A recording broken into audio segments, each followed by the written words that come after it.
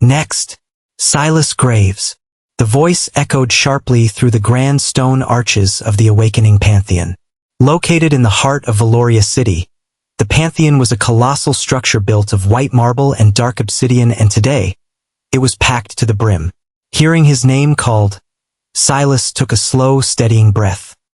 He pushed down the nervous hammering in his chest, stepped away from the tense shifting ranks of his classmates from Valoria Academy, and began the long walk down the center aisle. The atmosphere in the plaza was suffocating. Thousands of 18-year-olds were gathered, and the tension was tangible. Some students were whispering frantic prayers. Others stared blankly ahead, paralyzed by the sheer weight of what was about to happen. Friendships, high school rivalries, wealthy backgrounds. None of it meant a thing right now. The only thing that mattered was the altar waiting in the inner hall. Stepping through the heavy double doors into the main chamber, the ambient noise of the anxious crowd was instantly cut off, swallowed by sound-dampening magic woven into the stone, and waiting for him by the central dais was a young woman dressed in the deep blue robes of an awakening attendant. At first glance, Silas was genuinely taken aback. She was striking. She had flawless alabaster skin, dark hair that fell in perfect waves, and features that looked as though they had been sculpted by a master artist, and she carried a commanding grace that would have left most teenagers stumbling over their words, but Silas only let his eyes linger for a second before his expression flattened out into complete indifference. In this era, a perfect face didn't hold the awe it used to. The world was saturated with magical enhancements and high-end alchemy. Even the most unremarkable person could buy the face and physique of a supermodel if they saved up enough spirit credits for a basic alchemical restructuring elixir. Because physical perfection could be bought over the counter, it had lost its value. True power was the only currency that commanded genuine respect anymore. Noticing his approach, the attendant looked down at a thick, leather-bound ledger floating slightly above her hands, and a soft light bled from its pages. Valoria Academy. Senior Cohort, Class 3. Silas Graves. Correct. Her voice was crisp and entirely devoid of emotion. Silas nodded. That's me. A silver rune flashed on the ledger, confirming his magical signature. Verification complete, the attendant said, gesturing toward the looming structure behind her. Step onto the altar. Keep your mind clear. I trust your instructors have drilled the procedure into your head. Silas didn't reply. He turned his attention to the structure dominating the center of the room. 5 massive pillars, carved from pure midnight obsidian, surrounded a raised circular stone platform. Each pillar was deeply etched with glowing runes that pulsed like a slow heartbeat as ribbons of dark volatile energy drifted sluggishly around the stone, reined in by the intricate magical arrays. His chest tightened. Swallowing hard, he forced his legs to move and stepped up onto the cold stone platform. As soon as his boots crossed the threshold, the attendant withdrew a small tome from her robes and began a rapid, rhythmic chant. Her sole duty today was to guide the raw energy of the cosmos into the bodies of the new generation, anchoring their souls so they could forge a Lord core. Standing in the center of the gathering light, feeling the heavy stares of the crowd, watching through the broadcast screens outside, Silas clenched his jaw. I've waited over 10 years for this. Silas carried a secret that no one in this universe knew. He was a transmigrator. When he had first woken up in this world as a 7-year-old child and realized he had crossed over from Earth, he had been ecstatic. He'd read enough fiction in his past life to think he knew exactly how this played out. He figured he would use his modern knowledge to get ahead. He'd invent new technology, write blockbuster novels from Earth's history, introduce modern business tactics, and easily become a billionaire. Reality had crushed that dream almost immediately. His past life knowledge was completely useless here, because this was not a normal world. This was a Lord's world. It was a reality where the awakened could step into a boundless chaotic dimension known as the Sovereign Realm. Out there, Lords claimed desolate territories, built massive empires out of the dirt, summoned heroes, and waged bloody wars across infinite planes of existence. True power wasn't found in a corporate boardroom or a bank account. It was forged in the Sovereign Realm. The idea of getting rich by writing novels or inventing gadgets was a joke here. Why would anyone care about fictional stories when real, Living lords were out there live-streaming their wars against abyssal dragons and demonic hordes. The entertainment of this world was reality itself. If Silas wanted to actually matter in this life, he had to become a lord, but awakening wasn't a guarantee. The prime window to successfully anchor a soul to the sovereign realm was exactly his age, between 16 and 18. Miss that window, and your soul's malleability hardened. Today, the awakening ceremony was being held across thousands of cities simultaneously. It was the single most important day in a human's life, because the rules of the society were brutally simple. If you failed to awaken a core, you were instantly relegated to the bottom of the food chain. You became a commoner, a laborer. You would spend the rest of your life sweeping the streets, working or forging mundane steel for the lords who actually succeeded. And even if you did awaken, there was the terrifying matter of quality. The grade of your lord core dictated your absolute, hard-capped potential. From the bottom of the barrel to the absolute peak, they were ranked by color. The lowest was the completely ordinary red lord core. It was a success, but barely. Your limit was purely mortal. You could build a small town in the sovereign realm and command a few basic foot soldiers, but you would still age and eventually die.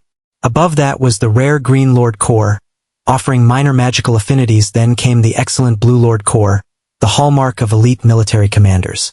Higher still was the superior purple lord core. This was the realm of geniuses. A purple core guaranteed that, with enough time and resources, you could transcend humanity and live for millennia. But finally, at the very apex of reality, was the legendary, world-shaking gold lord core. Silas desperately hoped for a high rank. He would kill for a gold core, but he'd take a purple one in a heartbeat. The limits of a gold core were completely incomprehensible. In fact, Earth's greatest myths were actually real here. Figures like King Arthur, Zeus, and Odin weren't just stories. They were ordinary humans from past eras who had managed to draw gold cores. They had stepped into the sovereign realm centuries ago and built legendary territories that still existed today. Camelot wasn't a fairy tale in a book. It was a massive, god-tier empire located deep within the sovereign realm, its immortal knights of the Round Table currently conquering alien worlds. Olympus was a lightning-scarred territory ruling the northern skies of the realm. Asgard was an impenetrable fortress of war. They were all just lords who had drawn a gold core and grown so immensely powerful they became literal gods. It was a magnificent, terrifying, and profoundly unfair universe. With a single thought, a man could become a deity, and with a single failure, a man became a slave.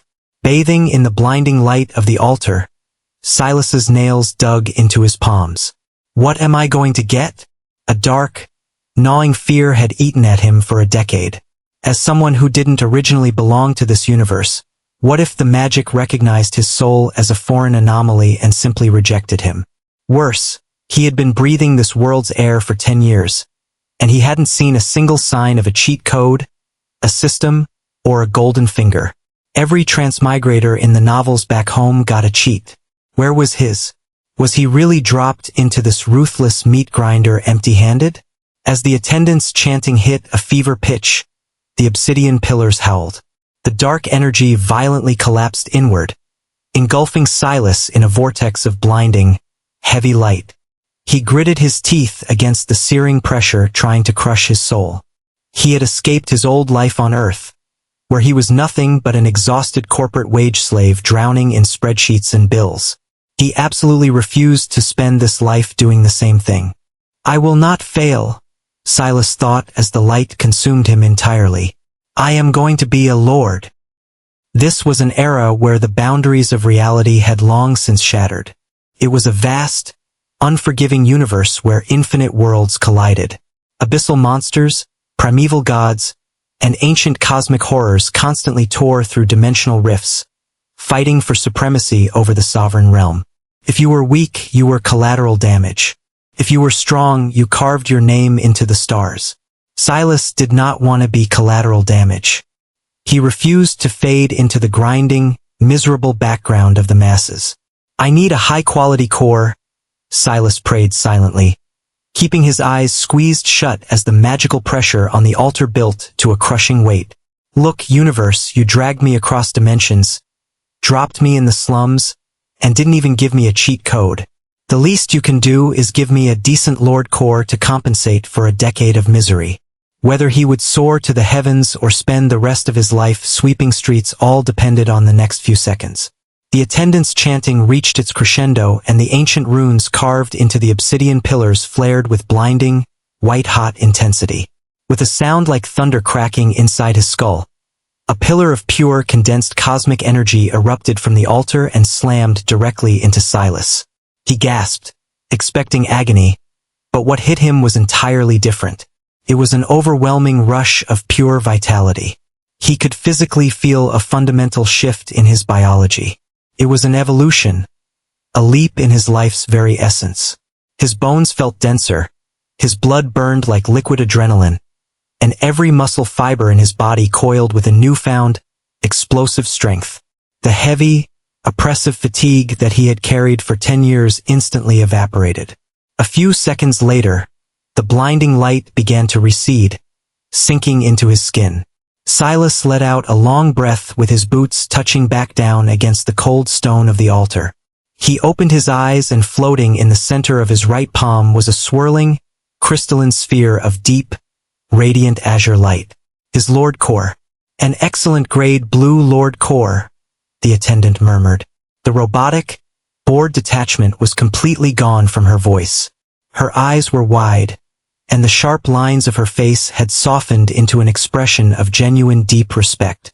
90% of the students who managed to awaken today would walk away with a standard red core. The absolute lowest tier. Those who pulled a green core were paraded around as minor prodigies. But a blue core?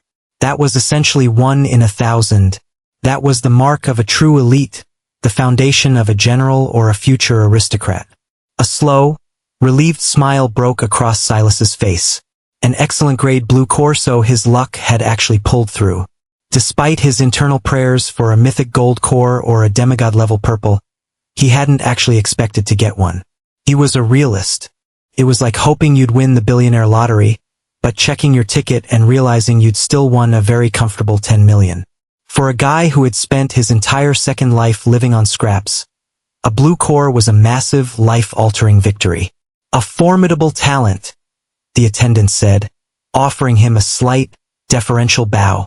I look forward to seeing your name on the sovereign leaderboards, Lord Graves. The title sent a small jolt of electricity down Silas's spine. Lord Graves. Thank you, Silas replied smoothly, nodding his head. I appreciate the guidance. There were thousands of other terrified teenagers waiting for their turn, so Silas didn't linger. He closed his fingers around the pulsing blue core, tucked his hand into his jacket pocket, and walked down the steps of the altar. Because his core hadn't fully synced with his soul yet, he couldn't absorb it into his chest, but the magic binding it to his magical signature meant it couldn't be stolen either. The moment Silas stepped out of the inner chamber and back into the sprawling plaza, the atmosphere shifted. The massive broadcast screens outside had shown the brilliant blue flash of his awakening, and the envy radiating from the crowd was thick enough to choke on. Almost instantly, 3 men in sharply tailored silk suits shoved their way to the front of the barricades. They were corporate guild recruiters. Mr. Graves, Ironclad Vanguard offers a 10-year contract. 2 million spirit credits signing bonus. Silas, look here. The Astral Syndicate will double that, plus a starter territory expansion pack. Silas didn't even break his stride. He kept his eyes forward and ignored them completely.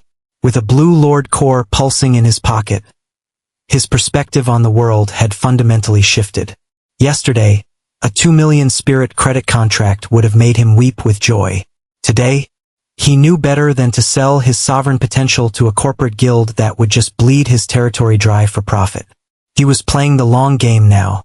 Leaving the pristine, marble-paved districts of the Pantheon behind, Silas took the mag train back to his neighborhood. The transition was jarring. The gleaming spires of the city center quickly gave way to the towering, smog-choked tenement blocks of the lower ward. This was where the unawakened lived. The air here smelled of rust and boiled cabbage as flickering neon signs advertised cheap healing salves and questionable enchanted weapons.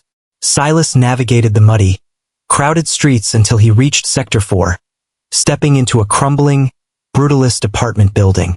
The elevator had been broken since he was 12, so he climbed 5 flights of rusted stairs to his apartment. He unlocked the heavy steel door and stepped inside. The apartment was barely 150 square feet. It held a narrow cot, a leaky sink, a small desk, and a single window overlooking an alleyway filled with steam vents. It was a depressing, claustrophobic box. Not for much longer, Silas thought, locking the deadbolt behind him. He didn't bother taking off his boots. He sat directly on the edge of his squeaky cot, took a deep breath, and pressed the azure crystal against the center of his chest. The blue core flared, liquefying into streams of warm light that sank directly through his clothes and skin, anchoring itself firmly to his heart. A soft chime echoed in his ears, and instantly, a sleek, minimalist digital interface materialized in his mind's eye. Lord, territory, descent. This was the interface of the sovereign realm. It was the system that digitized a lord's authority, allowing them to construct buildings, manage resources, and oversee their domain with the precision of a god playing a strategy game. The Descent tab was the literal gateway. Clicking it would physically transport his soul and body into the boundless chaos of the sovereign realm, placing him in his starter territory. Check territory traits. Silas muttered aloud. The interface shifted, pulling up his starter stats. Territory, unnamed owner, Silas Graves, territory level. 1 area, 500 square meters, owned buildings. Reinforced Stone Keep X1, Ironwood Palisade X1, Basic Summoning Portal X1, Residence. 0 territory trait. Warforged. Silas paused, his eyes locking onto the trait name. Warforged. He mentally clicked on the trait to read the detailed description. Warforged, excellent quality, a trait born for relentless conflict. All military units summoned within your territory gain plus 30% to their base combat stats. Additionally, all defensive structures within your domain slowly repair themselves over time without the need for manual resources. Silas sat in his dingy, cramped apartment and stared at the glowing blue text, and a massive grin slowly spread across his face. Now that is what I'm talking about. He had read countless theories at the Academy about territory traits. Every lord's trait was randomly generated upon awakening, usually matching the quality of their core. Some lords got passive farming boosts, others got increased mining speeds. But a pure, offensive combat trait like Warforged, that was top tier. In the Sovereign Realm, early survival was everything. Having troops that hit 30% harder right out of the gate meant he could hunt monsters and clear resource nodes significantly faster than anyone else's level. And the self-repairing walls? That would save him a massive amount of stone and wood in the early game. It was a brilliant foundation. Between his blue core and this trait, Silas knew he had everything he needed to survive his first week in the Sovereign Expanse. All right, Silas said, standing up from his cot and rolling his shoulders. The air felt thin in his apartment as he was ready to leave this slum behind. Let's see what my territory looks like. He focused his mind on the interface, preparing to press the Descent button to enter the Sovereign Realm. But before his mental command could trigger the rune, a screen appeared in front of his face. Ding. Host has successfully bound a Lord Core. Requirements met. The Absolute Upgrade system is now online. Silas sat frozen on the edge of his squeaky cot, staring at the glowing blue interface floating in the damp air of his apartment. A new tab had just materialized. It wasn't the standard azure of the Sovereign Realm's native interface, as this one was a vibrant gold. A system, Silas thought, his breath catching in his throat. For 10 agonizing years, a golden finger was the one thing he had looked forward to the most after transmigrating to this brutal universe. Back when he was a kid, he used to lie awake in the slums, silently calling out to the universe, begging for a system, a magical artifact, or an ancient spirit to appear and help him defy his miserable fate. But as the years dragged on and he spent his days eating tasteless nutrient paste and hauling scrap metal, that hope had completely withered. He had accepted the bitter reality. He was just an ordinary person.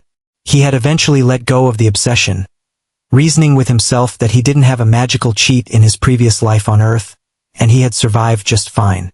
But now, right when he had completely made peace with the grind, it actually showed up. What the hell is an absolute upgrade system? Silas muttered aloud to the empty room. As if responding to his voice, a silent ding chimed in his mind and the golden tab expanded, projecting lines of sleek text directly into his retinas. The absolute upgrade system is a supreme support system bound to the host's soul. Its primary function is to forcefully elevate the conceptual tier, rarity, and power of any item, unit, building, or trait to its absolute highest limit. Silas's eyes went wide. He blinked, reading the text 3 times over to make sure he wasn't hallucinating. Isn't that completely overpowered? He wasn't exactly complaining about being overpowered, but he knew the rules of the universe. Nothing was free. Even the sovereign realm operated on the law of equivalent exchange. As if reading his mind again, the golden text shifted. Warning: forced evolution defies the natural laws of the sovereign realm. To initiate an upgrade, the host must expend upgrade points. Up. Up is harvested by absorbing the ambient cosmic energy released upon the defeat of spirit beasts. Current conversion rate: defeating a standard Tier 1 spirit beast yields 0.5 up. Silas slowly nodded. That made perfect sense. He knew exactly what spirit beasts were. They were the native monsters that infested the sovereign expanse of the sovereign realm. Depending on where a lord's territory was located, they would face different grades of these creatures, ranked from Tier 1 all the way to Tier 3. Tier 1 spirit beasts were the grunts, goblins, dire wolves, and low-level slime variants. They were dangerous to a normal human but fodder for an armed military unit. The ladder climbed steeply from there. By the time you reached Tier 6, you were dealing with things like abyss dragons, colossal nightmares that required entire alliances of top-tier corporate guilds to take down. As for Tier 10, those were literal, walking calamities, and rumor had it they were basically gods of destruction, but the good news was that the sovereign realm was absolutely crawling with Tier 1 beasts. He wouldn't have to look hard to find them. If he just set up a basic defense line and hunted goblins in the woods around his territory, he could farm enough up to start upgrading his gear.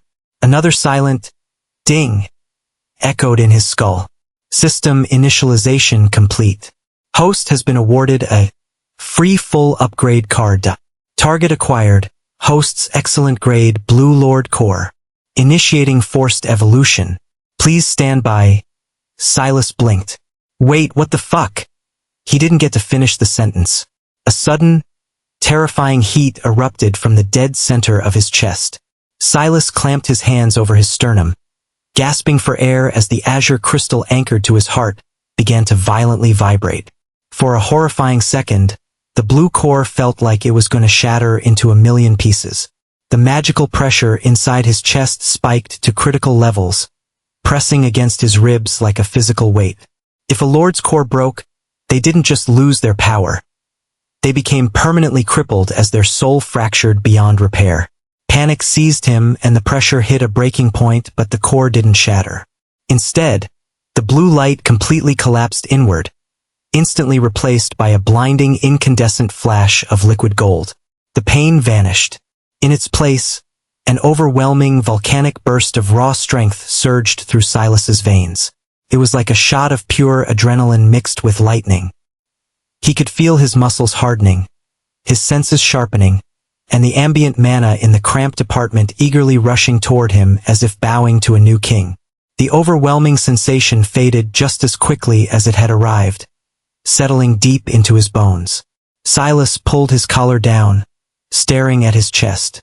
The faint blue glow that had been there minutes ago was gone, and in its place was a swirling, majestic golden emblem.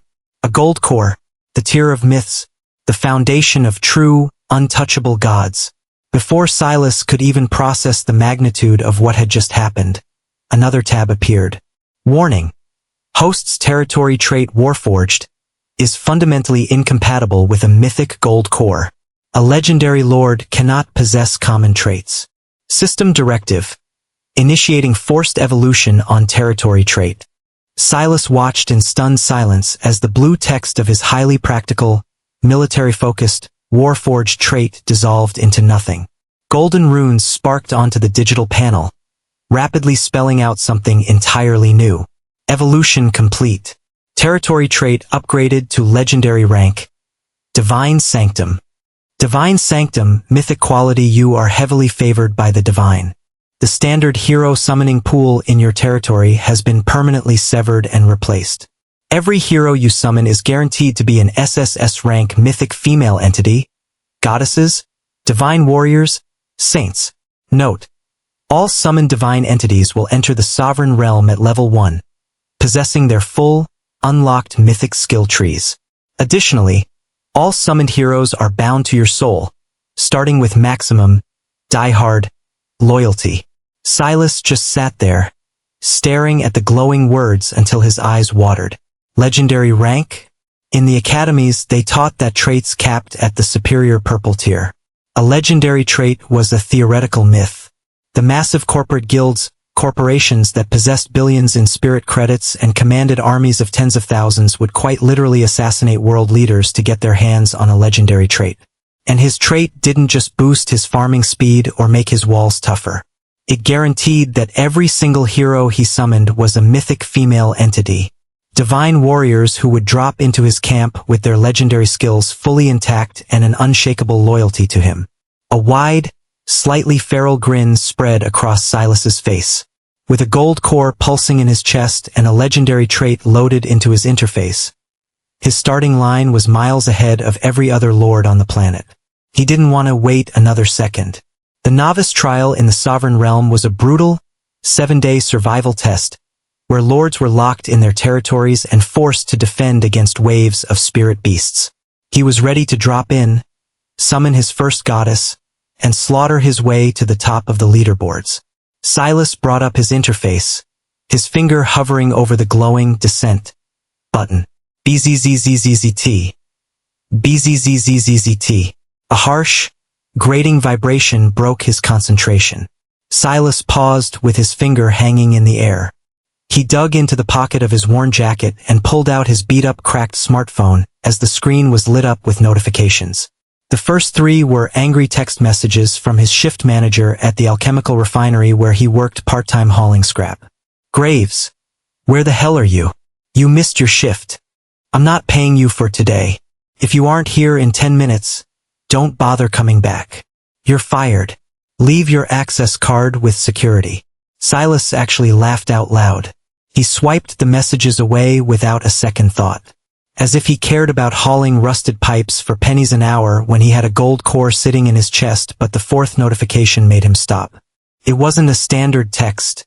It was a heavily encrypted, official message carrying the digital seal of the Valoria City government. Mandatory notice. Valoria City Awakening Council attention. Student Silas Graves. Congratulations on successfully awakening a Lord Core. As a newly recognized awakened, you are legally required to attend the official Lord induction ceremony today at 1400 hours in the Valoria Academy Assembly Hall. A state officer will be present to officially register your Lord status with the Global Registry. Upon registration, you will be issued your state-sponsored novice rewards and your monthly resource allowance, scaled to your core grade. Failure to attend will result in the forfeiture of all state-sponsored building materials, summoning crystals, and financial stipends. Silas dismissed the screen, his eyes widening slightly. Damn it. I almost forgot about the induction. When you made your descent into the Sovereign Realm, your whole body was transported into the Sovereign Expanse. For the entire 7-day novice trial, you could not return to Earth. If he clicked descent right now, he would miss the assembly entirely, and he desperately needed those state rewards. His Divine Sanctum trait was incredibly powerful, but it only applied to heroes. To build a functional army, he still needed a barracks. He still needed raw wood, stone, and iron to construct his defenses, and most importantly, he needed a hero summoning ticket to actually activate his portal and pull his first SSS-Rank divine being. Right now, he had 0 wood, 0 stone, and barely enough silver in his bank account to buy a decent meal, but because he had publicly registered an excellent grade blue core on the altar today, the city government would be practically throwing high-tier resources at him to secure his loyalty. They would hand him everything he needed to build his barracks and kickstart his empire for free. He couldn't afford to skip it. "All right," Silas muttered, standing up from his cot and grabbing his jacket. "The sovereign realm isn't going anywhere. Let's go get my free loot." Silas arrived at the assembly hall of Valoria Academy shortly before 1400 hours. As the most prestigious academy in the entire city of Valoria, the hall was a massive, vaulted auditorium designed to hold thousands of students, complete with towering marble columns and tiered seating. Right now, however, it felt terrifyingly empty. Out of the hundreds of students in senior cohort class 3, only 5 people were standing in the center of the vast room. Silas was one of them. Looking around, he noted 3 young women and only 1 other young man. That was the brutal reality of the awakening ceremony. Out of a massive student body, a mere handful actually succeeded in anchoring their souls to the sovereign realm. There were 2 ways a person could become a lord. The first was the standard method they had all just undergone. Standing on the sacrificial altar, while the obsidian pillars forcefully injected the cosmic energy of the outer expanse into their bodies, desperately trying to jumpstart a lord core. The second method was entirely natural. A person whose soul was so inherently attuned to the sovereign realm that they simply generated a core on their own, without needing the pillars, but those individuals were anomalies, 1 in a billion geniuses born to conquer. For everyone else, it was a terrifying gamble on the altar. As they waited, one of the newly awakened women edged closer to Silas. She offered a coy smile. "Hey, Silas, right? Amaya. Since we're both lords now, we should probably form an alliance. Maybe grab dinner tonight to discuss our strategies." She was looking for a carry. An excellent grade blue core meant Silas was destined for high society, and she clearly wanted to attach herself to that rising star. "Not interested," Silas said, not even glancing her way. Maya's smile completely vanished, replaced by a dark scowl before she stormed off to the other side of the group, but Silas didn't care. He wasn't financially stable enough to entertain a relationship, nor did he have the time to carry dead weight. He had an empire to build. A few feet away stood the campus belle, Alora Verinda. She was breathtaking. A striking girl with pale blonde hair that fell in perfect, cascading waves, and sharp, icy blue eyes that looked down on the rest of the world. She caught Silas looking, met his gaze for a fraction of a second, and then indifferently looked away. Her awakening wasn't a surprise to anyone. Alora was the city lord's daughter, hailing from a long, aristocratic line of powerful lords. Her success was practically paid for in advance through top-tier alchemical elixirs and private tutoring. Before anyone else could speak, the massive double doors behind the podium slammed shut. A blinding, incandescent light erupted from the center of the stage. The sheer force of the magical pressure made Silas squint, the heavy aura pressing the oxygen out of his lungs. When the light faded, a woman in a sleek, military-style uniform was standing at the podium. "Congratulations." Her voice boomed, carrying a weight that demanded absolute obedience. "Unlike the hundreds of your classmates who are now destined to sweep streets and forge mundane iron, you 5 have touched the outer expanse. Do not waste this opportunity." She didn't waste time on a long speech. She raised her right hand, and a blur of concentrated silver light shot from her palm, branching into 5 distinct beams that struck the center of each student's hand. Silas felt a brief warmth, accompanied by a soft ding in his mind. Something had just entered his inventory. "You may use your status interface to check your items," the woman continued from the podium. "Focus on the item, and the sovereign realm will provide its description. Do so now." Silas silently called up his interface. "Lord Silas Graves, territory, unnamed, level 1 vitality, 2 mana, 2 inventory, Lord Guidebook X1." He focused his mind on the single item sitting in his digital storage, and a new text box instantly expanded. Item, Lord Guidebook, Tier 1, Common, Description. A standard manual provided to all newly awakened lords. Contains basic survival knowledge, monster taxonomy of the outer expanse, and fundamental territory management instructions. Silas frowned slightly. His basic building materials weren't there. His promised hero summoning ticket wasn't there either. He knew exactly what this meant. Standard red cores received standard gear. Because of his blue core status, the government wasn't just going to hand him premium resources in front of the others. "I wish you all the best of luck in your upcoming novice trials," the woman said. "The rest of you may now report to the Lord Association building, the lab, to register your information and claim your basic stipends." Dismissed. The other students turned toward the exit, their faces flushed with excitement. Alora lingered for a moment with her eyes darting toward the officer, but she too eventually turned to leave. "Except you, Mr. Graves. Stay behind." As the group filtered out, the other young man in the room shot Silas a dark, envious glare, hissing a bitter "lucky" under his breath before the doors clicked shut. The officer gestured for Silas to follow her. She led him off the stage and into a plush, soundproofed private office just behind the hall.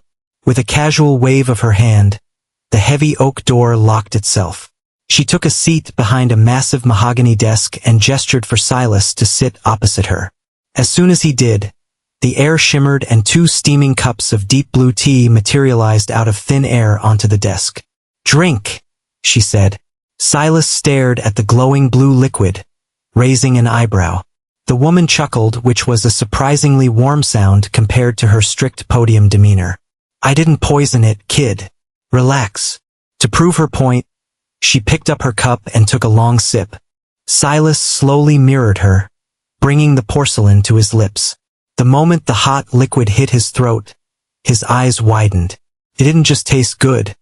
It was like drinking liquid energy. A pure, dense wave of mana washed through his veins, temporarily doubling his sensory perception. "That was a special harvest from my territory," she said, leaning back in her chair. "I am Commander Vesper, level 40 Lord. My territory sits right in the heart of the Crimson Valleys, deep within the outer expanse." Level 40. Silas kept his face neutral, but internally, he was reeling. The Sovereign Realm had heavily mapped known locations where established alliances had carved out safe zones. But the Crimson Valleys was a notorious frontline war zone. Unlucky lords who spawned in unknown locations were usually dead in a week, and surviving to level 40 in a hot zone meant this woman was a monster on the battlefield. "Congratulations on awakening an excellent grade blue core," Vesper continued. "Your future is exceptionally bright, Silas." She didn't know, because Silas had forcefully upgraded to a gold core inside a slum apartment. There had been no public light pillar to announce it. In this world, all awakened lords gave off a passive hum of mana. You could tell if someone was a lord just by standing near them, but you couldn't technically feel the grade of another lord's core without a specialized scanning artifact. To Vesper and the rest of the world, he was still just a blue core genius. "Extend your hand," Vesper instructed. Silas held his hand over the desk. Vesper reached out, her fingers hovering an inch above his palm. A rush of silver light flowed from her skin into his. Ding! Multiple items have been transferred to your inventory. Silas immediately checked his status, and his empty inventory was suddenly stacked with high-tier loot. Item: Hero Summoning Ticket, Tier. Description: a ticket that guarantees the summoning of a hero unit. Item: Heavy Construction Bundle, Tier 2, Uncommon. Description: contains 500 units of refined stone, 500 units of ironwood, and 100 units of tempered iron, sufficient to construct a Tier 2 armored barracks. Item: Military Food Rations, Tier 1, Common. Description: 30 days worth of nutrient-dense, non-perishable food to sustain early game troops. Item: Standard Weapon Chest, Tier 1, Common. Description: contains basic iron swords, spears, and bows to equip a standard 10-man militia squad. As a blue core talent, you bypass the basic registry line at the lab, Vesper explained, interlacing her fingers on the desk. A monthly allowance of 50,000 spirit credits has already been deposited into your banking account by the Lord Association, along with a 50,000 credit signing bonus from the City Lord's office. I highly suggest you buy some decent personal armor before your descent. Wait, Silas said. Aren't I supposed to go register my biological data first? Vesper shrugged indifferently. The association already pulled your academy records and registered you automatically. I'm just military. I'm not in charge of the bureaucratic red tape. She leveled a serious look at him. However, the stipend isn't free. To maintain your Lord benefits, you are required to submit the monster cores or corpses of at least 30 Tier 1 spirit beasts to the LA every month. 30 Tier 1 beasts a month. For a standard red core, that was a brutal, life-threatening quota. For Silas, with his SSS-Rank Divine Sanctum trait, he planned to kill 30 of them before lunch tomorrow. Got it, Silas nodded. So, isn't this the part where you try to recruit me to whatever massive corporate guild you work for? Vesper actually smiled as she reached into her uniform pocket and slid a sleek, black business card across the mahogany desk. It bore the silver emblem of a crossed sword and shield. I was ordered to officially invite you to the Tariscio Guild. We offer full territory protection, accelerated leveling teams, and a 5 million SC annual salary for blue cores. Silas glanced at the card, then looked back up at her, not making a move to touch it. Perhaps I'll think about it.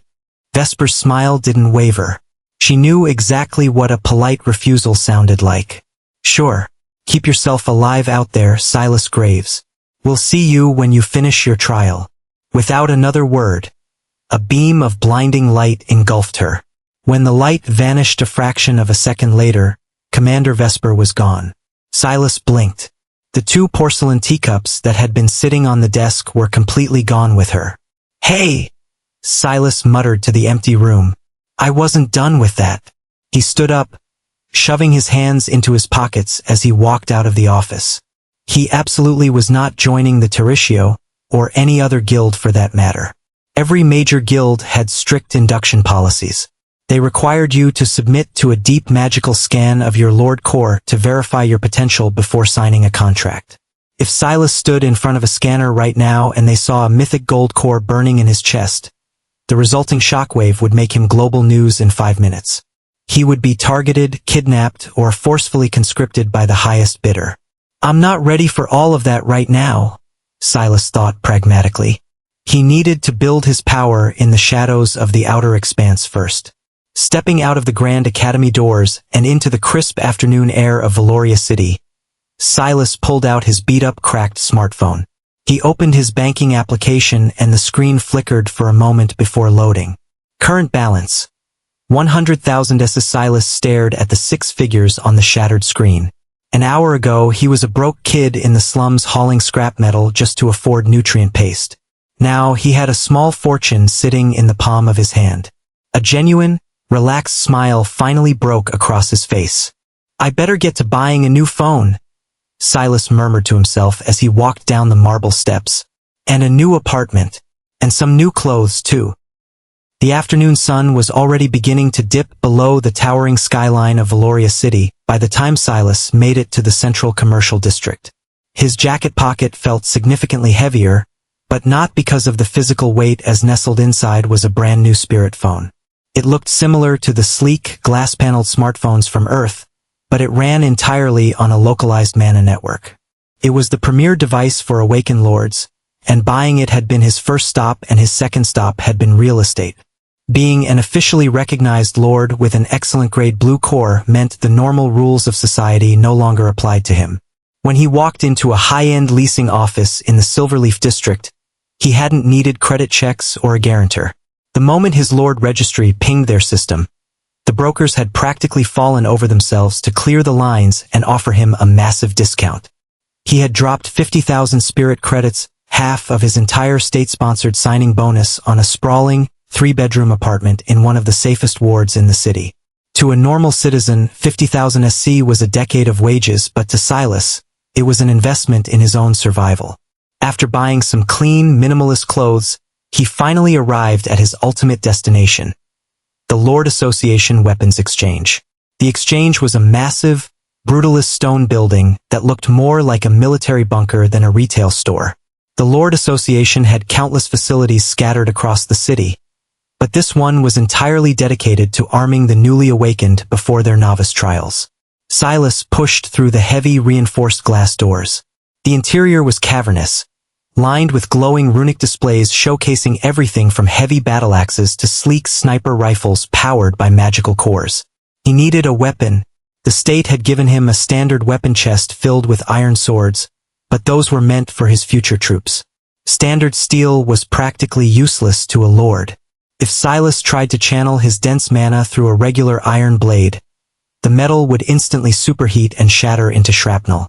He needed a spirit weapon which was gear forged with magical conductors that allowed a lord to weaponize their own mana.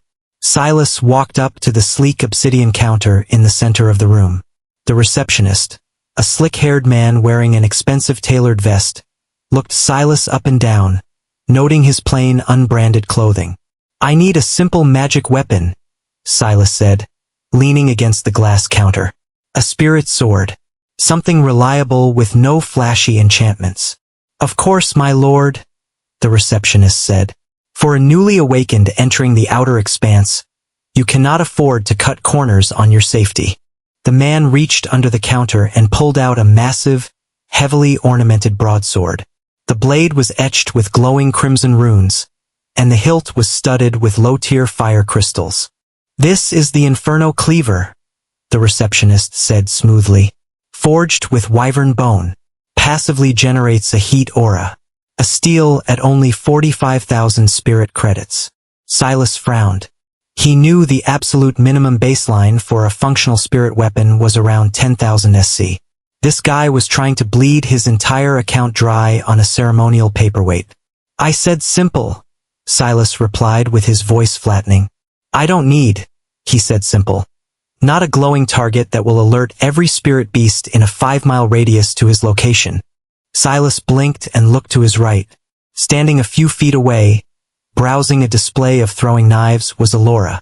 Her pale blonde hair caught the ambient light of the armory, and her sharp, icy blue eyes were fixed in a deadpan stare on the receptionist.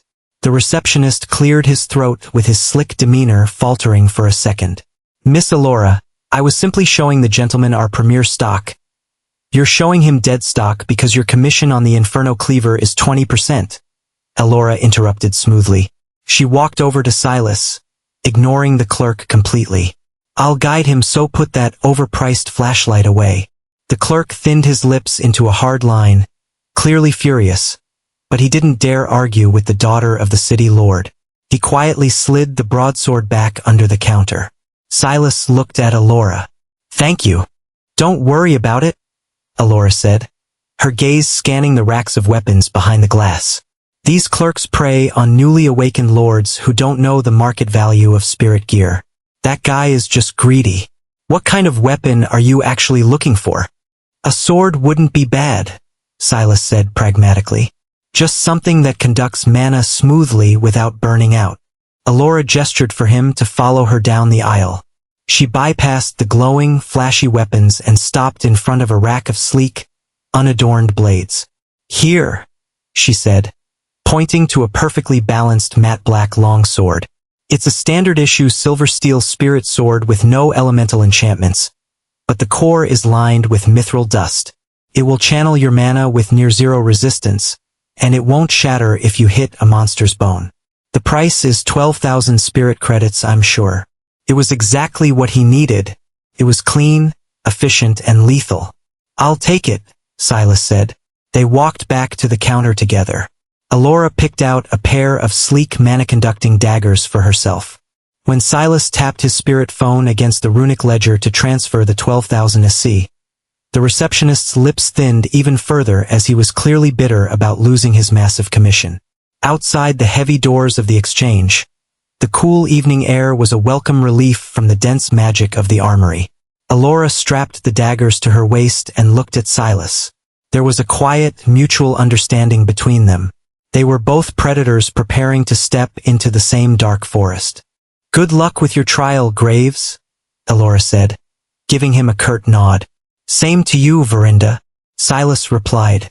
She turned and walked down the bustling street, disappearing into the crowd. Silas gripped the hilt of his new sword, feeling the mithril against his palm, and called a mag cab.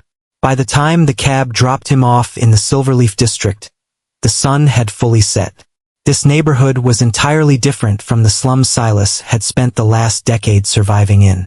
The streets were immaculately paved and lined with glowing mana lamps. There was no smell of rust or alchemical runoff in the air. It was just the crisp scent of manicured pine trees. As Silas walked down the wide sidewalk, a few of the wealthy residents walking their engineered pets cast lingering glances his way. His new clothes were entirely minimalist. A plain black coat and jean trousers. In a district where people wore tailored alchemical silk just to check the mail, he stuck out like a sore thumb. Silas didn't care. He pulled out his new spirit phone, checking the map application that guided him straight to the front of a massive, modern apartment complex. He walked into the pristine lobby, took the elevator to the top floor, and stopped in front of a heavy, reinforced steel door. He tapped his spirit phone against the locking mechanism. A green rune flared, and the deadbolts heavily clicked open. Silas pushed the door open and stepped inside. He immediately hit the light switch, taking a slow, quiet tour of his new home. It was stunning as the hardwood floors gleamed. The massive living room featured floor-to-ceiling windows that offered a panoramic view of the glowing Valoria city skyline. The kitchen was outfitted with top-of-the-line preservation units, and the 3 bedrooms were larger than the entire apartment he had lived in yesterday. It had cost him 50,000 SC, but feeling the heavy, impenetrable walls around him, he knew it was worth every single credit. Silas walked into the master bedroom. He opened his Lord inventory with a mental command, visualizing the rest of the new, minimalist clothing he had purchased earlier. With a soft hum of light, the clothes materialized on the bed. He spent a few minutes meticulously hanging each new pair of jeans and shirts in the massive walk-in closet. As he hung up the last jacket, he paused, catching a whiff of his own collar. Silas grimaced. Man, I stink. 10 years of living in a rusted-out slum, sweating through the awakening ceremony, and stressing over his core had left him smelling like cheap metal and anxiety. He stripped off his clothes and stepped into the personal spa-style bathroom. Turning the dial, a cascade of perfectly heated, purified water rained down on him. Silas stood under the spray for a long time, letting the scalding water wash away the grime, the exhaustion, and the bitter memories of the last decade. He watched the dirt swirl down the drain, taking his old life with it. When he finally stepped out of the glass enclosure, he felt lighter and sharper, almost like a newly forged blade. He dried off and dressed quickly, pulling on a fresh black hoodie and dark shorts as he strapped the matte black scabbard of his spirit sword to his waist. Walking downstairs to the heavy front door, Silas pressed his palm against the central security rune. "Activate Spirit Lock," he commanded. The rune flared a brilliant, aggressive crimson. Heavy titanium deadbolts slammed into the reinforced door frame with a deafening thud. The Spirit Lock was a high-tier security measure standard in Lord-class housing. Once activated from the inside, absolutely no one, not even the City Lord's elite guard, could open the door without blowing the entire building apart, so his things were safe. Silas walked back to the master bedroom and sat on the edge of the plush mattress. He rested his hands on the pommel of his spirit sword, took a deep breath and pulled up his interface. It was time. He focused his mind on the glowing Descent tab and tapped it. Instantly, the quiet hum of the city outside vanished. The physical world around him seemed to violently shudder. The walls of his luxurious new apartment melted away into absolute, pitch-black nothingness. Silas felt weightless, floating in a void of pure sensory deprivation as the sovereign realm's magic took hold of his soul and began dragging him across dimensions. In the darkness, glowing text materialized directly in front of his eyes. Lord Entity recognized. Welcome to your first descent into the outer expanse. You have automatically entered the novice trial. This is the ordeal, the crucible, and the reward bestowed upon you by the sovereign realm. Directive: survive for 7 days. Defend your core. The better your performance, the richer the rewards upon your return. Warning: the novice trial offers only one chance. May the immortals and gods bless your path. Silas read the final line with his grip tightening on his sword, and immediately after that, he was completely swallowed into the darkness. Welcome, young lord, to the sovereign realm. The absolute sensory-depriving darkness of the descent shattered in an instant. Silas appeared with his heavy boots, hitting solid ground with a dull thud. The transition was flawless, but the biting chill of the alien air immediately filled his lungs, which was a stark contrast to the climate-controlled apartment he had just left behind on Earth. He slowly opened his eyes and looked around. This was not the lush, vibrant forest or the rocky highland plateaus that the survival textbooks back at Valoria Academy had depicted. Beneath his feet, the grass wasn't green.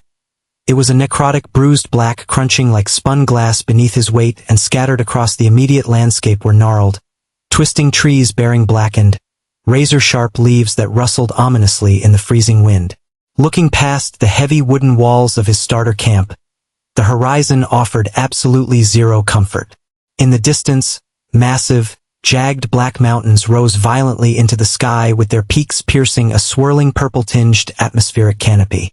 Casting an eerie, pale illumination over the entire desolate landscape were the massive, glowing twin moons of the sovereign realm beaming down on him like two unblinking cosmic eyes. "What the fuck?" Silas said, with his grip instinctively tightening around the hilt of his silver steel spirit sword. He had studied the different kinds of territory locations rigorously in the Academy's required reading materials, memorizing the geographical traits of the outer expanse, but he had never seen a description of this kind of place.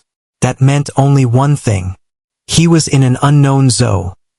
Your territory has been established in the Umbral Basin. That confirmed it. He was in an unknown zone. Despite the terrifying, oppressive atmosphere of the Umbral Basin, Silas did not panic. Perhaps if he was a standard Red Corps lord, he would have panicked, dropped to his knees in the black grass, and committed suicide on the spot rather than wait to be devoured by whatever nightmares lived in those jagged mountains.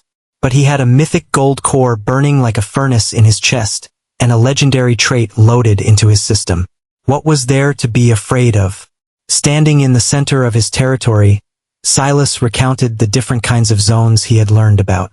A known zone was a mapped region of the outer expanse where there were generally other lords clustered around.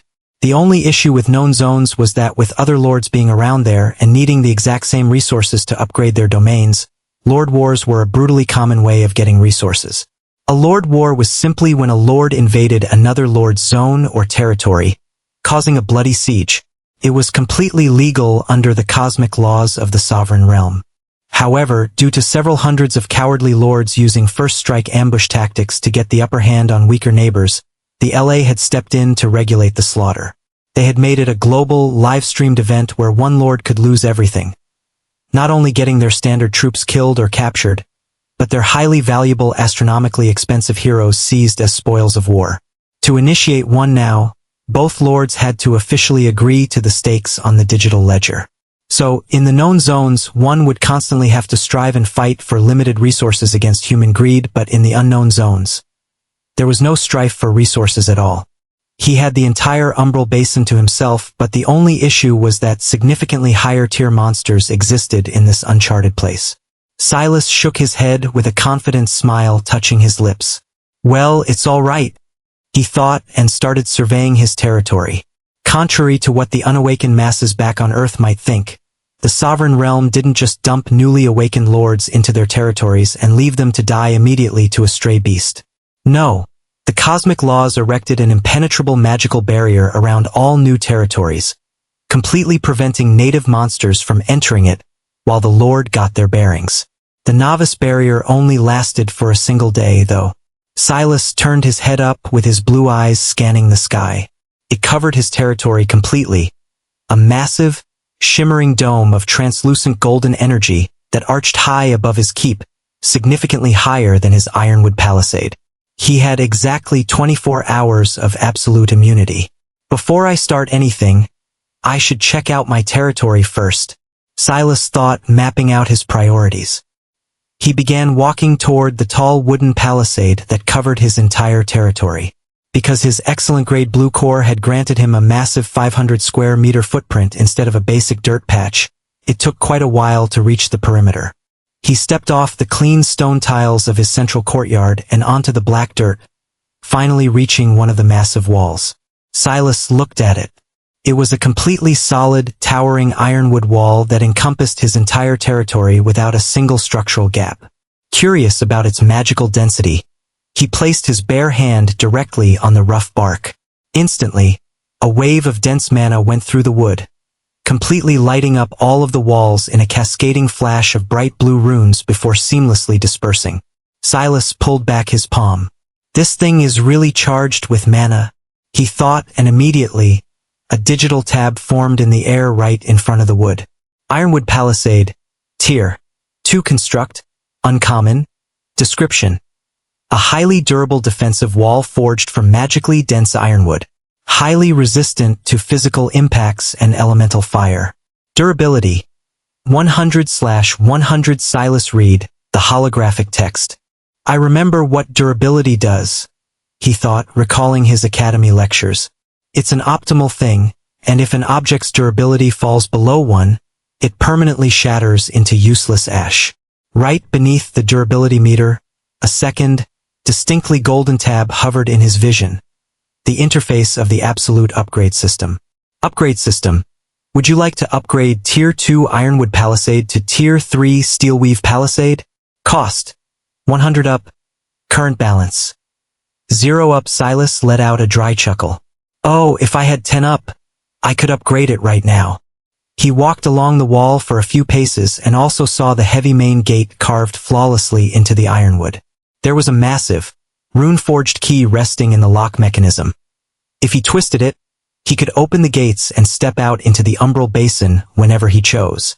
As he looked at the Tier 2 prompt again, Silas suddenly frowned, a question forming in his mind. Wait, Silas said aloud, crossing his arms. If I have a Gold Lord core, then why isn't my territory gold? A silent ding echoed in his skull as the absolute upgrade system provided the answer directly to his interface. The free full upgrade card awarded during initialization was entirely consumed to forcefully evolve the host's Blue Lord core to the mythic gold tier. The physical structures within the sovereign realm are separate physical entities. To elevate physical territory constructs, the host must expend up. Silas blinked, absorbing the logic of the system. Oh, that makes sense, he said. If he had spawned into the novice trial with a fully maxed out, indestructible gold-tier cosmic fortress, there would be 0 stakes. Satisfied with his perimeter, he turned his back on the palisade. He walked down the slight incline and got onto the tiles again. The center part where the main territory zone operated was a neatly tiled area, whereas going nearer to the wall there were no tiles. There was just the native black earth. He walked toward his command center to check out the beautiful reinforced stone keep. It was a heavy, imposing 2-story stronghold that looked like it could withstand a siege. After admiring the heavy masonry of the building, he reached out and touched the cold side of the stone. Just like with the palisade, a description tab immediately popped up in his vision. Reinforced stone keep. Tier 2 Construct. Uncommon. Description: a heavily fortified command center built with refined masonry. Serves as the Lord's primary residence and tactical core. Offers excellent physical protection. Durability: 500/500. Upgrade system. Would you like to upgrade Tier 2 Reinforced Stone Keep to Tier 3 Obsidian Command Fortress? Cost: 250 up. Current balance: 0 up. Silas analyzed the glowing numbers. The upgrade cost is higher this time for some reason, he thought, rubbing his chin. Maybe it's because of the dense materials used, or just the sheer size of the building. Regardless of the steep cost, he knew what his future goal was. He turned away from his keep and moved onto the dead center of the courtyard, his eyes locking onto the pristine white stone archway. The summoning portal. A summoning portal was the absolute lifeblood of a lord. It could be used to pull both troops and heroes from the ether. Heroes needed hero summoning cards, while standard military units needed troop summoning cards. Like the hero variations, troop summoning cards were entirely tierless, meaning the units brought into the sovereign realm needed to level up through combat just like a lord did, starting at level 1. But unlike lords who operated purely on cores, troops had strict, defined classes like swordsman, archer, and mage. Silas reached out and placed his hand against the cold, dormant stone of the archway, and the golden interface flared to life once more. Summoning portal, tier 2 construct, uncommon, description. A mystic archway used to pull heroes and troops from the ether into the sovereign realm, the focal point of a lord's military expansion. Durability, 200/200 upgrade system. Would you like to upgrade Tier 2 Summoning Portal to Tier 3 Celestial Gateway? Cost, 100 up, current balance. 0 up. Silas dismissed the tab with a thought. He remembered the state-sponsored gear Commander Vesper had given him back in the Academy office. He had received a weapon chest to arm 10 men, but the lab hadn't actually given him any troop summoning cards in that bundle. The reason why the lab didn't give troop summoning cards was because it was part of the novice rewards, Silas thought, piecing the bureaucratic logic together.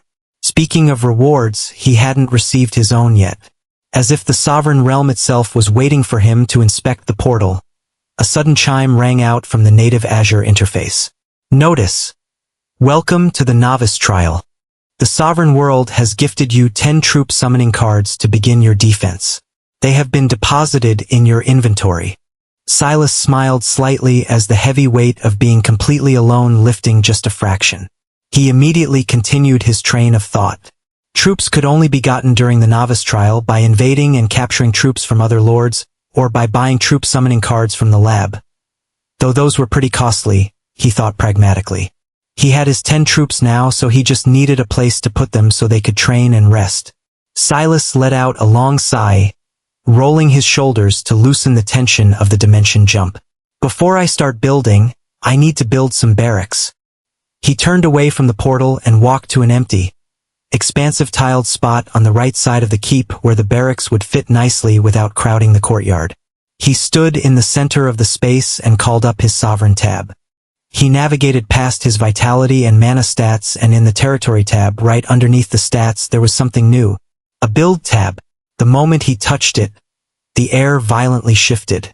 The entire designated area was covered in a complete, brilliant blue light that radiated outward, projecting a massive, three-dimensional holographic wireframe of an armored barracks directly onto the tiles. Silas took a step back with his blue eyes reflecting the massive architectural projection. Whoa, he thought. It was like the forums online had said about the build function. It expanded a blue field and gave you what you could build according to your resources, and from what he could see, the Barak formed since that was the first building that lords were meant to build. You couldn't have your troops sleeping on the ground, could you? Actually, some lords did do it, though then they came back to the real world and sold the resources to beginning lords, but those were the lords that didn't think of them as humans. Troops were regular humans, even if they didn't come from the earth, and besides, if your troops' loyalty went below a certain threshold, they could choose to run away from the territory or even backstab their lord if it was really bad. Putting those thoughts aside, Silas focused. Hovering right in the center of the brilliant blue holographic projection were 3 distinct resource tabs. His inventory had automatically synced with the build function, displaying the exact materials the Valoria city government had provided him in his heavy construction bundle. Refined stone, 500/500, ironwood, 500/500, tempered iron, 100/100. He focused his mind on the structure, and the interface provided a crisp, updated description.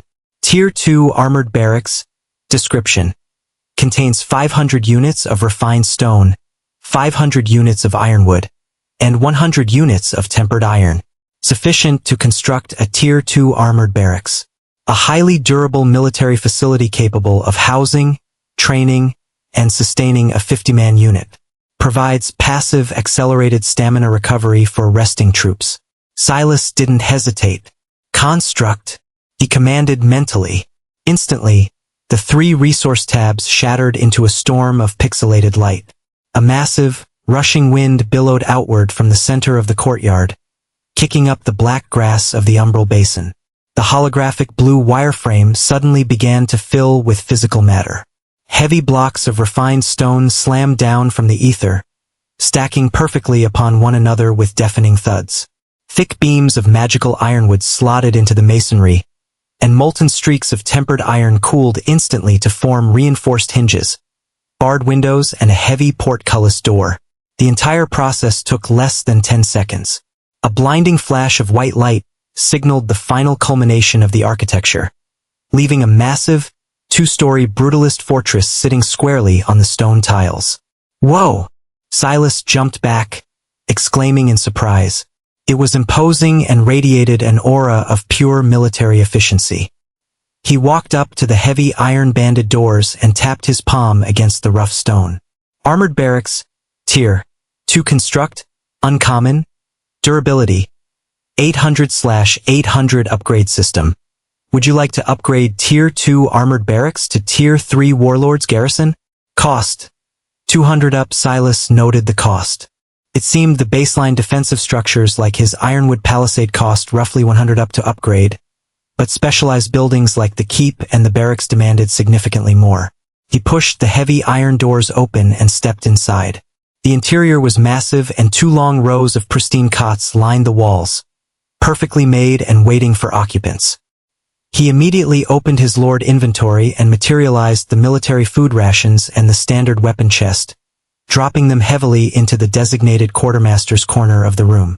As he walked further into the barracks, he noticed a sparring area in the back half of the ground floor. Bolted into the heavy stone floor were several wooden training dummies, their surfaces wrapped in thick shock-absorbing leather. Silas unclipped the matte black scabbard from his waist and pulled out his newly purchased silver steel spirit sword. The blade slid free with a sharp, satisfying ring. "Let's see what a lord can actually do," Silas thought, rolling his shoulders. He stepped up to the closest dummy, falling into the standard combat stance the Valoria Academy taught all unawakened students. He executed a series of basic slashes that were clean and precise, but entirely devoid of physical strain. He didn't put his back into the swings. He just let the weight of the sword do the work. Swish!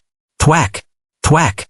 The silver steel blade bit deeply into the dummy's leather and wood, leaving jagged gashes across its chest. Silas stepped back, nodding in approval. "Now let's try it with mana." He closed his eyes and tapped into the gold core burning like a miniature sun in his chest. He visualized the energy flowing down his arm and into his grip. Instantly, the mithril dust lining the core of the sword ignited as a dense, brilliant aura of pure golden mana wrapped around the dark metal of the blade. The moment the mana surged, Silas felt an overwhelming, explosive strength flood his entire body. The sword felt as light as a feather, yet packed the weight of a sledgehammer. He felt incredibly strong, almost untouchably fast. Curious, he paused and opened his personal status screen. He had only glimpsed past it earlier when navigating to the build tab. Lord, Silas Graves, level 1 vitality, 20 mana, 20. Silas nearly jumped in alarm. His stats hadn't just increased, they had absolutely skyrocketed. Before the awakening ceremony, his vitality and mana had both been a 2, which was the absolute baseline for a healthy awakened human, but simply by forcefully upgrading to a mythic gold core, his raw physical and magical attributes had multiplied tenfold. He was, mathematically speaking, 10 times stronger, faster, and more durable than a normal man. "No wonder I feel this strong," Silas thought, a grin spreading across his face. He gripped the hilt of the spirit sword with both hands as the golden mana flaring violently. Using that newfound, explosive strength, he pivoted on his heel and unleashed a massive, sweeping horizontal slash aimed dead center at the training dummy. The blade didn't just cut the wood. Kara boom! The golden mana detonated upon impact. The training dummy violently exploded into 1,000 splintered fragments, the concussive shockwave of the strike ripping through the air and completely taking out the 3 adjacent dummies in a deafening crash of shattered timber and torn leather. Silas gasped, his jaw dropping as he gaped at the massive crater of destruction he had just carved into his brand new barracks. "Oh shit," he whispered, worried he had just destroyed his own training equipment. However, the Sovereign Realm's architecture was built for exactly this. A faint blue magical grid appeared over the shattered remains. The splinters and torn leather immediately began levitating, rapidly regenerating as the broken parts came back together like a reversed video.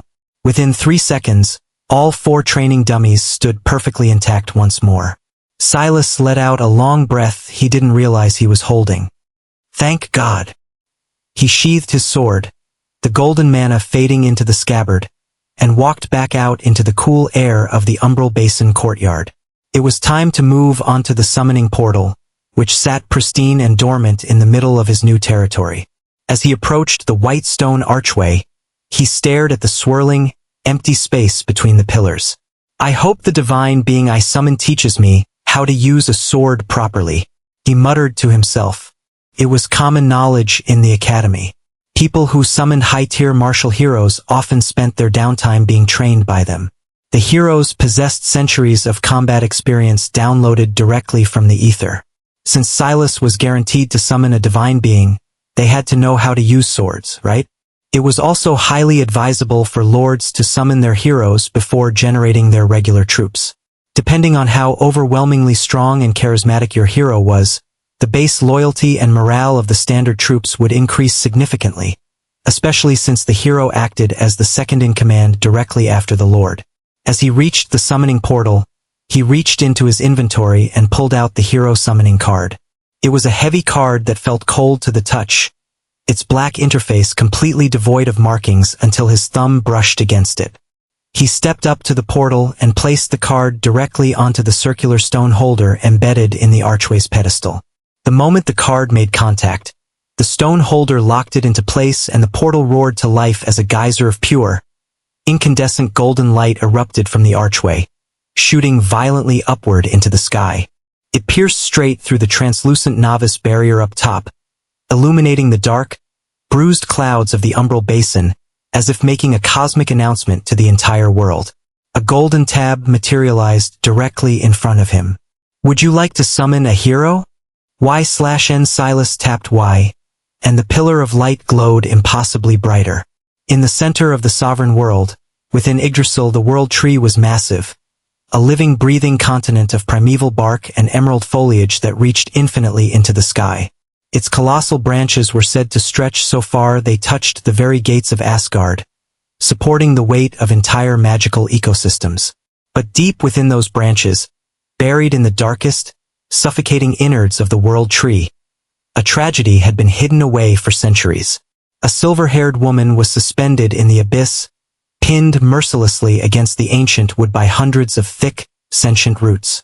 The vines wrapped around her wrists, her throat, and covered almost her entire body, siphoning the divine energy right out of her veins. Her head hung limp, her once vibrant green eyes now dark, hollow and utterly dead. Her name was Eluned. She used to be the former spirit of the world tree, a mortal woman who had ascended to become a goddess. She had seen so many things, protected so many realms, and loved the creatures that took shelter beneath her canopy. But she had been betrayed. The very people she had nurtured and protected had turned on her. A conspiracy, woven with dark magic and political greed, had successfully framed her for the brutal assassination of the elven overlord, a king who had been her most trusted confidant and best friend. The grief of his death had blinded her, making her vulnerable. In that moment of weakness, the trap was sprung. She was ambushed, chained, and dragged into the sunless depths of the tree by the true orchestrator of the betrayal. Her own sister, the usurper who now sat on the throne as the new spirit and goddess of the world tree. For countless cycles, Eluned had hung here in the dark, her divine power slowly drained to feed her sister's reign. She had long ago given up hope. Nobody wanted to hear her out. Nobody wanted to see the truth from a convicted traitor. The isolation and the betrayal had shattered her mind. She begged for death every waking moment, but the roots kept her alive, a perpetual battery for a stolen empire so death never came. However, today, ding! A sharp chime pierced the suffocating silence of her prison. Eluned's dead hollow eyes twitched. She slowly forced her heavy head to look forward.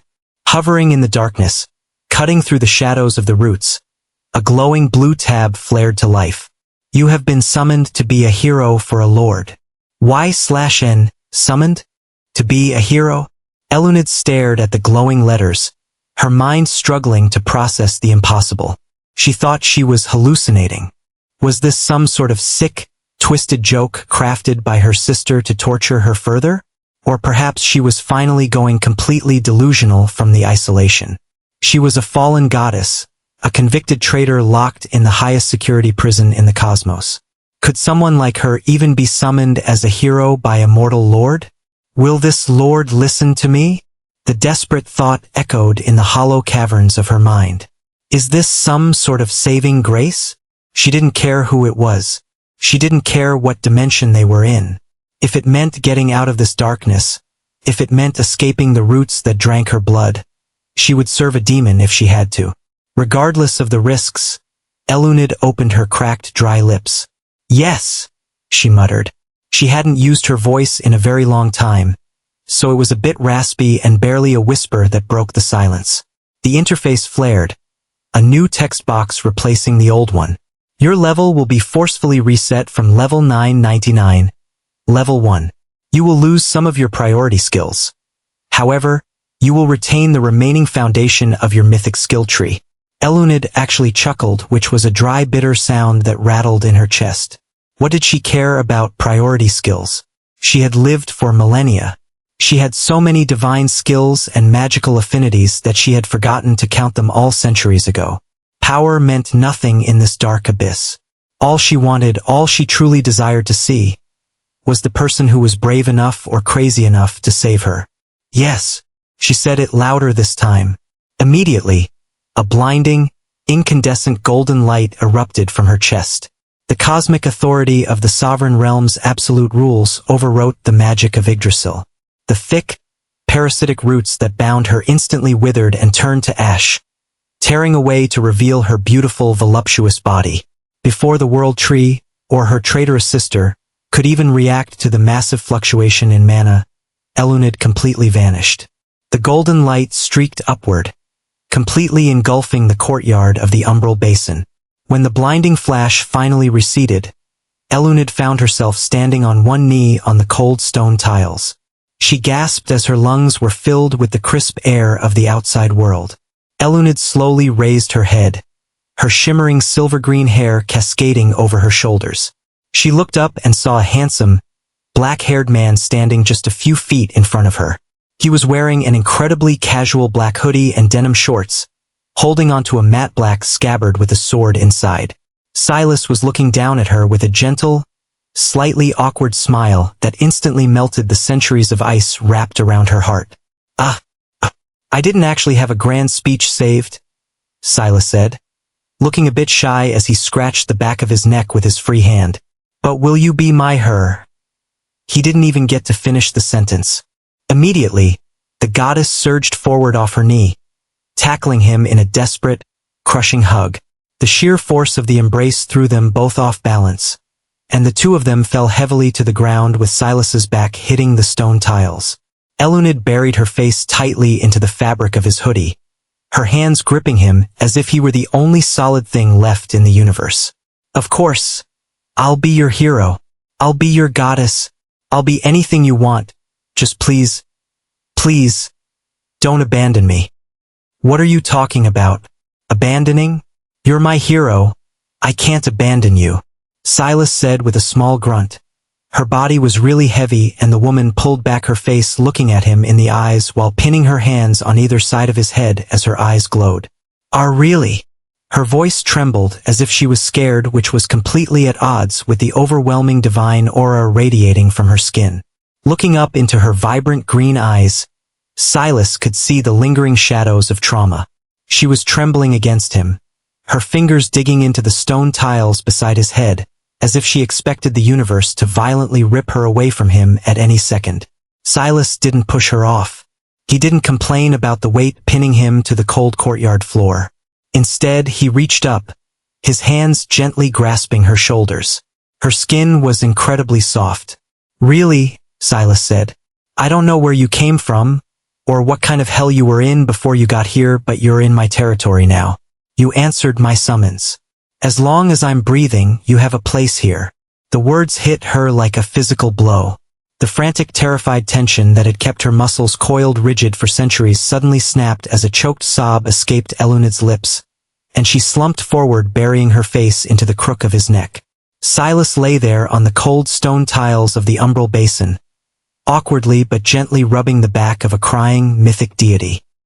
He spent several long minutes simply assuring her, letting her pour out centuries of isolation and despair until her ragged breathing finally slowed to a calm pace. Eventually, the goddess sniffled, her silver-green hair brushing against his jaw as she pushed herself up. Silas took the opportunity to sit up as well, rolling his shoulders. "So," Silas said gently, looking at the beautiful woman kneeling gracefully in front of him, "I know the tabs probably has a file on you, but I'd rather hear it from you. Do you want to introduce yourself?" Elunid blinked, her long eyelashes wet with tears. You want me to tell you? But lords possess the absolute I. You can see my status whenever you wish." "I could," Silas agreed with a small reassuring smile. "But you're not just a string of numbers to me. I want to hear it from your mouth." Hearing him say that, Elunid's pale cheeks immediately turned a deep rosy pink. Elunid shifted her weight, sitting up straight on her knees in front of him as she placed a delicate hand over her chest, right above her heart, and bowed her head slightly in a gesture of profound respect. "My name is Elunid," she said, her voice finally losing its raspy edge replaced by a melodic one. "I am, or rather I used to be, a goddess, the spirit of the world tree Yggdrasil." She paused with a flicker of dark sorrow crossing her eyes as she remembered the roots that had drained her, but then she forcibly shook it off. She perked up as a breathtaking smile bloomed across her face. "But that doesn't matter anymore. I am your hero now. That is my only title." Silas couldn't help but smile back. The loyalty radiating from her was infectious, and he rubbed the back of his neck awkwardly. "Well, I'm Silas Graves," he introduced himself, feeling a bit out of his depth. "I'm really not much right now, so I don't have a lot to say." Elunid's eyes widened in sheer horror at his self-deprecation. She leaned forward with her hands instinctively grabbing his. "Do not say such things. You are the one who shattered my chains. You reached into the abyss and pulled me into the light. To the rest of this realm you may be a new lord, but to me, you are the most important person in the entire world." Silas swallowed hard, his face heating up at the burning devotion in her gaze. "Isn't this too soon?" he thought while being a bit overwhelmed.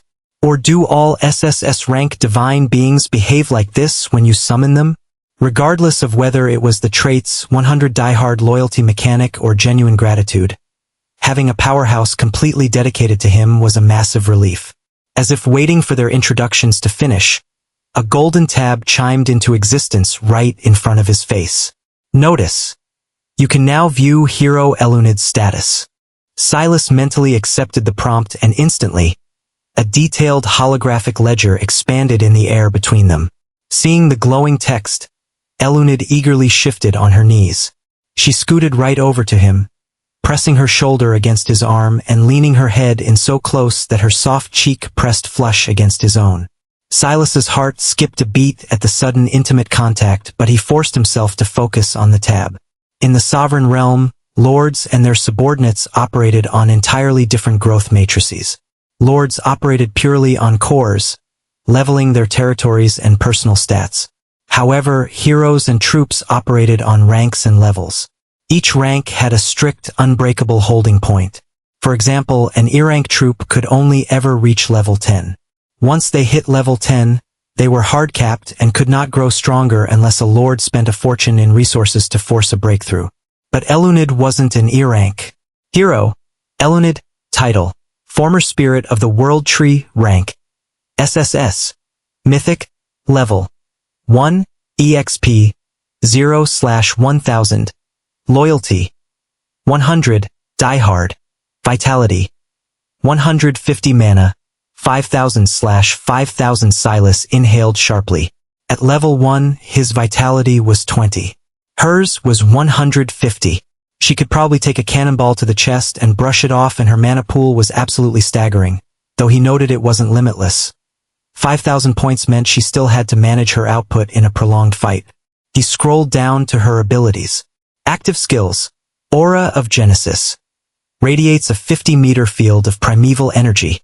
rapidly heals all allied wounds and provides near-infinite stamina recovery while active.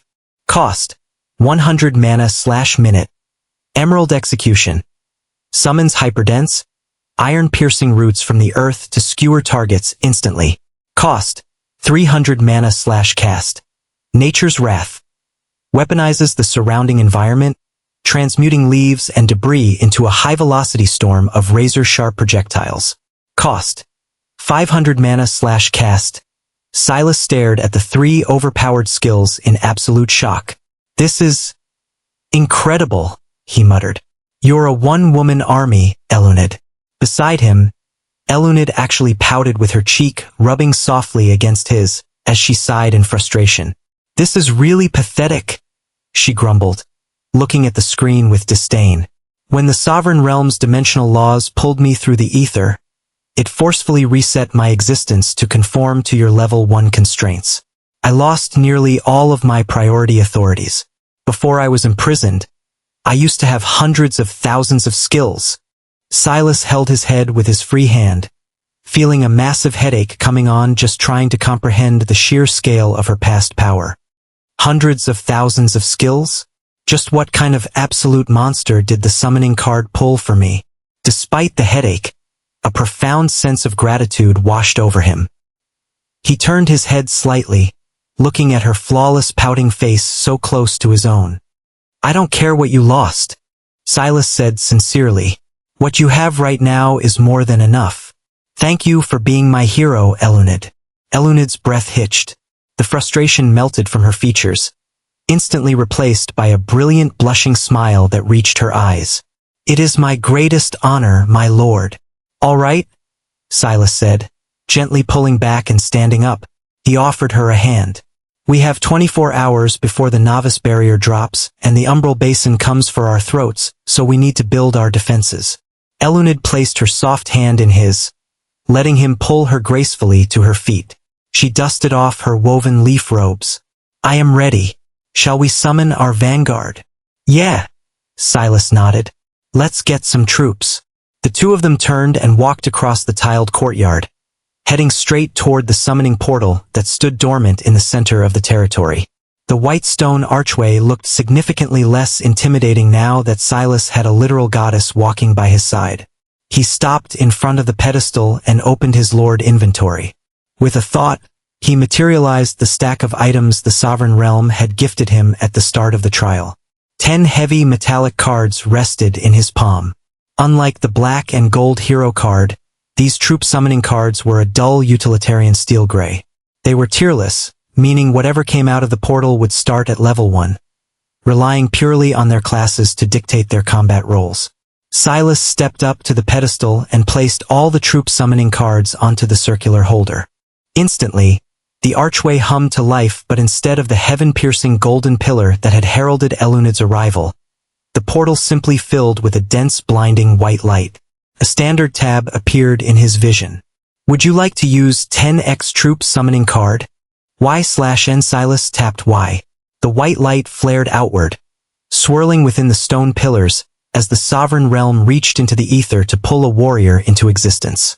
Silas gripped the hilt of his silver steel spirit sword, watching the portal churn. "I hope I get some good troops." The white light reached its peak.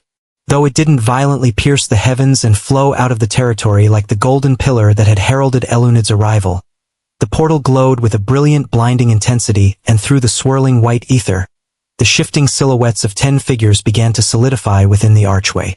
Silas took a step back with his hand resting casually on the hilt of his silver steel spirit sword. Beside him, Elunid stood tall and radiant, her silver-green hair catching the ethereal light of the portal. The light abruptly snapped out. 10 women stumbled out onto the cold stone tiles of the courtyard. They were dressed in basic unarmored linen tunics and leather boots, clutching their arms as the biting chill of the umbral basin hit them. Silas narrowed his eyes, immediately assessing his vanguard. Unlike heroes, these troops were completely regular humans. They didn't possess mythic auras or divine grace. They were raw level 1 recruits pulled from the ether by the Sovereign Realm, blinking rapidly as their eyes adjusted to the dim bruised purple light of the alien sky. They looked past the ironwood palisade. They saw the necrotic black grass, the twisted, razor-leaf trees, and the jagged black mountains looming in the distance. But unlike experienced veterans who would have immediately recognized the terrifying hallmarks of an unknown zone, these women were fresh summons. To them, the Umbral Basin wasn't a death trap. It was simply the domain of the Lord who had chosen them. The harshness of the environment didn't instill terror. It only highlighted the magnitude of their new reality. They were no longer floating in the ether. They had a purpose, and a ripple of excited murmurs spread through the group. "We're here." One of them, a sturdy woman with braided hair, whispered in awe. "We've actually been summoned by a lord. Look at the walls. Solid ironwood." Another pointed out, her eyes shining with admiration as she took in the massive palisade and the heavy reinforced stone keep. "He must be a powerful lord to have such a fortress." "They're actually excited," Silas thought, a bit surprised but relieved. He had been worried he would have to manage a panic attack on day one, but their ignorance of the Umbral Basin's true danger was a blessing in disguise. He wasn't going to ruin their morale by telling them they were surrounded by Tier 2 monsters in an uncharted wilderness. Silas quickly brought up his Lord interface, his eyes darting across their individual status screens floating above their heads, since he needed to know exactly what he was working with. Name: Tamsin. Class: Wilderness Huntress. Rank: C-Rank. Level 1. Name: Brita. Class: Shield Maiden. Rank: C-Rank. Level 1. He scanned the rest of the floating tabs. Vanya, Thora, and Runa were also Shield Maidens, sitting at D-Rank and C-Rank. Alice, Fenna, and Gwyn were marked as D-Rank archers, and finally, Sybil and Una were designated as C-Rank apprentice mages.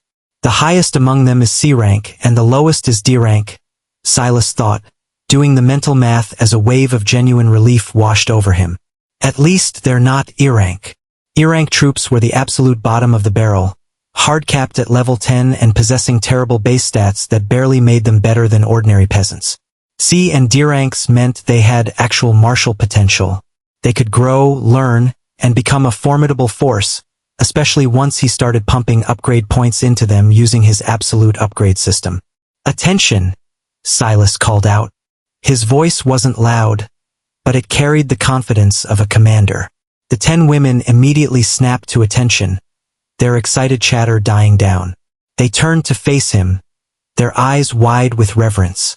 "I am Silas Graves, and I am your lord," he said smoothly. "Welcome to our territory.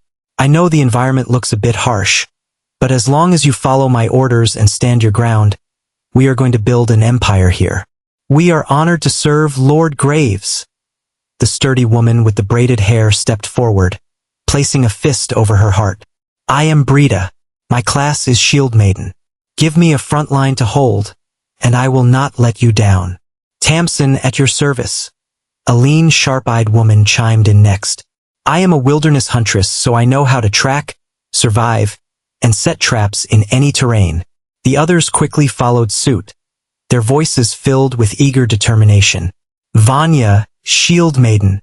Thora, Shield Maiden. Runa, Shield Maiden. Alice, Archer. My aim is true, my lord. Fenna, Archer. Gwyn, Archer. Sybil, Apprentice Mage." A quiet girl with sparks of raw mana dancing at her fingertips said softly, "Una, Apprentice Mage." Silas nodded, highly satisfied with the breakdown. 1 tactician for heavy frontline defenders, 3 ranged snipers, and 2 arcane artillery units. It was a perfectly balanced squad, and their names gave them an old feel. There were no generic, overly modern-sounding names here.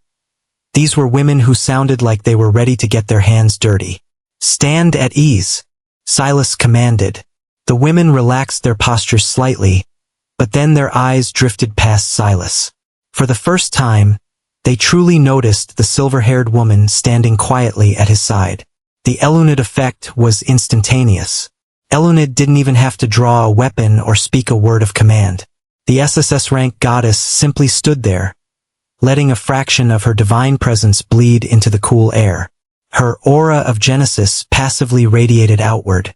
The 10 mortal women stared at her, their initial excitement instantly morphing into awe.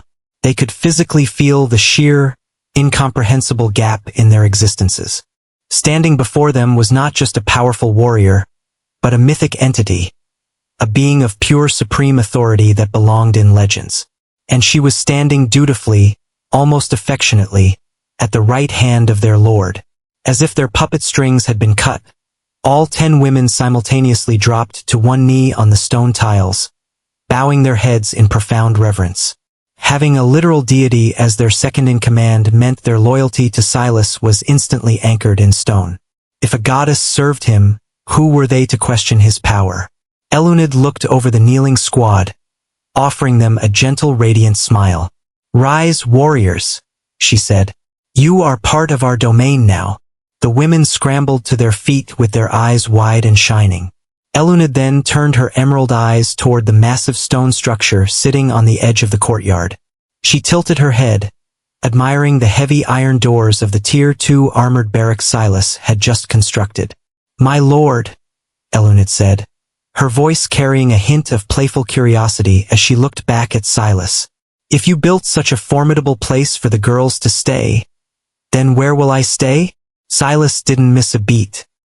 He looked right at the breathtaking goddess and offered a warm smile. "You're my hero, Eluned. You'll be staying with me in the keep."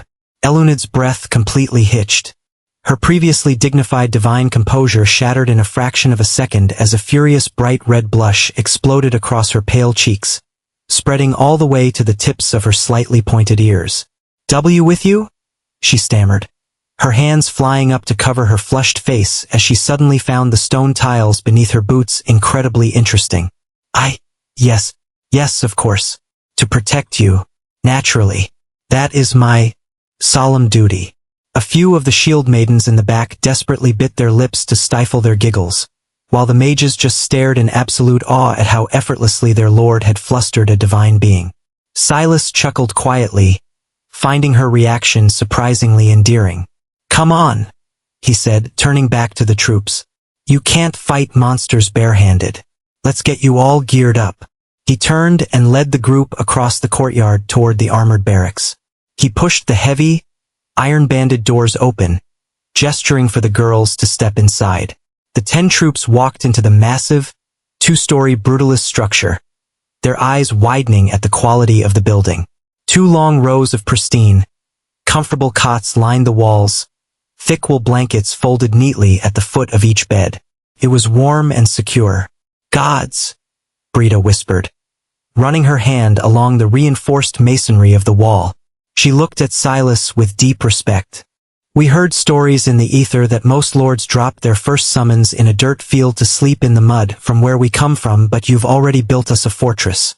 Technically, the system upgraded my core to gold, giving me a massive advantage." Silas thought, but he just offered a modest shrug. "I don't expect my people to sleep on the ground." He led them toward the back half of the ground floor, stopping in the designated quartermaster's corner. Sitting heavily on the stone floor was the large, iron-bound standard weapon chest he had deposited earlier. Next to it were the stacked crates of military food rations. Silas kicked the latch on the heavy chest, popping the lid open. Inside rested a collection of pristine, unblemished iron weaponry and thick wooden shields. "All right, listen up," Silas ordered. "The novice barrier covering the sky right now gives us absolute immunity, but it drops tomorrow morning. When that sun comes up, the native spirit beasts of this region are going to hit those gates." The women stiffened with their expressions turning serious as they listened. "You are level 1, Silas continued pacing slowly in front of them. "If we fight them in an open field, we will take casualties. I am not losing a single one of you on day 1, so we are not going to fight fair." He looked directly at the lean huntress. "Tamsin." "Yes, my lord," she responded, stepping forward eagerly. "You said you specialize in tracking and trap setting," Silas said. "Do you know how to set deadfalls, spike pits, and choke point traps?" Tamsin's eyes gleamed with immediate understanding as a wicked smile touched her lips. "If you give me the raw materials, Lord Graves, I can turn the perimeter outside our gates into an absolute meat grinder." "Good," "You're the squad captain," Silas declared, officially promoting her on the spot. "We have leftover ironwood and refined stone from the keep construction. Grab what you need." Silas gestured to the open chest. "The rest of you, gear up based on your classes."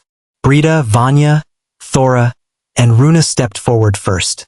They reached into the chest, each pulling out a heavy, tempered iron broadsword and a thick iron-banded wooden kite shield.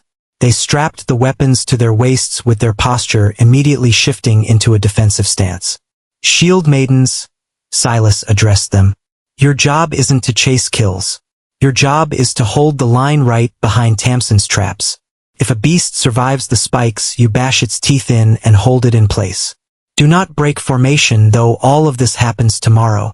"Yes, Lord Graves," the 4 women chorused, slamming their fists against their wooden shields in unison. Next came the archers. Alice, Fenna, and Gwyn pulled the polished recurve bows from the chest, slinging heavy leather quivers filled with iron-tipped arrows over their shoulders. "Archers, you will take the tactical vantage points," Silas instructed. "2 of you on the roof of the reinforced stone keep, 1 of you stationed on the heavy scaffolding behind the main gate. You rain fire on anything caught in the traps later." Finally, the 2 mages, Sybil and Una, tentatively approached the chest. There were no grand gem-encrusted magical staves inside, only simple, iron-shod wooden foci meant to help channel raw mana. They gripped the staves tightly with their knuckles turning white. "Mages, you have small mana pools right now, so you need to be highly efficient," Silas said. "You work directly with Tamsin. Use your elemental sparks to rig the traps. Ignite the oil pits, shatter the deadfall supports. You are the detonators." The 2 girls nodded fiercely, their excitement completely replacing any lingering nerves with a burning determination. Silas stepped back, looking over his fully armed 10-woman vanguard. They were dressed in basic tunics and wielding standard iron gear, but the fire in their eyes was undeniable. Supported by an SSS-Rank goddess and a lord with a mythic gold core, they were ready for war. "All right," Silas said, drawing his own silver steel spirit sword. "Tamsin, grab your materials. We're opening the gates. We have a kill zone to build." Originally, Silas had planned to kill as much monsters with the help of his hero and the troops to reinforce the walls with upgrade points. Naturally, monsters in the Sovereign Realm were drawn to weaker defenses, but now that he had Elunid and the rest, instead of fortifying his defenses, Silas wanted to instead use the Ironwood Palisade as it was to draw monsters nearer once the novice barrier dropped, then slaughter them for the 30 monster requirement of lords from the lab. Though, he reasoned that requirement had to be significantly lower if the monsters were all Tier 2 instead of the standard Tier 1 fodder. Putting his thoughts aside, Silas stood before the massive iron-banded gates of his territory. Behind him stood his 10-woman vanguard and the breathtaking goddess of the World Tree. "Open it," Silas commanded. Brita and Vanya, 2 of the physically strongest shield maidens, stepped forward. They grabbed the heavy iron locking bar, their muscles straining slightly as they heaved it upward. With a deafening groan of heavy timber and grinding metal, the massive gates of the Ironwood Palisade swung open. The immediate oppressive atmosphere of the umbral basin washed over them like a physical tidal wave. It was freezing, even though the golden dome of the novice barrier still arched high above them, protecting the immediate perimeter from entry. Just standing at the threshold was enough to make the hairs on Silas's arms stand up. Outside, the necrotic black grass stretched toward the twisted razor-leaf trees of the dark woods. The twin moons cast long, jagged shadows that seemed to actively crawl along the ground. "This place is a literal nightmare," Silas thought with his eyes narrowing. "But it's my nightmare now." Before they stepped out into the kill zone, Silas drew his sword from its matte black scabbard.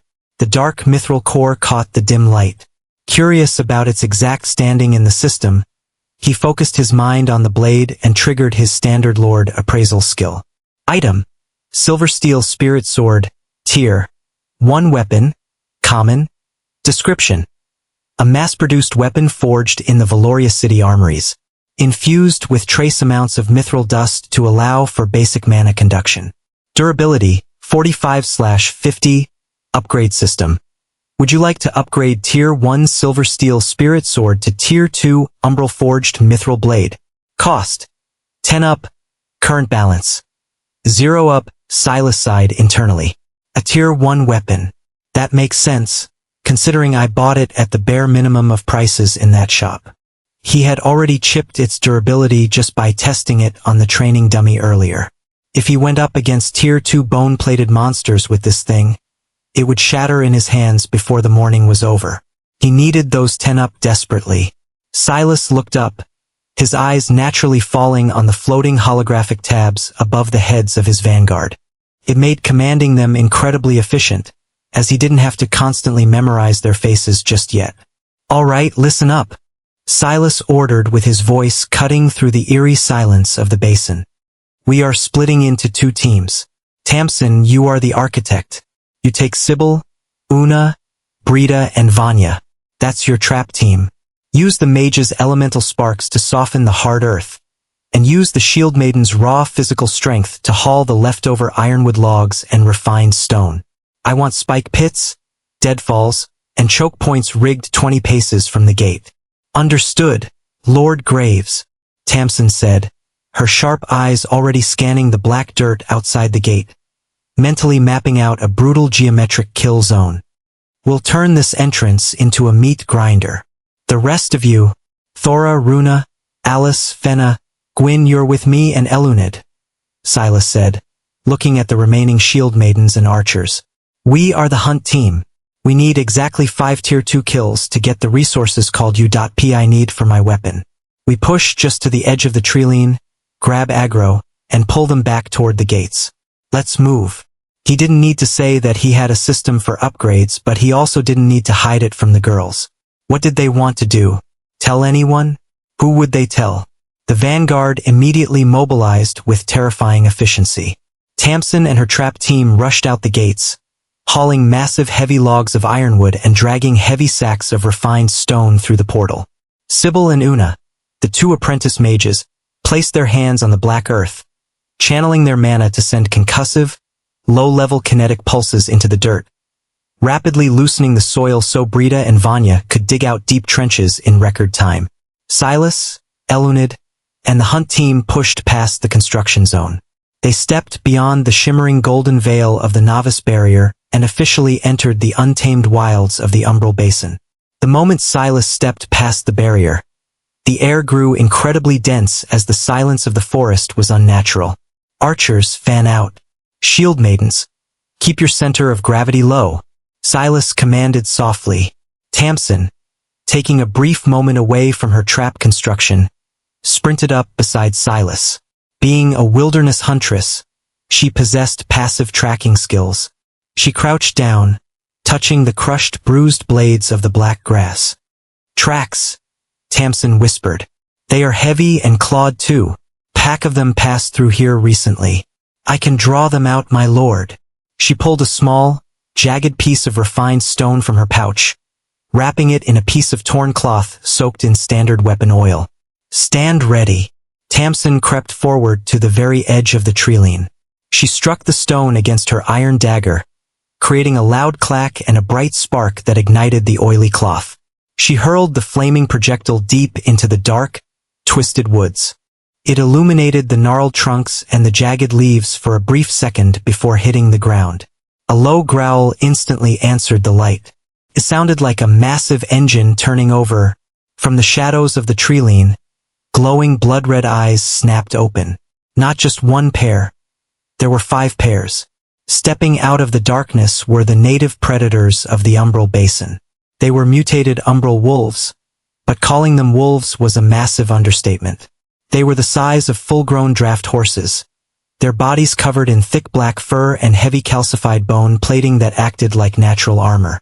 Their jaws dripped with a highly corrosive, purple-tinged saliva that hissed as it hit the black grass. Mutated Umbral wolf, spirit beast tier 2 description.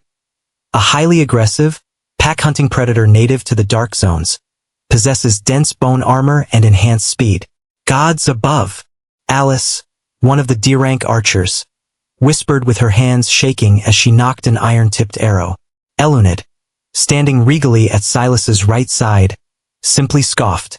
Her beautiful face twisted in absolute disgust at the sight of the foul creatures. Disgusting mongrels. The SSS-Rank goddess muttered. She took a step forward, her emerald eyes glowing with a terrifying light as the ambient mana in the air violently warped around her with the smell of flowers growing suffocatingly thick. My lord, permit me. I will cast nature's wrath and eradicate this entire forest line. I shall grind their bones to dust for daring to bare their fangs at you. Silas panicked slightly. If she nuked the entire forest line, they wouldn't just lose the corpses. He wouldn't get a single drop of upgrade points if he didn't secure the kills. Right system. Affirmative. Fuck. Whoa, hold on. Silas said quickly. He reached out and placed his hand directly on top of Elunid's silver-green hair, giving her head a gentle, reassuring pat. Save your mana, Elunid, Silas said softly, offering her a confident smile. We have a massive wave coming tomorrow morning. I need you at full strength for the real fight. Elunid completely froze.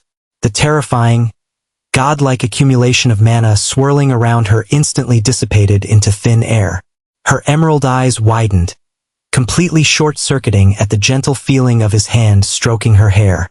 She opened her mouth, fully intending to tell him that she currently had 5,000 mana and a naturally absurd mana recovery rate that would refill her pool in mere minutes. Casting a single spell wouldn't drain her at all, but looking up at his handsome, smiling face and feeling the warmth of his hand on her head, the words completely died in her throat. A furious, bright red blush exploded across her cheeks. She obediently lowered her head, leaning into his touch like a tamed cat.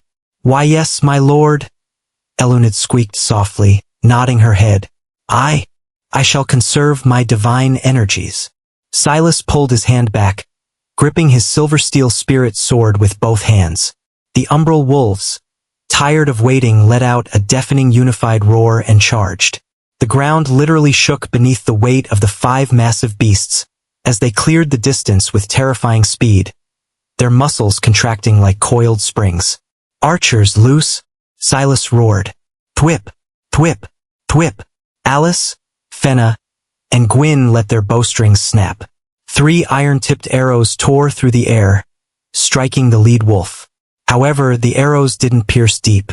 They slammed against the thick, calcified bone plating on the wolf's shoulder and chest, glancing off with a sharp clack and barely drawing a trickle of black blood. Their defense is insane, Silas analyzed instantly. Standard iron weapons aren't going to cut it against Tier 2 plating. Shields up. Brace for impact. Thora yelled, dropping her center of gravity.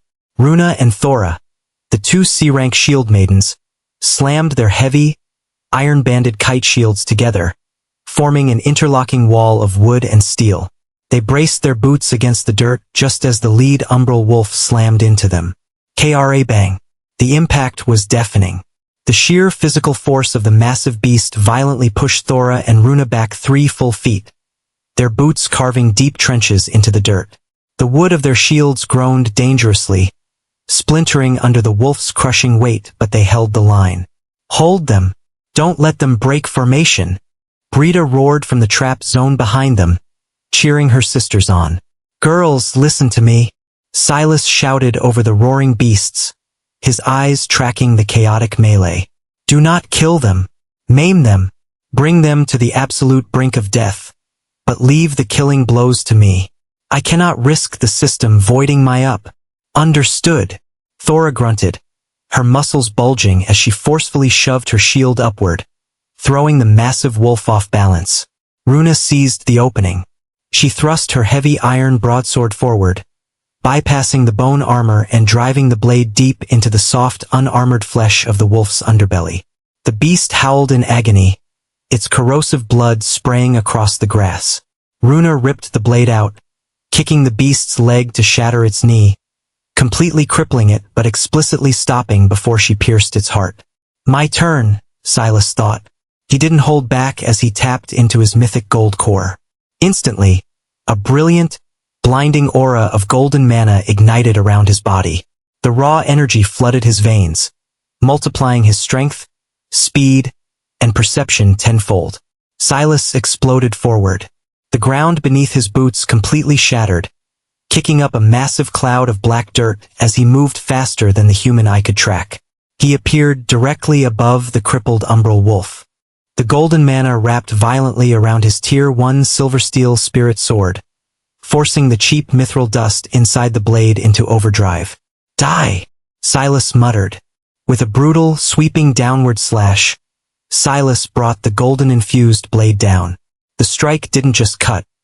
It detonated as the sheer force behind his 20 points of raw vitality, combined with the explosive golden mana, cleaved straight through the wolf's thick neck. The bone plating shattered like cheap glass. The wolf's massive head was completely severed, spinning violently through the air as a geyser of black blood erupted from the stump. Ding! You have slain a Tier 2 mutated umbral wolf.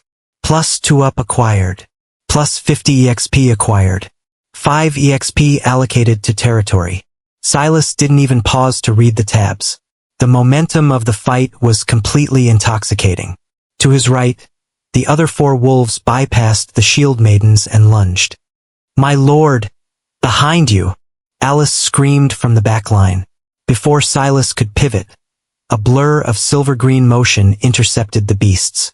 Elunid, despite holding back her massive spells, was still an SSS-Rank mythic entity.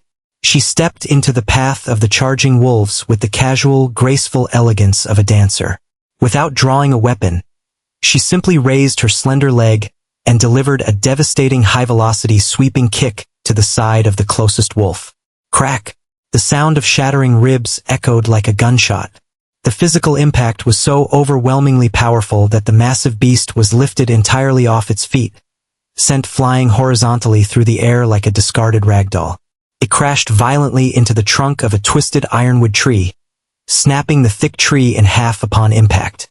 The wolf collapsed in a broken wheezing heap, completely immobilized but technically still breathing. Elunid turned her head, offering Silas a pristine, flawless smile. "It is prepped for you, my lord." Silas couldn't help but laugh with the adrenaline pumping through his veins. Good work. The remaining 3 wolves, realizing they were severely outmatched, attempted to scatter. "Don't let them run," Silas ordered. "Not on my watch." Fenna and Gwyn yelled simultaneously. The 2 archers drew back their bowstrings, predicting the wolves' movements with terrifying precision, and they loosed their arrows. The iron tips drove deep into the hind legs of 2 of the fleeing beasts, severing their tendons. The massive wolves violently tumbled face-first into the dirt, their momentum causing them to roll and crash into the dark grass, completely hobbled. The final wolf turned, its jaws snapping wildly as it tried to lunge at Gwyn. Thora intercepted. The shield maiden stepped forward and slammed the heavy iron rim of her shield directly into the beast's snout. The bone-crushing impact disoriented the wolf, and Thora spun, using the momentum of her shield bash to drive the pommel of her broadsword into the base of the wolf's skull, dropping it to the dirt in a daze. "Lord Graves, all 4 are pinned," Thora yelled, breathing heavily, sweat dripping down her brow. Silas didn't waste a single second. Gripping his glowing, mana-infused sword, he dashed across the battlefield like a golden streak of lightning. He reached the beast Elunid had kicked into the tree. He drove his blade straight down through its skull, the golden mana turning the brain to ash. +2 up acquired. He pivoted, lunging toward the 2 wolves the archers had hobbled. He executed a flawless, spinning horizontal slash. The golden blade carved a massive glowing arc through the air, cleanly decapitating both of the struggling beasts in a single fluid motion. +2 up acquired. +2 up acquired. Finally, he stepped up to the massive wolf Thora had dazed. He reversed his grip on the silver steel hilt and drove the blade down into the beast's heart, twisting it savagely until the glowing red eyes completely dimmed. +2 up acquired. The battlefield fell completely silent, save for the heavy, ragged breathing of the shield maidens and the quiet hissing of the corrosive wolf blood soaking into the black earth. Silas stood in the center of the carnage with his chest heaving slightly as the golden mana retracted back into his core. He shook the black blood off his blade with a sharp flick of his wrist. "This is amazing." He looked at his vanguard. Thora and Runa's shields were heavily splintered and dented, but they hadn't broken formation. The archers had nailed their targets perfectly. They had just fought 5 Tier 2 monsters in a completely open field and hadn't taken a single casualty. These monsters are fucking strong, man. The density of their bone armor and the physical weight behind their attacks were staggering. If he had been a standard Red Corps lord fighting an entire horde of these things out in the open, he would have been slaughtered in minutes. His trap strategy was undeniably the right call. He dismissed the combat adrenaline and focused his mind on his internal interface, checking his absolute upgrade system balance. Current balance. 10 up. A massive, satisfied grin spread across Silas's face. He had the up. Brilliant work, all of you. Silas praised loudly, looking back at the girls. You held the line perfectly. The shield maidens grinned, heavily exhausted but flushed with the pride of victory. Eluned stepped up beside him, naturally linking her arm through his with a soft, affectionate smile. Now, Silas murmured, looking down at the chipped, slightly damaged Tier 1 silver steel spirit sword in his hand. Let's see what this system can really do. Silas stood in the dead center of the carnage as the umbral basin was deathly quiet once more. He looked down at the blade of his Tier 1 silver steel spirit sword. The cheap mithril-dusted metal was already visibly compromised as deep jagged notches lined the cutting edge and a hairline fracture had begun to form near the crossguard after repeatedly slamming into the calcified bone armor of the mutated umbral wolves. Durability is already down to 30/50. Silas thought, his eyes narrowing as he analyzed the severe microfractures running up the fuller of the blade. If I keep swinging this thing at Tier 2 bone plating tomorrow morning, it's gonna snap in half by the 3rd wave. A lord without a weapon on the front lines is just a glorified target. He shifted his gaze upward, bringing up his internal interface. Current balance. 10 up. He had the exact resources he needed for the upgrade, but as he looked at the 10 exhausted women surrounding him, wiping black blood from their splintering shields and iron armor, hesitation crossed his mind. Do I hide the system from them?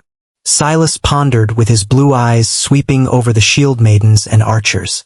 Back in Valoria City, exposing a unique trait or a golden finger would get you kidnapped, tortured, or dissected by the megacorporations, but we aren't there. He looked at the towering ironwood palisade at his back, and then out at the terrifying darkness of the unknown zone stretching endlessly before them. They are my summons. They are bound to this territory by the cosmic laws of the sovereign realm. They literally can't betray me, and even if they wanted to, there's no one out here to sell my secrets to. Silas reasoned. More importantly, they don't know what a system is. To them, this realm operates on raw mana and divine laws. If I hide my power, I'm just a guy with a sword, but if I show them an absolute miracle, they won't question it. They will just believe I possess the supreme authority of a god. Silas made his choice. Morale was the ultimate weapon, and he was about to weaponize their awe. Vanguard, look at me, Silas commanded, and the 10 women immediately snapped to attention. Even Eluned, who was gracefully wiping a speck of corrosive blood from her flawless cheek, turned her radiant emerald eyes toward him. Silas held the chipped, damaged silver steel sword out in front of him with one hand, letting the ambient purple light of the twin moons catch the fractured metal. You fought flawlessly. You held the line against Tier 2 beasts without a single casualty, Silas said. But your weapons are basic iron and my sword is already chipping. If we fight the dawn wave like this, we will be crushed by sheer numbers. We will fight with our bare hands if we must, Lord Graves. Brita shouted fiercely, slamming her fist against her splintering wooden shield. You won't have to, Silas replied with a small smile touching his lips. I told you that we are going to build an empire here, but an empire isn't built on cheap iron. It is forged by the authority of a lord. Silas focused his mind squarely on the glowing golden tab hovering over the weapon in his vision. Upgrade system. Would you like to upgrade Tier 1 Silver Steel Spirit sword to Tier 2 Umbral Forged Mithril Blade? Cost. 10 up. Accept, Silas commanded mentally. The reaction was instantaneous and overwhelmingly violent. A pillar of incandescent, blinding golden light erupted directly from Silas's palm, completely engulfing the damaged sword. The magical pressure of the absolute upgrade system descending upon the physical realm caused the air to crackle and pop, kicking up a massive shockwave of displaced wind that forced the vanguard to shield their eyes. "Gods above!" Tamsin gasped, falling back a step as the golden aura illuminated the entire dark forest, banishing the shadows of the umbral basin. Inside the pillar of light, the cheap steel of the blade was being fundamentally restructured at an atomic level. Silas watched in sheer fascination as the chipped edges melted away like wax. The dull silver was rapidly replaced by a hyperdense pitch-black metallic alloy that seemed to actively absorb the surrounding light. Veins of glowing, pulsating purple mithril mapped themselves across the dark metal, resembling the terrifying cosmic sky of the unknown zone itself. The crossguard thickened, wrapping into a brutal, highly practical handguard, while the grip elongated to allow for perfect, balanced two-handed strikes. When the golden light finally shattered like glass and faded into the ether, a brand new weapon rested in Silas's grip. It was breathtakingly lethal. Item: Umbral Forged Mithril Blade, Weapon Tier 2, Rare. Description: a highly lethal blade forged from hyperdense umbral steel and lined with pure conductive mithril. It passively absorbs ambient dark mana, making it devastatingly effective at slicing through heavy bone and natural armor. Durability: 250/250. Silas gripped the heavy leather hilt. The weight is perfect. It's heavier than the silver steel, but with my 20 vitality, it feels like an extension of my own arm. The durability jumped from 50 to 250. This thing is an absolute monster.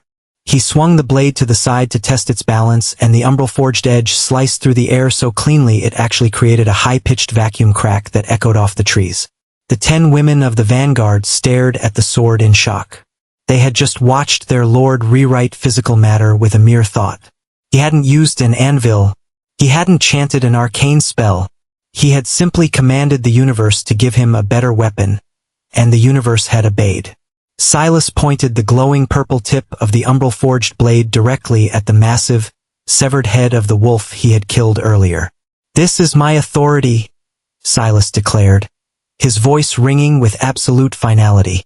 He looked at the awestruck faces of his troops. "If you fight for me, if you hold the line and bring me the kills, I will not let you fight with splintering wood and rusting iron. Get me the kills, and I will turn your wooden shields into indestructible steel. I will forge your arrows into meteors. No one under my command dies a meaningless death. Do you understand me?" The morale boost was astronomical. The women didn't just shout. They roared. "For Lord Graves!" The vanguard screamed in unison, thrusting their iron swords and bows into the air, completely intoxicated by the promise of divine power. Even Eluned looked at him with an expression of such overwhelming, burning devotion that it could have melted the polar ice caps. Hook, line, and sinker, Silas thought, highly satisfied as he sheathed the massive black blade.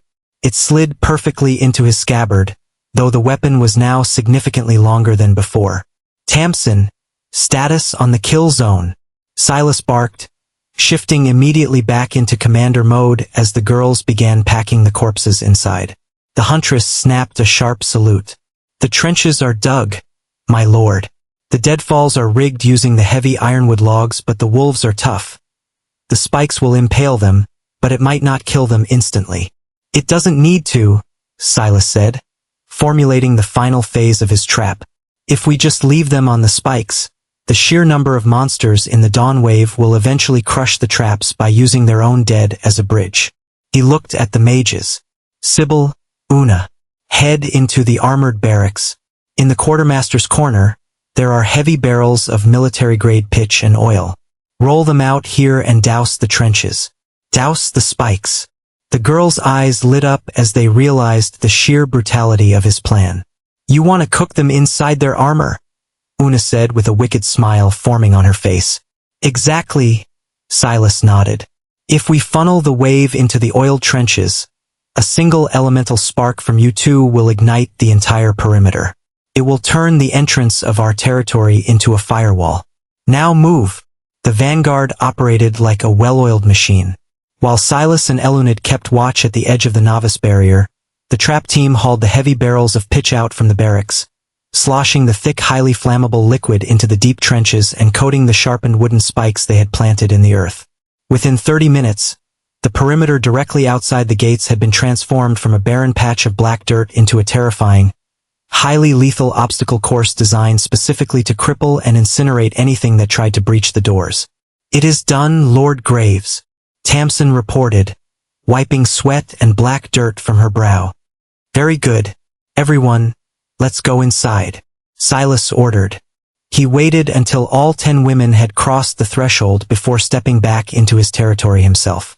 Brita and Vanya immediately grabbed the heavy iron locking bar and slammed it down across the massive ironwood gates. Clang! "Vanguard, you are dismissed to the armored barracks," Silas addressed his troops. "You all should rest and recover your stamina. Don't bother posting a watch. The novice barrier will protect us until dawn. When the sun comes up, I want everyone armed and on the walls." "Yes, my lord," the women chorused, bowing deeply before heading toward the warm, brightly lit barracks. Silas let out a long exhale as the adrenaline of the hunt finally began to bleed out of his system. The physical exhaustion of the day was finally catching up to him. The awakening, the core evolution, building the massive territory, and fighting Tier 2 monsters had taken a massive toll on his mind and body. "Come on," Silas said softly, turning to Elunid. "Let's get some rest." Elunid nodded obediently, staying incredibly close to his side, as they walked up the slight incline of the courtyard toward the massive, 2-story reinforced stone keep. Silas pushed the heavy double doors open, and they stepped inside. Then he paused, blinking in genuine surprise. He hadn't actually taken the time to inspect the interior of the keep when he built it. Because it was a Tier 2 construct, he had expected a large singular stone hall with a bed thrown in the corner. Instead, the interior was massive and highly structured. The first floor featured a sprawling war room with a heavy table, several branching hallways leading to storage pantries, and what looked like an armory room. A set of sturdy stone stairs led up to the second floor. "Damn," Silas thought, thoroughly impressed as he looked around. The Sovereign really doesn't hold back on Tier 2 blueprints. There are actual guest quarters, a bathing room, and a massive master suite up there. As the heavy wooden doors shut behind them, cutting off the ambient purple light of the twin moons outside, the keep was plunged into thick, heavy shadows. The simple iron sconces on the walls hadn't been lit yet. Silas felt Elunid suddenly stop walking.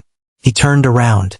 The SSS-Rank goddess, the terrifying mythic entity who had effortlessly shattered the ribs of a massive umbral wolf with a single kick, was standing frozen near the entrance. Her arms were wrapped tightly around herself. She was visibly trembling, with her breath coming out in short, shallow gasps as her wide emerald eyes darted around the dark, oppressive stone walls of the keep. "She's shivering?" Silas thought, his brow furrowing in confusion. "That doesn't make any sense. The ambient temperature in here is completely stable, and she has 150 vitality, so she doesn't feel the cold." He looked closer. He didn't know anything about her backstory, but he didn't need to know the details to recognize the unmistakable look of pure paralyzing trauma. "It's the dark," Silas realized, his expression softening. "The enclosed space. She's terrified of it." Silas didn't say a word. He didn't tell her to toughen up. He didn't ask her uncomfortable questions, and he certainly didn't mock a literal goddess for being afraid of the dark. He simply walked back over to her, reaching out and gently taking her trembling hand in his. He squeezed it warmly, anchoring her to the present.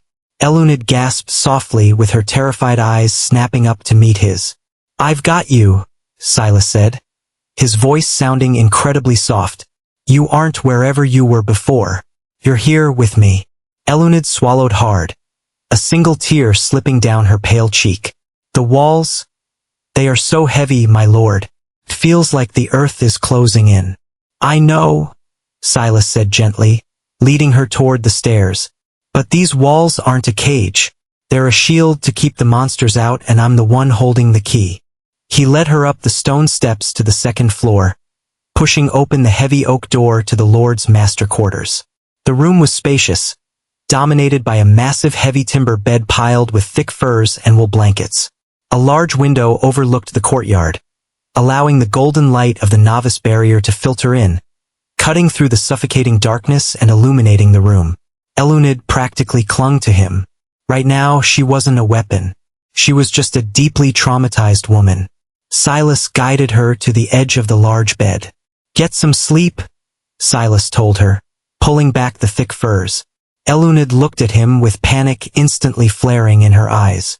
Her grip on his hand tightened to the point of pain. You are leaving me? Please do not leave me alone in here. I will be good. I will be your weapon. Just please." Hey, Silas interrupted softly, sitting down on the edge of the bed right beside her. He pulled his boots off and set his umbral-forged blade against the nightstand within arm's reach. "I'm not going anywhere." He slid under the heavy blankets, leaning his back against the solid wooden headboard, and he opened his arms. Eluned didn't hesitate for a fraction of a second. She crawled under the furs, pressing her body flush against his side. She rested her head entirely on his chest, her silver-green hair spilling over his black hoodie. The woman wrapped her arms around his waist, holding onto him as if he were a life raft in a violent storm. Silas wrapped his arms securely around her shoulders, holding her close as he rested his chin lightly on the top of her head. "You're safe," Silas whispered into the quiet room. He pulled up his digital interface with his free hand, checking the countdown. Novice barrier duration: 10 hours, 12 minutes, and 35 seconds. 10 hours. Huh? Silas thought, his eyelids suddenly feeling like they were made of lead. The sheer comfort of the bed combined with the massive adrenaline crash was overwhelming. "I just need to rest my eyes for a minute. Just a minute." Within seconds, Silas's breathing slowed. His grip on Eluned remained firm and protective, but his mind finally shut down as he fell into a deep, heavy sleep. Eluned, however, remained awake. She lay there in the quiet room, listening to the steady beating of his heart beneath her ear. As a goddess, a former spirit of the world tree, she possessed an innate, unavoidable sensitivity to the souls of mortals. She could naturally read intent, emotional auras, and the darkest desires of anyone she stood near. It was a blessing and a curse. In the past, she had sensed the greed and betrayal in the hearts of the elven overlords long before they chained her. Now, lying pressed against the chest of a handsome, powerful young lord in a dark room, she braced herself. "What intent does he have for me?" Eluned tentatively opened her spiritual perception, brushing against Silas's soul, and she froze. There was sexual intent which was natural and she liked it. Her lord wanted her, but it was little compared to the next one she felt. Eluned was instantly engulfed by a massive, overwhelming wave of pure protectiveness.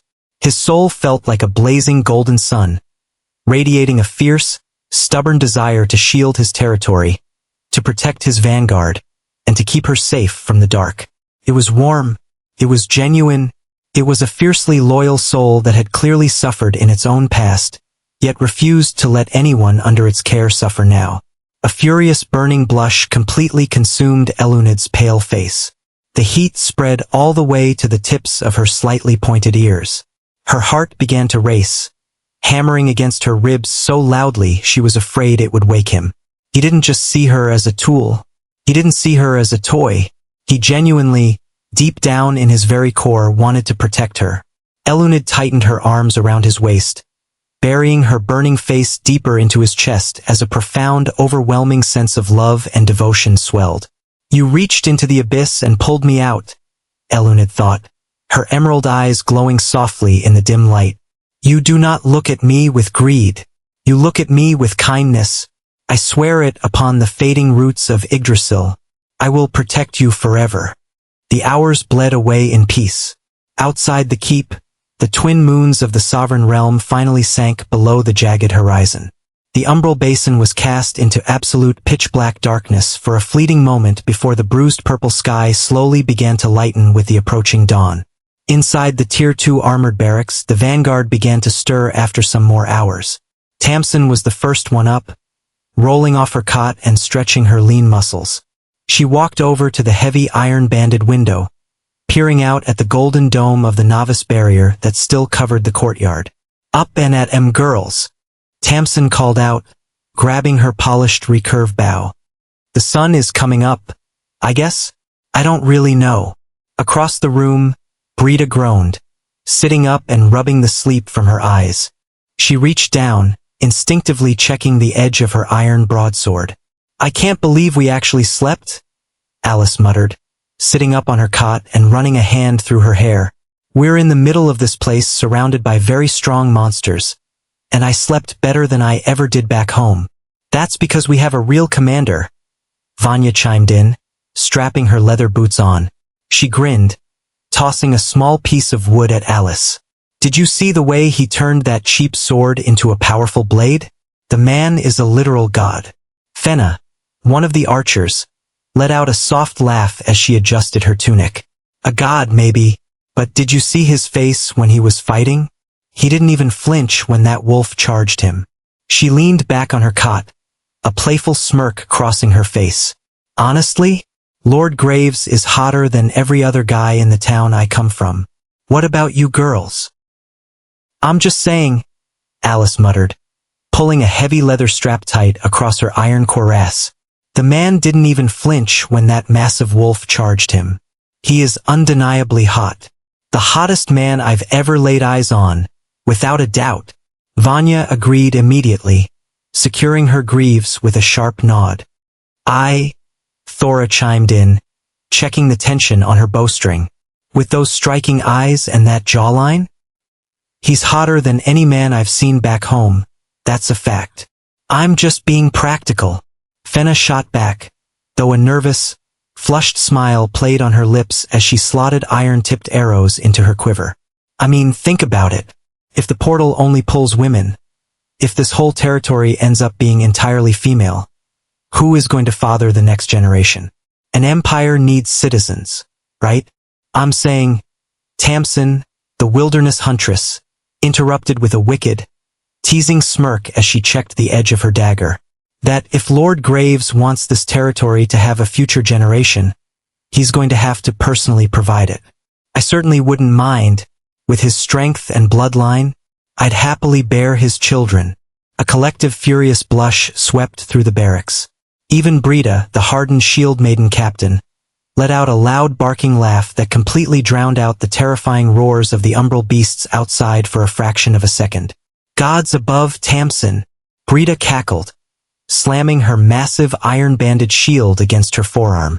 "The man is going to have to fight a war outside the walls all day, and then fight a war in the barracks all night. Our poor lord will die of exhaustion before the monsters even touch him. Do you think he and the silver-haired woman are already getting busy?" Sybil whispered with her face completely red as she adjusted her grip on her staff. "She looks at him like she wants to devour him." The girls erupted into a chorus of nervous, blushing laughter, with the absurdity of the joke completely dissolving the paralyzing fear of the unknown zone. Suddenly, the sound of footsteps echoed from the stone path outside and the laughter died instantly. All 10 women scrambled, snapping into a rigid military formation with their faces burning completely red as the heavy iron-banded doors swung open. Silas strode into the room, but his appearance immediately caught them off guard. He was no longer wearing his simple black hoodie from the slums. Instead, he was dressed in a stunning, high-tier-looking set of long, flowing combat robes. The fabric was a deep, rich black lined with elegant silver-green trims that seemed to shimmer with magical energy. It was entirely Elunid's doing. Before leaving the keep, the goddess had completely fabricated the magnificent garments out of enchanted grass and ambient mana, claiming her lord could not step onto a battlefield looking like that. And right on cue, Elunid stepped into the room, clinging fiercely to his right arm.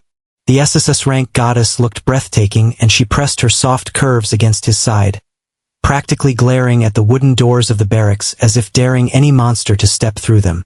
Silas blinked, looking at his vanguard. They were standing perfectly straight, but almost all of them were refusing to make eye contact with their cheeks flushed a deep crimson. Did I interrupt something? Silas thought, highly confused by their flustered expressions. He cleared his throat, raising his free hand to gently massage the back of his neck.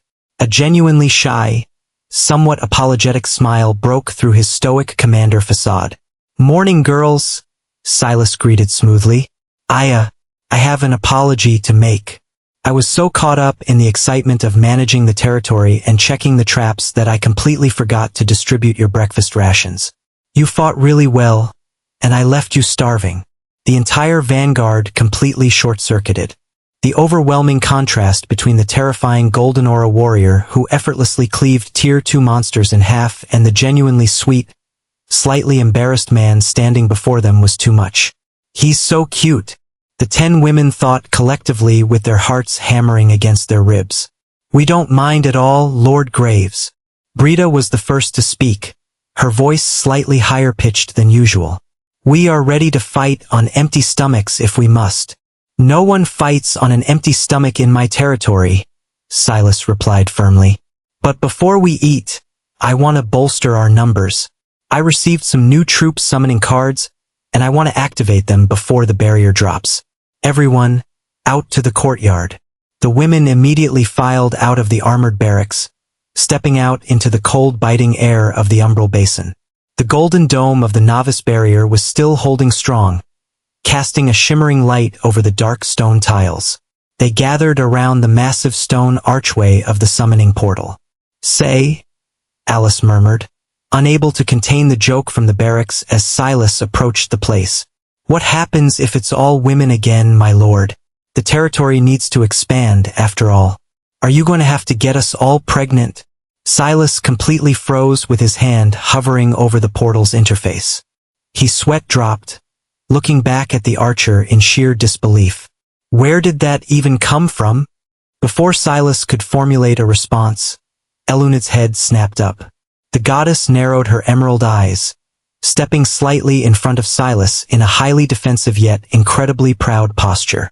"They cannot all be women," Eluned complained, pouting slightly as she looked at Alice, but then, a fiercely competitive spark ignited in her eyes.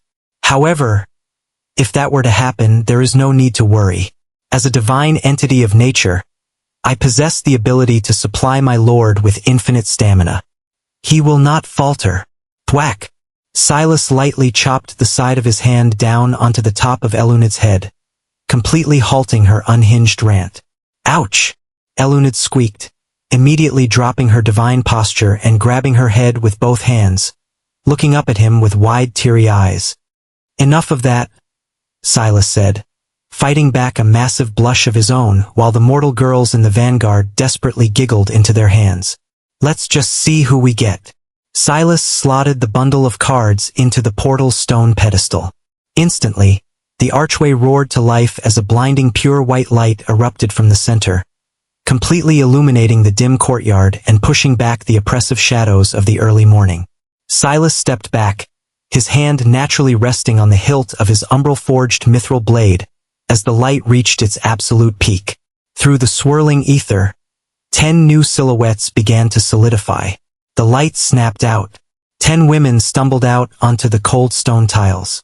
Just like the first batch, they were dressed in basic linen tunics and leather boots, shivering violently as the freezing air of the unknown zone hit their lungs. Panic immediately seized them as they looked past the palisade walls, their eyes widening at the necrotic trees and the terrifying, bruised purple sky. Before the panic could fully set in, Eluned simply sighed and let her aura of Genesis bleed out. The smell of fresh pine washed over the new recruits. Their racing hearts settled and their fear melted away into absolute awe as they looked upon the silver-haired goddess and the striking dark-haired lord she was clinging to. Silas quickly pulled up his lord interface, his eyes darting across the floating tabs above their heads to assess his new forces. Name: Hilda. Class: Heavy Shield Maiden. Rank: C rank. Name: Morwan. Class: Swift Archer. Rank: D rank. He scanned the rest. Astrid, Sigrid, and Ides were D-rank infantry. Yold and Maeve were C-rank apprentice mages. It was a solid, highly balanced pull. But as his eyes landed on the final tab hovering above a deeply shy quiet girl standing at the back of the group, and his heart completely skipped a beat. She had long, dark hair and was clutching her arms nervously, but the magical signature radiating from her was completely different from the others. Name: Rowena. Class: Rune Weaver. Rank: B rank. Level: 1 a B rank. Silas thought with genuine excitement flaring in his chest. A Rune Weaver. That's an incredibly rare class. They don't just cast spells. They literally weave mana into physical patterns. They can craft intricate runes on the fly, either burning offensive runes to shred armor or complex defensive runes to create impenetrable barriers. To pull a B rank out of standard summoning cards is a miracle. Welcome to the Umbral Basin, Silas called out with his voice instantly capturing the attention of the 10 new recruits. I am Silas Graves, your lord. The environment is harsh, and the monsters outside those walls are deadly, but you are not alone. You stand with the vanguard. The new girls quickly fell to one knee, offering their absolute loyalty as they rattled off their names and classes, just as the first group had done. Stand up, Silas commanded, looking over his newly expanded army. 20 loyal, capable warriors, and an SSS-Rank goddess. Head into the armored barracks. We have a battle to win, and you need gear and food. The 20 women filed into the massive stone barracks. Silas directed the new recruits to the quartermaster's corner, opening the standard weapon chest. He handed Hilda and the infantry thick wooden shields and iron broadswords, and he gave the new archers their bows. When Rowena stepped up, Silas handed her a beautifully balanced staff, placing it in the woman's hands. Here you go. Rowena's eyes widened in awe, her cheeks flushing as she took the weapon from his hands. Why yes, Lord Graves. Thank you. With everyone armed, Silas materialized the crates of military food rations into the center of the room. He leaned back against the solid stone wall, crossing his arms over his chest as the women sat down on the long rows of cots. Let me assist you, my lord, Eluned murmured happily. The goddess raised her hand. Instead of making the girls line up, glowing semi-translucent green roots sprouted effortlessly from the wooden floorboards. The roots moved with gentle, precise care, picking up the heavy blocks of dried meat and canteens of purified water from the crates and carrying them directly to each of the 20 girls. The vanguard watched in sheer amazement as the divine magic catered to them like personal servants. Eluned, however, saved a single piece of the high-calorie dried meat for herself. She walked over to where Silas was leaning against the wall and stood incredibly close to him. With a deeply affectionate smile, she held the piece of food up to his lips. Would you like me to feed you, my lord? Silas could have taken it from her hand, but seeing the genuine devotion in her eyes, he simply smiled and leaned forward, taking a bite directly from her fingers. Eluned's breath hitched with her cheeks burning slightly at the intimate contact. Not wanting to leave her out, Silas reached out, broke off a small piece of the ration, and gently held it to her lips. F for me? The goddess practically melted, closing her eyes as she accepted the food from her lord, chewing happily. Across the room, the girls watched the exchange with massive smiles. Lord Graves, Tamsin called out boldly, stepping off her cot with a piece of her own ration. If you're accepting offerings, I have a piece of perfectly salted beef right here. Me too, Fenna chimed in, rushing over with her canteen. You need to hydrate, my lord. Within seconds, Silas was surrounded by his boldest troops, all playfully offering to feed him or give him water. Instead of asserting harsh military discipline, Silas just threw his head back and laughed, thoroughly enjoying the wholesome camaraderie. He accepted a sip of water from Fenna and a piece of meat from Tamsin, cementing their die-hard affection for him, but the joyful atmosphere was violently shattered by a sound that shook the very dust from the ceiling. Boom! It sounded like a massive boulder slamming into the golden dome of the novice barrier. The terrified roars of the umbral beasts outside reached a deafening crescendo. Silas's smile vanished. Breakfast is over, Silas barked, his voice cracking like a whip.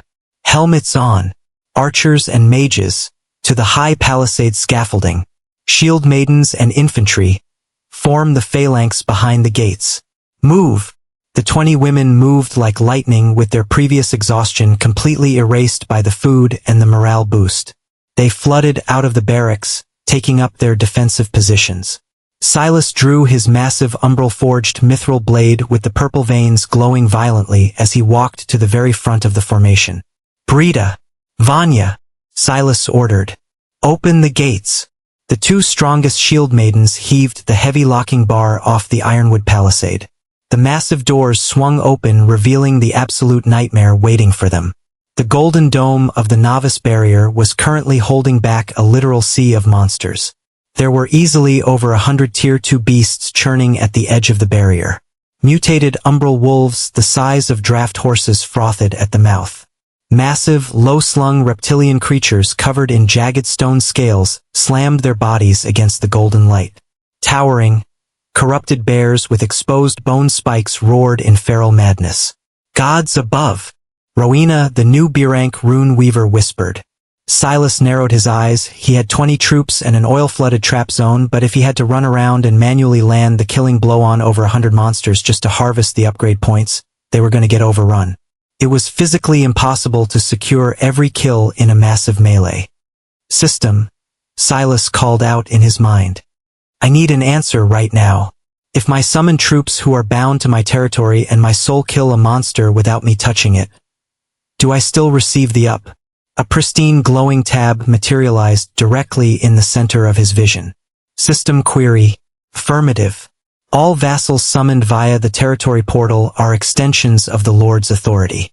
Any kills secured by your troops will deposit upgrade points directly into your balance. A massive grin spread across Silas's face. He didn't have to hold them back anymore since his army was his weapon. Vanguard, listen to me, Silas roared, raising his black sword high into the air. You do not hold back. You do not maim.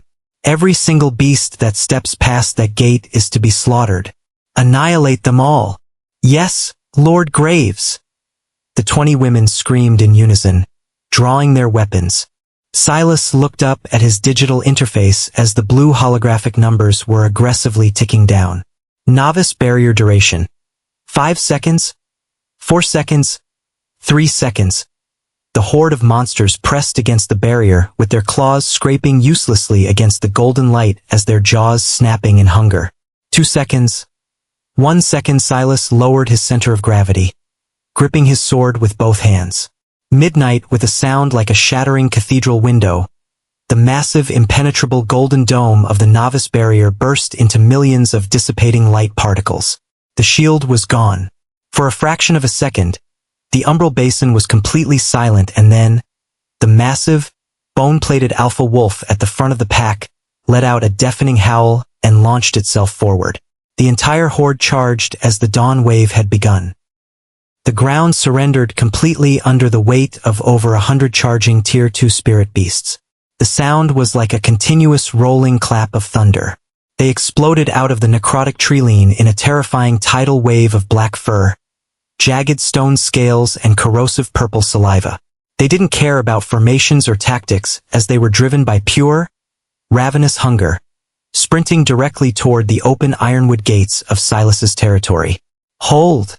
Silas muttered, with his blue eyes tracking the distance with chilling precision. 40 yards, 30 yards, 20 yards.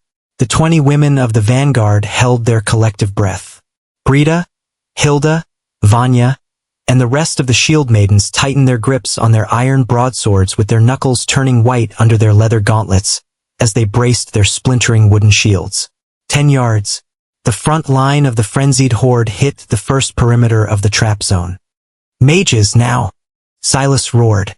Up on the heavy wooden scaffolding built into the palisade walls, Sybil, Una, Yold, and Maeve thrust their iron-shod staves forward, channeling every drop of raw mana in their level 1 bodies, for bright, highly concentrated sparks of elemental fire shot from the tips of their foci, streaking through the dim morning air like miniature comets. The sparks hit the pitch-flooded trenches perfectly. Fwum! The ignition was instantaneous and catastrophic. A massive, towering wall of roaring orange flames violently erupted from the earth, shooting 20 feet into the bruised purple sky. The intense blistering heat washed over the vanguard, forcing Silas to squint against the sudden updraft of scorching wind. The trap didn't just slow the horde down. It absolutely broke their momentum. The leading line of massive umbral wolves and stone-scaled reptiles couldn't stop their charge in time. They crashed headfirst into the roaring firewall, tumbling violently into the deep trenches. The sharpened, oil-slicked wooden ironwood spikes impaled them, driving deep into their soft underbellies, while the military-grade pitch clung to their fur and scales like napalm. The monsters shrieked in absolute blood-curdling agony as they were cooked alive inside their own natural armor. "Archers, loose!" Tamsin screamed from the front line. Thwip! Thwip! Thwip! Thwip! A massive volley of iron-tipped arrows rained down from Fenna, Alice, Morwen, and the other archers stationed high on the walls. The projectiles plunged directly into the flames, striking the burning, trapped beasts. Instantly, a cascade of blue holographic tabs began popping up over the girls' heads, visible only to Silas's Lord interface. Vassal Alice has leveled up. Level 2. Vassal Sybil has leveled up. Level 2. Vassal Una has leveled up. Level 2. Keep firing, Silas ordered, but his eyes narrowed. The horde was simply too massive. Driven by feral madness, the monsters in the back didn't stop. They kept charging, using the burning, screaming bodies of their own packmates as literal bridges to cross the flaming trenches. A massive, bone-plated wolf cleared the flames with its fur heavily singed and smoking as it landed heavily right in front of the vanguard's phalanx. It let out a deafening roar, raising its massive claws. "Hold the line!" Brita roared. Kra bang. The impact was sickening. The wolf slammed into the interlocking wall of wooden shields held by Brita, Hilda, and Vanya, and the sheer physical force pushed the three shield maidens back 2 full feet with their boots carving deep trenches into the stone courtyard. Before the beast could snap its jaws, a blur of dark motion intercepted it. Rowena, the new B-rank rune weaver, stepped out from behind the shield maidens. Her eyes were glowing with a bright, ethereal blue light as she gripped her staff and swept the tip through the empty air. A trail of glowing blue mana lingered behind the wood, instantly forming a complex sigil. "Ignis," Rowena whispered softly. The rune detonated as a highly pressurized shockwave of searing arcane heat blasted the wolf point blank in the chest, shattering its calcified bone plating and sending it tumbling backward into the dirt. "Her casting speed is insane," Silas analyzed, thoroughly impressed by the B-rank class. Silas didn't waste the opening as he tapped into his mythic gold core. A brilliant blinding aura of golden mana ignited around his body, violently pushing back the heat of the pitch fire. He gripped the heavy leather hilt of his Tier 2 umbral-forged mithril blade and exploded forward, moving faster than the human eye could track. He appeared directly above the stunned wolf. The umbral steel of his black blade actively absorbed the ambient dark mana of the unknown zone, turning the edge into a literal void that hungered for destruction. "Die!" Silas commanded. With a brutal, sweeping downward slash, Silas brought the golden-infused blade down.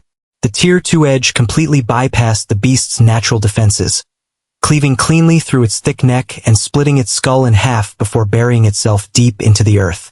Ding! Vassal/Lord kill registered. +2 up acquired. +50 EXP acquired. You have leveled up to level 3. Push forward. Do not let them breach the gates. Silas roared, ripping his blade from the dirt and spinning to meet the next wave of monsters pouring over the fire. The battlefield descended into absolute brutal chaos. The trap had successfully neutralized the initial surge, but the sheer numbers meant the fight was devolving into a grueling, bloody melee of attrition. Silas moved like a golden reaper through the thick black smoke and falling ash. The vanguard operated with terrifying efficiency. Every time the shield maidens pinned a beast, or the archers hobbled a monster with a well-placed volley, Silas or the infantry girls were there to secure the kill. The notifications in Silas's peripheral vision were going absolutely crazy. +2 up acquired. +2 up acquired. +2 up acquired. Vassal Brita has leveled up. Level 3. Vassal Tamsin has leveled up. Level 3. Vassal Rowena has leveled up. Level 2. But the physical toll of fighting over 100 heavily armored Tier 2 spirit beasts was beginning to show. Crack! My shield! Hilda yelled, gritting her teeth as a massive stone-scaled reptile slammed its heavy tail against her wooden kite shield. The thick ironwood completely splintered down the middle with the metal bands popping off under the force of attacks. To her left, Vanya's iron broadsword bounced off the skull of a corrupted bear, a massive chip flying off the cheap metal edge. The standard gear is reaching its limit, Silas thought, deflecting a massive claw strike from a wolf and kicking it backward into the dirt. He quickly glanced at his internal interface. Current balance, 146 up. He had been rapidly accumulating upgrade points from the absolute slaughter. It was time to use them. Brita! Hilda! Hold your ground! Silas roared, disengaging from his current target and sprinting toward the crumbling front line. He slid to a halt directly behind the shield maidens just as another wave of wolves crashed against them. Silas reached out, slamming his open palms directly onto the backs of Brita and Hilda's splintering wooden shields. System. Upgrade. Silas commanded mentally. Upgrade system. Would you like to upgrade Tier 1 wooden kite shields to Tier 2 steel aegis? Cost. 20 up. Accept. A blinding pillar of golden light erupted right in the middle of the blood-soaked battlefield. The magical pressure of the absolute upgrade system descending upon the physical realm caused the air to crackle and pop. The umbral wolves pressing against the shields yelped, violently pushed back by the shockwave of displaced wind. Before the girls' very eyes, the splintered, rotting wood of their shields melted away like wax. In less than a second, the material was fundamentally restructured, rapidly replaced by a hyperdense gleaming silver-black alloy. The new shields were thicker, perfectly contoured, and completely impervious to basic physical strikes. Gods above! Brita gasped, feeling the immense, perfectly balanced weight of the Tier 2 steel in her hand. Don't just stare at it. Bash them! Silas barked, moving down the line. He touched Vanya's chipped broadsword, triggering another burst of golden light. Upgrade system. Tier 1 iron broadsword upgraded to Tier 2 blood iron cleaver. Cost. 10 up. He pointed at the scaffolding above. System. Range upgrade. Upgrade system. Tier 1 iron bows upgraded to Tier 2 magical recurve bows. Cost. 30 up on the walls. Fenna, Alice, and Morwen gasped as their cheap wooden bows suddenly violently restructured into sleek, glowing weapons composed of dark enchanted timber and mithril strings. When they pulled the strings back, arrows of pure condensed mana automatically formed. Holy shit! Fenna screamed in pure delight. Eat this, you ugly bastards! She loosed the mana arrow. It tore through the air with a high-pitched shriek, slamming into a stone-scaled reptile and completely detonating upon impact, blowing a massive hole straight through its torso. The morale boost was astronomical. For Lord Graves! The vanguard roared, completely intoxicated by the sudden surge of power. With their upgraded Tier 2 gear, the vanguard was no longer just holding the line. They were actively pushing the horde back. The shield maidens used their steel to literally shatter the jaws of the wolves that charged them, while the infantry stepped in with blood iron cleavers that sheared through bone plating like hot knives through butter. But even with upgraded gear, they were still mortal women fighting a literal army. Gah! Tamsin grunted, stumbling backward as a wolf's corrosive saliva splashed across her iron pauldron with the acid hissing as it ate into the metal and burned her skin. Across the line, the girls were panting heavily. The adrenaline was masking their fatigue, but their stamina bars were dropping precariously low. A few had minor cuts, bruised ribs from the impacts, and their breathing was growing ragged.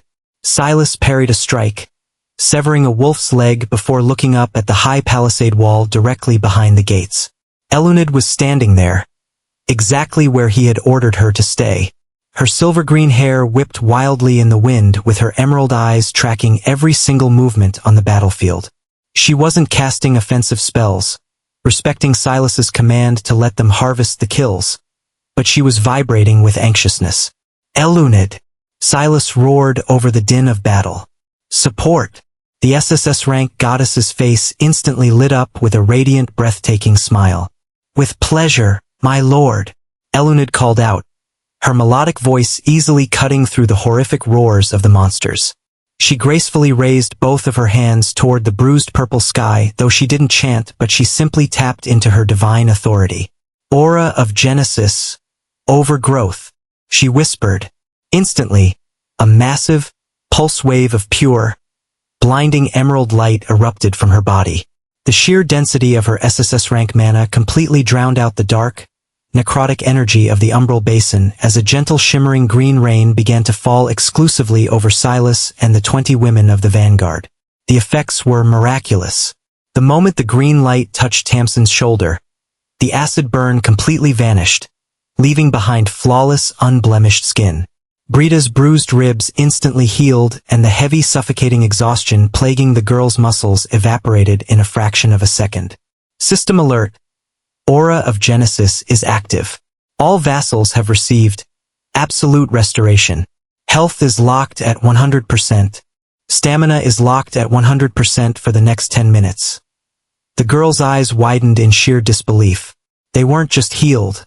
They felt like they could rip a mountain in half with their bare hands. They possessed infinite stamina.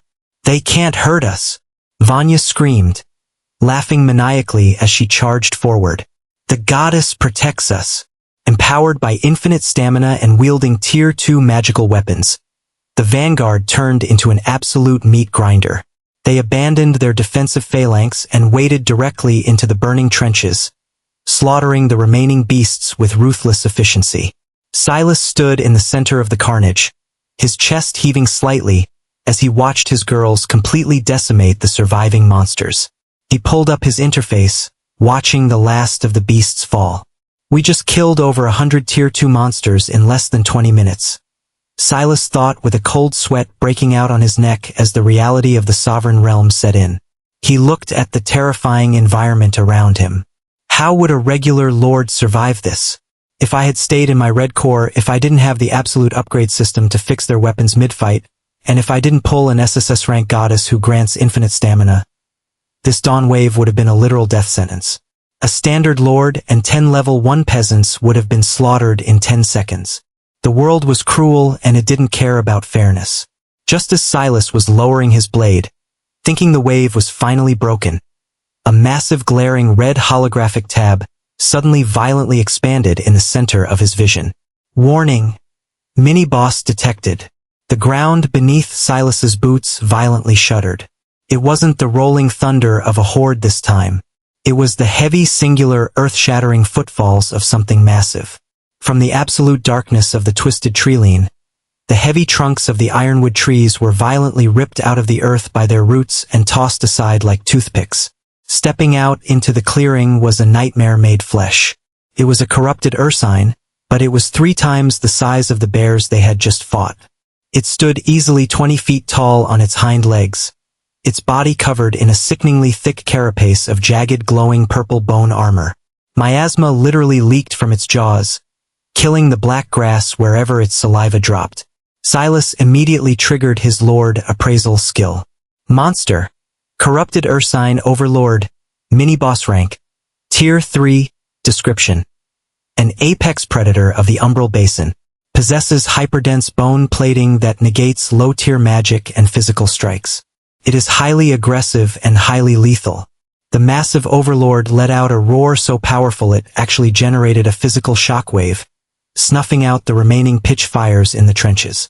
"Focus fire on the big one," Tamsin yelled, pulling her bowstring back. Fenna, Alice, and Morwen unleashed a barrage of mana arrows from their upgraded bows. The glowing projectiles slammed directly into the boss's chest and shattered harmlessly against its thick bone plating, barely leaving a scorch mark. "It's too thick," Fenna shouted in panic. Rowena stepped forward, her hands glowing with frantic blue light as she rapidly carved a offensive rune into the air. Sunder! A massive blade of pure arcane energy shot forward, striking the beast directly on the knee.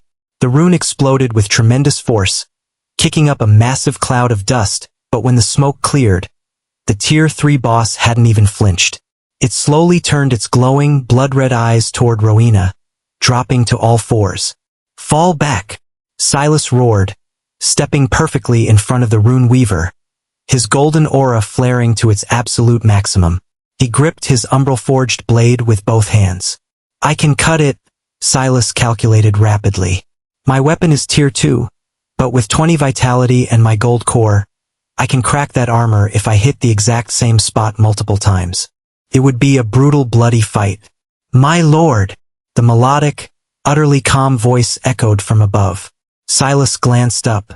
Eluned was still standing gracefully on the edge of the high palisade wall. Her arms were resting politely in front of her as she looked completely bored by the towering, terrifying tier 3 boss currently preparing to charge them. "May I?" Eluned asked politely, tilting her head with a soft smile. "It is rather loud, and I believe you have gathered enough resources for the morning." Silas looked at the goddess, then looked at the 20 exhausted girls standing behind him. He didn't need to be a hero right now. He needed to be a smart lord. "Eradicate it, Eluned," Silas commanded. Eluned's smile widened into something truly terrifyingly divine. "As you wish." She simply raised her right hand, pointing her slender index finger directly at the charging tier 3 mini-boss. The ambient mana in the entire umbral basin violently warped, rushing toward her fingertip in a suffocating vacuum. The sky physically darkened as a microscopic bead of pure, hyper-compressed SSS-Rank nature mana materialized at the tip of her finger. "Nature's execution," she whispered. Boom! The sound completely shattered the sound barrier. A blinding, hyper-condensed beam of pure emerald light shot from her finger. It moved so fast it practically deleted the space between the wall and the boss. The beam struck the corrupted Ursine overlord directly in the chest. There was no struggle. There was no resistance. The tier 3 bone plating, the massive muscles, and the corrupted flesh simply ceased to exist. The sheer overwhelming destructive power of the SSS-Rank magic instantly vaporized the entire upper half of the massive beast, turning it into fine dissipating ash before it could even register the pain. The beam continued straight through the boss, carving a massive smoking trench through the necrotic forest behind it for nearly 2 miles, completely leveling everything in its path. The lower half of the boss's legs stood frozen for a single second, before slowly toppling over into the dirt with a heavy, pathetic thud. The battlefield fell completely, utterly silent. The remaining monsters lurking in the shadows of the forest took one look at the sheer devastation and immediately turned and fled deeper into the unknown zone, completely breaking the dawn wave. Silas stood frozen, his eyes wide as he stared at the 2-mile-long trench carved into the earth. Holy shit! Up on the wall, Eluned lowered her hand, brushing a stray lock of silver-green hair behind her ear. She looked down at Silas, her terrifying divine aura completely vanishing, as she offered him a bright, incredibly cute smile and waved happily at him. "I did it, my lord," Eluned called out cheerfully. "Did I do well? Am I useful?" Silas couldn't help it. He raised his umbral-forged mithril blade high into the air with the black metal catching the light of the morning sun finally breaking through the purple clouds. "You did perfectly," Silas shouted back to her, before turning to his awestruck troops. "Vanguard! The dawn wave is broken. The territory is secure." The 20 women stared at the decimated boss, stared at the goddess, and then stared at their lord. And then they erupted. "For Lord Graves!" they screamed, a massive, deafening cheer of pure victory that echoed across the entire umbral basin. They clashed their steel shields together and hoisted their bows into the air with their loyalty maxed out beyond measure. As the cheers washed over him, a massive, pristine golden tab suddenly materialized in front of Silas's face. It wasn't a standard notification. It was a global broadcast from the Sovereign Realm. Sovereign Realm battle assessment complete. Calculating wave survival. Exceptional. Calculating threat level defeated. Over 100 tier 2 monsters plus 1 tier 3 boss. Location modifier. Unknown zone. Extreme difficulty. Applied. Congratulations, Lord Silas Graves. You have surpassed all standard metrics. You have now become the #1 territory on the sovereign newbie leaderboards. The battlefield was completely silent, save for the crackle of dying pitchfires in the trenches and the adrenaline-fueled breathing of the vanguard. Silas stood frozen in the center of the blood-soaked courtyard with his umbral-forged mithril blade hanging loosely from his grip. He wasn't looking at the 2-mile-long trench Elunid had just carved through the necrotic forest. He wasn't looking at the mountain of steaming, mangled Tier 2 monster corpses piled high outside his ironwood palisade. His blue eyes were locked squarely on the massive pristine golden tab hovering directly in the center of his vision. Sovereign Realm Battle Assessment complete. Calculating wave survival. Exceptional. Calculating threat level defeated. Over 100 Tier 2 monsters plus 1 Tier 3 boss. Location modifier. Unknown zone. Extreme difficulty. Applied. Congratulations, Lord Silas Graves. You have surpassed all standard metrics. You have now become the #1 territory on the sovereign newbie leaderboards. A cold shiver ran entirely down Silas's spine.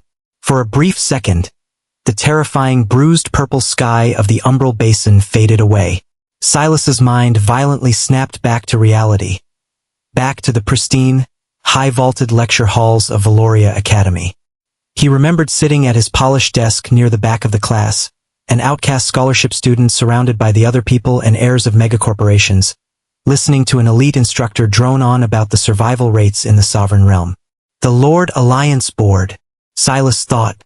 It isn't just a local ranking system, it's the absolute metric of power for the entire human domain. He remembered the instructor pulling up a massive holographic projection of the leaderboards for the class. They were strictly divided into 2 categories. Classic, which held the monstrous centuries-old empires built by the ancient lords, and Newbie, which tracked the progress of the newly awakened lords during their crucial first 30 days. The scoring system was brutally simple. 1 point for every standard monster killed within your territory's borders. Boss monsters offered massive point injections, and surviving in high-risk environments like an unknown zone provided astronomical multipliers.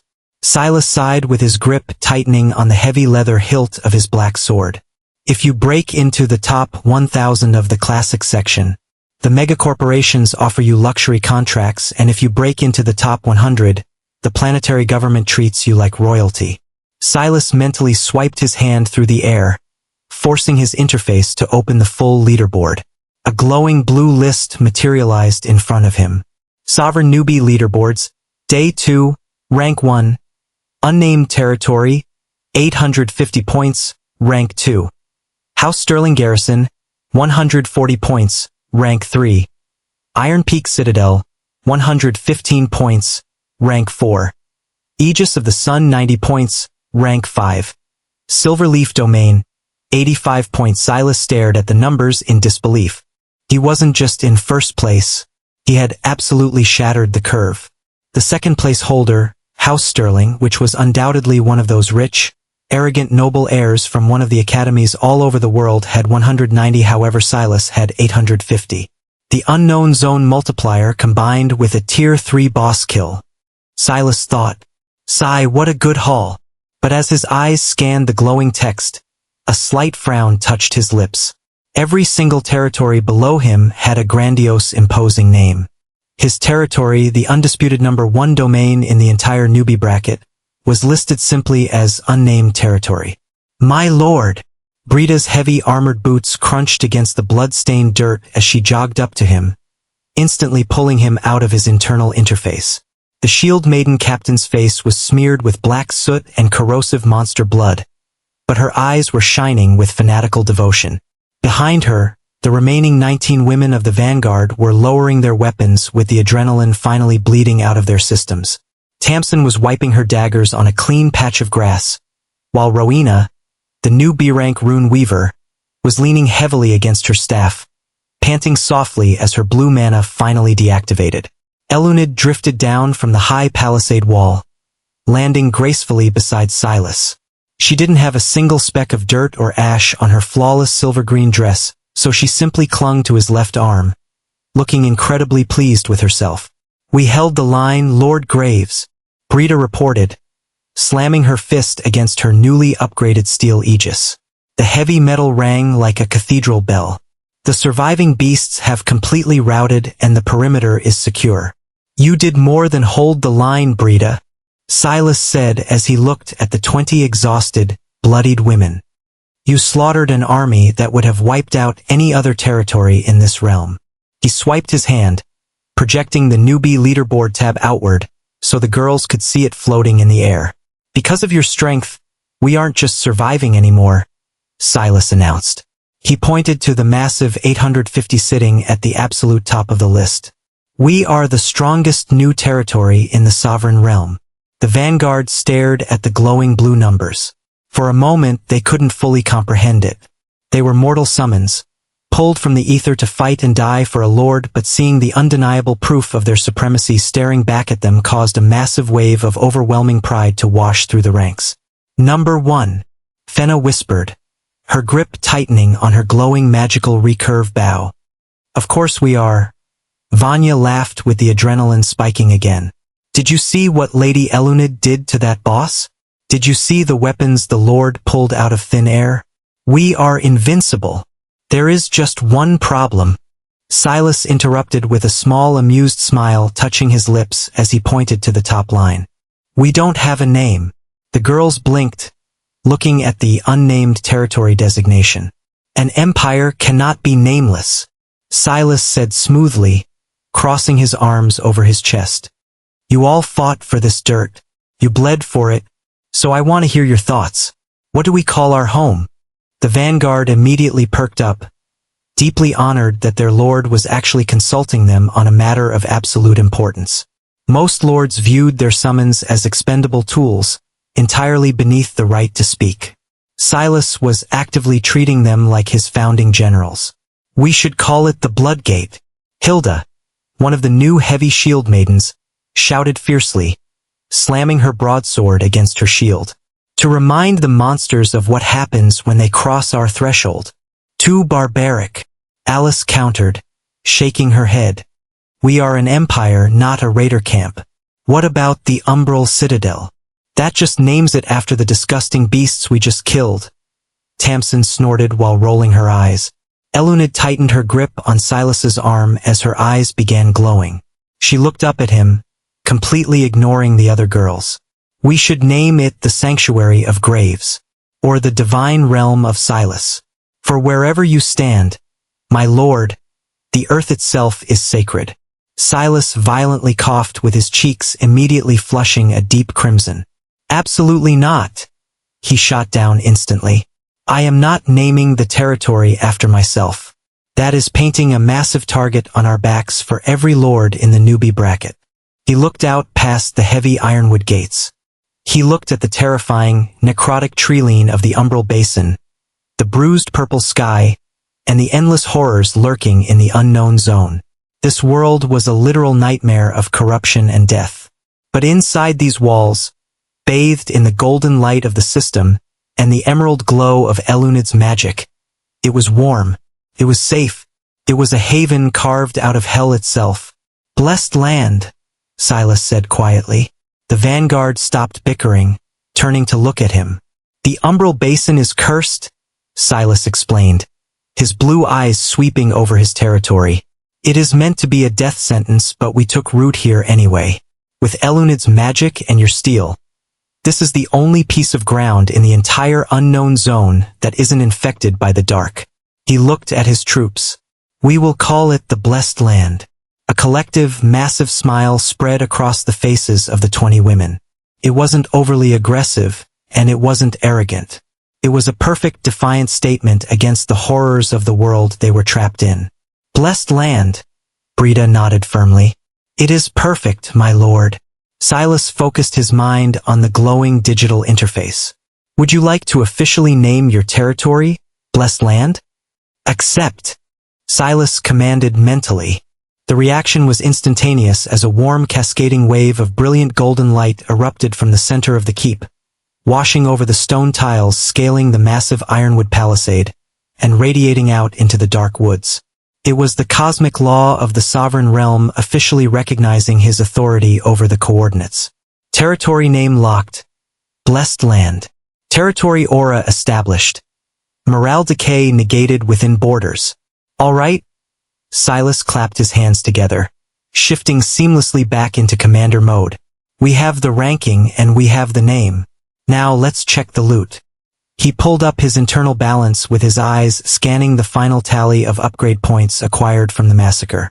Current balance, 156 up. Exactly 156, Silas thought, highly satisfied with the math. Upgrading the Vanguard's gear mid-fight cost me a lot of up. But the volume of the wave and the massive 20-up injection from the Tier 3 mini-boss more than made up for it. My lord, Tamsin spoke up with her voice slicing through his internal calculations.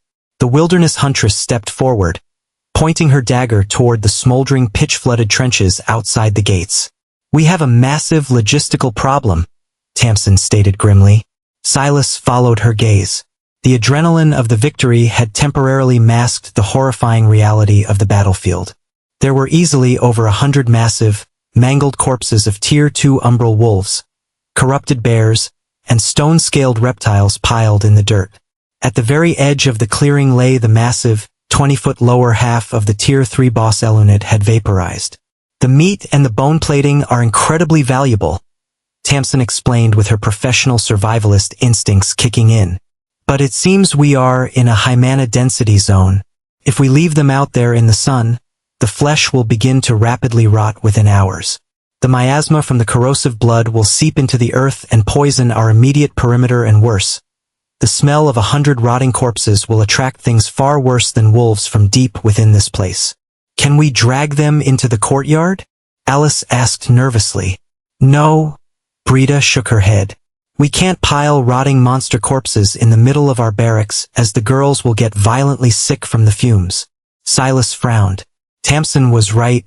They had fought a literal war to secure these resources, but they had absolutely nowhere to put them. I need a massive climate-controlled storage facility, Silas realized. And I need it right now. Silas swiped his hand, materializing the heavy leather-bound, Beginner Lord's Manual from his inventory. He let the heavy book fall open in his hands, rapidly flipping through the thick paper pages until he hit the basic infrastructure blueprints provided to all new lords by the Valoria city government. His eyes scanned the glowing blue text etched into the pages. Construct blueprint, Tier 1 storage house.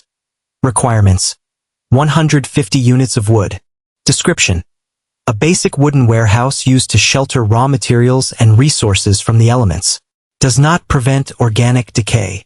Silas flipped the page again, looking ahead to his next most pressing issue.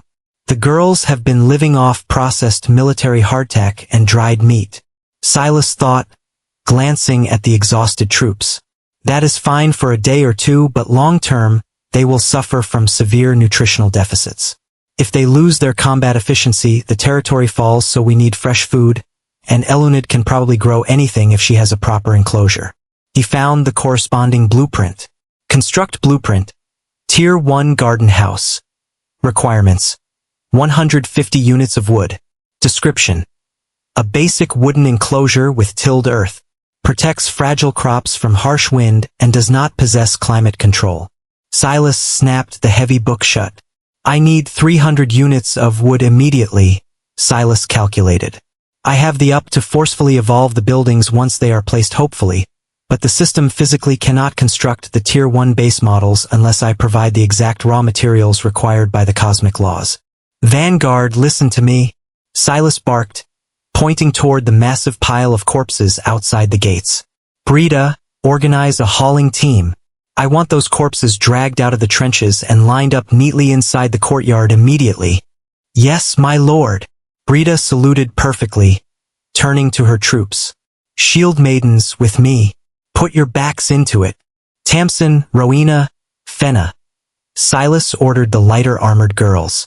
Set up a perimeter at the edge of the tree line and keep your eyes peeled for scavengers. As the girls immediately sprinted off to execute his orders, the physical exertion of dragging multi-ton monsters taking a massive toll on the shield maidens, Silas turned to Elunid. The goddess was standing patiently by his side, her hands clasped in front of her. Elunid, Silas said, I need your help. Anything you desire, my lord, Eluned replied instantly. Silas walked her out past the heavy ironwood gates, past the hauling teams dragging massive wolves through the dirt, and stopped right at the edge of the necrotic treeline. Towering, 50-foot ironwood trees loomed over them, their bark as hard as tempered steel. Silas opened the Beginner Lord's Manual and pointed to a small diagram on the page. I need 300 units of wood, Silas explained, tapping the diagram. A unit in the Sovereign Realm isn't just a log. It has to be perfectly cut into standardized, interlocking blocks, roughly 2 feet by 2 feet. Normally, a lord would have to summon 50 lumberjacks and spend 3 days hacking away at these trees with iron axes to get enough refined material. He looked up at the goddess. Can you do it? Eluned looked at the diagram in the book, then looked up at the massive, steel-hard ironwood trees, and then she let out a soft musical giggle that sounded like wind chimes. My lord, Eluned smiled, looking at him with genuine amusement.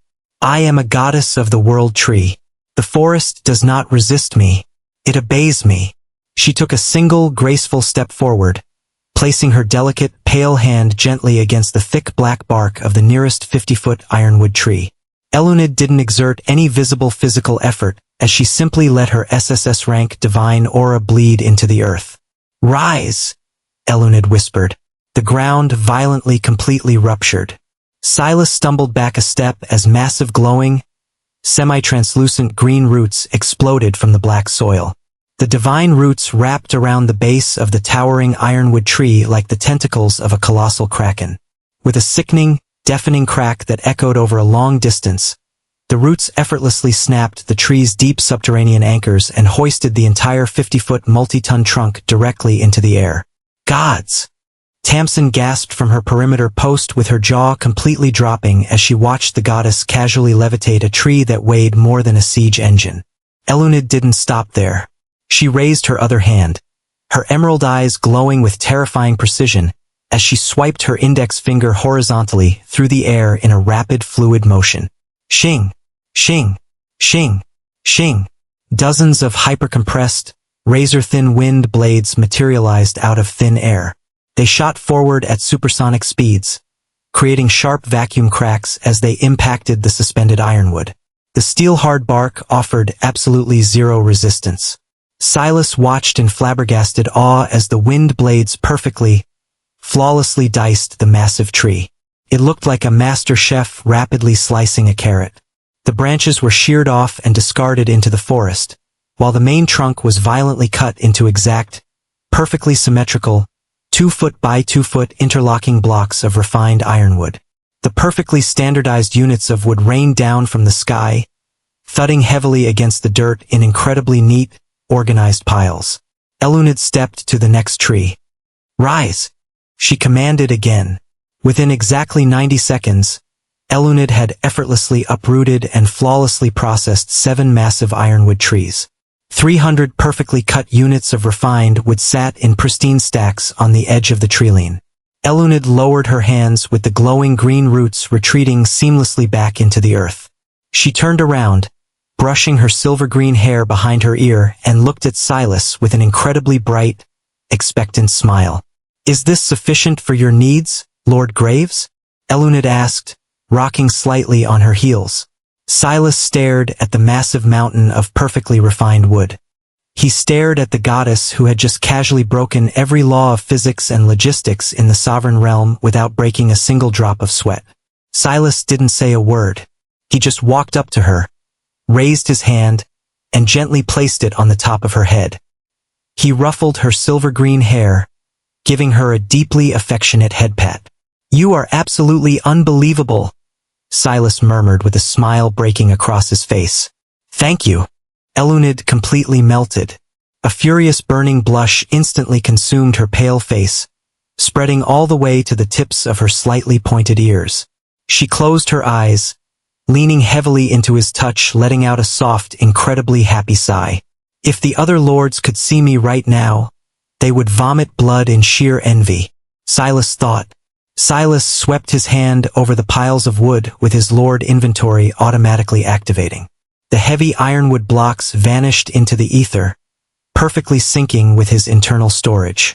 Inventory updated. Ironwood, 300/300 units. He had the materials. He had the it was time to build. The cold biting wind of the umbral basin whipped across the courtyard as Silas and Elunid walked back through the heavy ironwood gates of the blessed land. Inside the palisade walls, the vanguard had executed his orders flawlessly. The massive mangled corpses of over 100 Tier 2 spirit beasts along with the colossal 20-foot lower half of the corrupted Ursine overlord were laid out in neat, highly organized rows across the southern half of the stone tiles. The sheer volume of resources was staggering and the amount of blood soaking into the ground was equally alarming. "The perimeter is entirely secure, my lord," Brita called out, stepping away from the line of corpses. Her steel aegis was strapped firmly to her back. "The hauling is complete, but the miasma is already growing thick. If we don't process these beasts soon, the fumes will become toxic." "I am handling it right now," Silas assured her with his blue eyes sweeping over the mountain of loot. He walked directly into the center of the northern, empty half of his courtyard. The stone tiles here were clean, unblemished by the battle, and it was the perfect foundation for his infrastructure expansion. Silas pulled up his internal interface with his eyes briefly glancing at the glowing golden numbers in the corner of his vision. Current balance, 156 up, 156. Silas thought as he saw it again. "I have exactly enough to solve our logistics and our food supply in one sweeping motion, but I can't afford to make a single mistake. I need to squeeze every ounce of value out of these points." Putting those thoughts aside, Silas focused. Hovering right in the center of his vision, a brilliant blue holographic projection materialized. His Lord inventory had automatically synced with the build function, instantly reading the materials he had just acquired from the edge of the forest as a distinct resource tab appeared in the center of the projection. Ironwood, 300/300 units. Silas mentally partitioned exactly half of the refined timber for his first project. He targeted a large open 50 by 50 foot square of stone tiles on the eastern edge of the courtyard, and he focused his mind on the structure, and the interface provided a crisp, updated description. Tier 1 storage house. Description: contains 150 units of ironwood, sufficient to construct a Tier 1 storage house. A basic wooden warehouse used to shelter raw materials and resources from the elements and does not prevent organic decay. Silas didn't hesitate for a fraction of a second. "Construct," he commanded mentally.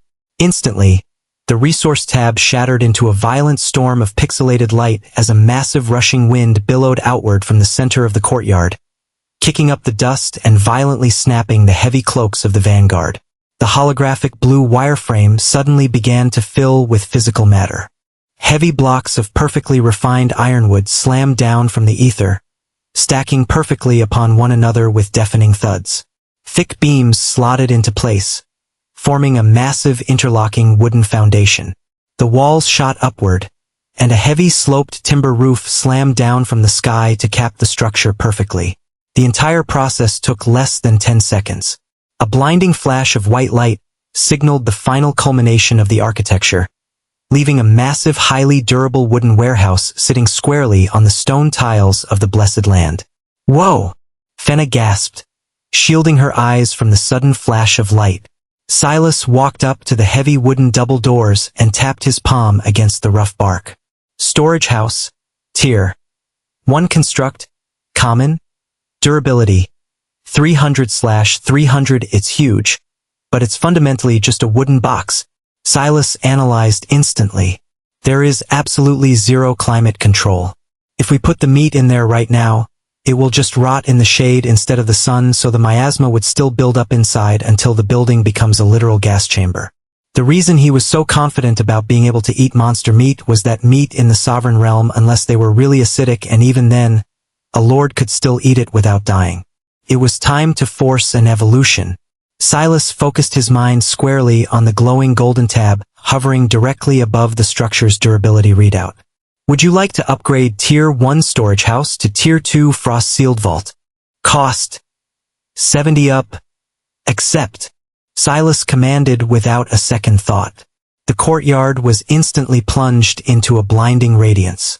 A towering pillar of incandescent golden light erupted directly from Silas's palm, completely engulfing the massive wooden warehouse.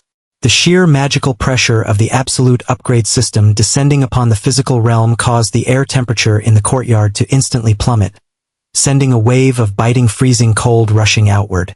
Inside the golden pillar, the structure was being fundamentally rewritten by the cosmic laws. The simple wooden walls darkened, becoming hyperdense and thoroughly insulated. The basic iron hinges melted and rapidly reformed into heavy dense mithril locking mechanisms capable of sealing an airtight vault. When the light finally shattered like glass and faded into the ether, a completely new breathtakingly advanced facility rested in the courtyard. It was a veritable fortress of preservation as deep, chilling blue mist actively rolled out from the bottom of the heavy reinforced steel doors. Silas gripped the mithril handle and heaved the massive doors open. Damn, I really love upgrading stuff. The Vanguard gasped collectively. The interior wasn't just an empty, dark room anymore. The system had provided a full suite of Tier 2 utility. The massive insulated walls were lined with intricate, glowing blue frost runes keeping the ambient temperature at a perfect, meat-preserving deep freeze. Down the center of the massive room sat pristine heavy steel butchery tables, large enchanted wooden bowls for bloodletting and racks of heavy, razor-sharp iron meat cleavers. By the gods! Tamsin whispered with her professional eyes wide as she stepped past Silas into the freezing mist of the vault. She ran a hand over the pristine steel of a butchery table. This is perfect. It's an absolute masterpiece. We can store the entire hoard in here and the meat won't decay for a long time. Then let's not waste any time. Silas smiled, thoroughly satisfied with the investment. Tamsin, you are officially in charge of the harvest. Take whoever you need, strip the bone plating, save the pelts, drain the corrosive blood into the enchanted bowls, and secure the meat. With extreme pleasure, my lord. Tamsin saluted enthusiastically with a wicked grin spreading across her face. She immediately turned to the vanguard. Brita, get the shield maidens. Start hauling the wolves in here. Fenna, grab a cleaver. We have a mountain to carve. The vanguard operated like a well-oiled machine. Within seconds, the girls were dragging the massive corpses into the freezing mist of the vault with the heavy thwack of meat cleavers and the sound of peeling leather quickly filling the air. Silas didn't stop to rest. He turned his attention back to the courtyard. He walked to the final empty quadrant of the blessed land, placing himself a respectful distance away from both the armored barracks and the new frost-sealed vault. Silas pulled up the interface again with his inventory automatically syncing his remaining lumber. Ironwood, 150/150. Construct blueprint. Tier 1 garden house. Description. Contains 150 units of ironwood, sufficient to construct a Tier 1 garden house. A basic wooden enclosure with tilled earth that protects fragile crops from harsh wind and does not possess climate control. Silas focused his intent. Construct. Once again, the resource tab shattered into pixelated light. The rushing wind kicked up, howling through the courtyard as the blue holographic wireframe anchored itself to the stone. Heavy beams of perfectly refined ironwood slammed down from the sky, interlocking with brutal efficiency. Within 10 seconds, a long, low-slung wooden enclosure with a slanted roof materialized. Silas stepped up to the basic wooden structure and placed his hand against the door. Would you like to upgrade Tier 1 garden house to Tier 2 verdant conservatory? Cost. 76 up. Silas mentally verified his math one last time. He had 86 up remaining. This upgrade would cost 76, leaving him with exactly 10 up, a razor-thin margin but an absolutely necessary expenditure. I'm glad these ones are cheap. Accept, Silas commanded. The final surge of golden light erupted from his hands, violently restructuring the basic wood. His internal interface chimed as his up balance aggressively ticked down. Current balance. 10 up. When the blinding light faded, the basic wooden shack was completely gone. In its place stood a breathtakingly beautiful, magically climate-controlled glass and wood conservatory. The enchanted glass panels spanning the roof and walls hummed with a warm golden light, specifically designed by the system to trap and amplify the ambient mana of the sovereign realm. Amazing, Eluned thought from beside him. Silas pushed the elegant heavy timber door open and stepped inside. The air within the conservatory was a stark contrast to the freezing, biting wind of the umbral basin. It was incredibly warm and rich, smelling heavily of fresh rain and deeply fertile soil. Long, perfectly pristine beds of black nutrient-dense earth stretched out before him, separated by neat stone walkways.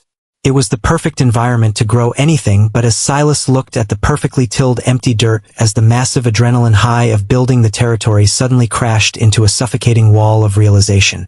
Silas stopped walking, his shoulders slumping slightly. "I'm an idiot," Silas thought, mentally kicking himself as he stared at the barren soil. "I am a colossal idiot." He had a Tier 2 magical greenhouse. The soil was so rich it practically hummed with potential, but he had absolutely nothing to plant in it. Silas had forgotten to buy seeds. Without seeds, this conservatory is just a highly expensive glowing empty room. Silas lamented, running a hand through his dark hair. The girls can't eat dirt, no matter how magically rich it is. They need actual nutrition to maintain their combat efficiency, and high-tier crops sell for a fortune on the market. "Do not worry, my lord," a soft melodic voice whispered right beside his ear. Silas turned his head, slightly startled. Eluned had followed him silently inside. The goddess of the world tree stepped delicately past him, walking out into the center of the massive, empty dirt beds. She looked back at him as her emerald eyes glowed with a comforting warmth. "You forget who I am," Eluned smiled gently. She didn't wait for his response. The goddess knelt gracefully onto the black earth, completely unconcerned about the damp soil staining the hem of her flawless silver-green dress. She pressed her delicate, pale hands completely flat against the empty, seedless dirt, and she closed her eyes and let out a deep, slow breath. Silas watched as her divine SSS-Rank aura flared to life. It wasn't the violent, hyper-pressurized wind magic that she had used to obliterate the ironwood trees. This was completely different. Aura of Genesis, spontaneous cultivation, it was an undisputed miracle.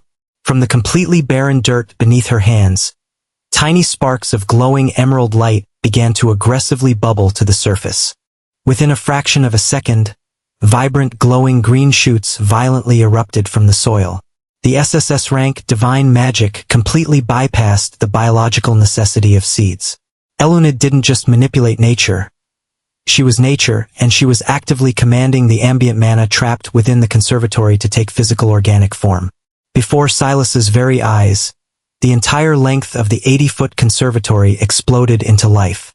The growth was exponential and instantaneous. Massive, glowing red fruits the size of melons rapidly expanded and hung heavily from thick sturdy vines that climbed the enchanted glass walls. Dense, highly nutritious leafy greens sprouted in perfectly organized rows along the soil beds, and shimmering golden wheat that radiated pure mana shot up to waist height in a matter of seconds, fully maturing instantly. The scent of blooming flowers, sweet fruit, and fresh rain completely filled the enclosure. The empty room had been transformed into a breathtaking literal Garden of Eden overflowing with high-tier magical crops. Eluned stood up, wiping a speck of rich black dirt from her knee. She looked proudly at the massive harvest with her chest heaving slightly from the exertion, before turning back to her lord. "The blessed land will never go hungry," Eluned stated softly with a deeply satisfied smile gracing her lips. "These are spirit fruits and ether wheat. They will restore stamina, enhance mana recovery, and nourish the vanguard far better than salted meat." Silas stared at the glowing fruits, and then his chest swelled with an overwhelming sense of victory that completely dwarfed his earlier realization of the leaderboard ranking. The territory was completely secure. The vanguard was heavily armed with steel and magical bows. They had a mountain of Tier 2 monster meat and bone plating safely preserved in a freezing vault, and now they had a literal paradise of magical crops growing indefinitely within their walls. They were entirely self-sustaining in the middle of a literal death zone. Silas stepped forward, crossing the stone walkway, and wrapped his arms firmly around Eluned, pulling her into a tight, warm embrace. He rested his chin gently on the top of her silver-green head. "Thank you, Eluned," Silas whispered into the quiet, glowing greenhouse. "Truly," Eluned gasped softly, her breath hitching in her throat. Her arms quickly wrapped tightly around his waist as she buried her furiously blushing face deep into his chest. She could hear his heart beating steadily against her ear. Surrounded by the miraculous life she had just created, the SSS-Rank goddess completely surrendered to the overwhelming protectiveness and genuine gratitude radiating from her lord. She held him tightly, absolutely certain that the blessed land was exactly where she belonged. The Tier 2 Verdant Conservatory felt completely detached from the horrific reality of the Umbral Basin. Inside the heavy, enchanted glass panels, the air was warm. Tamsin, Fenna, and a handful of the infantry girls moved carefully down the neatly tilled rows of black soil as their eyes went wide with reverence. They carried the large enchanted wooden bowls they had brought from the storage vault, gently filling them with the miraculous harvest Eluned had just summoned into existence. "I've never seen anything like this," Tamsin whispered with her hands trembling slightly as she carefully plucked a massive glowing red spirit fruit from its thick vine. The fruit felt heavy, radiating a soft warmth against her calloused palms. Even the nobility back in the inner realms reserve crops like this for their generals. "The mana density is absurd." "Forget the mana density." Fenna laughed with her stomach letting out a loud, highly undignified rumble. She was cradling an armful of thick, heavy stalks of golden ether wheat. "I'm just excited to finally eat something that doesn't taste like salted cardboard. That military hardtack was going to crack my teeth." Silas stood at the edge of the soil beds, leaning comfortably against the wooden frame of the door with a deeply satisfied smile on his face as he watched his vanguard work. The tension of the morning slaughter was finally bleeding out of his shoulders. "Here, my lord." Eluned stepped up beside him as her emerald eyes shone with pride. She held out one of the pristine, glowing red spirit fruits with her pale hands cupping it like a sacred offering. "You must taste the first harvest." Silas didn't hesitate. He took the heavy fruit, the skin perfectly smooth and warm, and took a massive bite. The reaction was instantaneous. It wasn't just sweet. It was like swallowing a drop of liquid lightning. A rush of pure, perfectly refined natural mana exploded down Silas's throat, completely bypassing his stomach and rushing directly into his spiritual pathways. Deep within his chest, his mythic gold core eagerly devoured the energy. It spun with a warm, immensely satisfying hum, forcefully expanding his meridians and purging the microscopic impurities left behind by his previous physical exertion. Silas let out a deep breath with a small puff of golden mist escaping his lips. The lingering, deep bone exhaustion from fighting 100 Tier 2 monsters instantly evaporated, replaced by an overwhelming surge of vitality. "That is incredible," Silas breathed out, looking at the half-eaten fruit in sheer amazement. He looked at the goddess. "It tastes really amazing, and I don't feel exhausted anymore." Eluned's smile widened into a beaming, radiant expression with a soft blush dusting her cheeks at his praise. "Bring it all out to the courtyard," Silas ordered, clapping his hands together with his voice echoing through the massive greenhouse. "Tamsin, grab the best cuts of the Ursine Overlord from the vault. We feast." The vanguard erupted into a deafening, unified cheer. Within 30 minutes, the stone courtyard of the Blessed Land was completely transformed from a blood-soaked battlefield into a massive, bustling campsite. The hauling team had dragged the remaining monster corpses to the far corners of the store, while Brita and Hilda constructed a massive roaring bonfire right in the center of the tiles using the leftover scrap ironwood from the building constructions.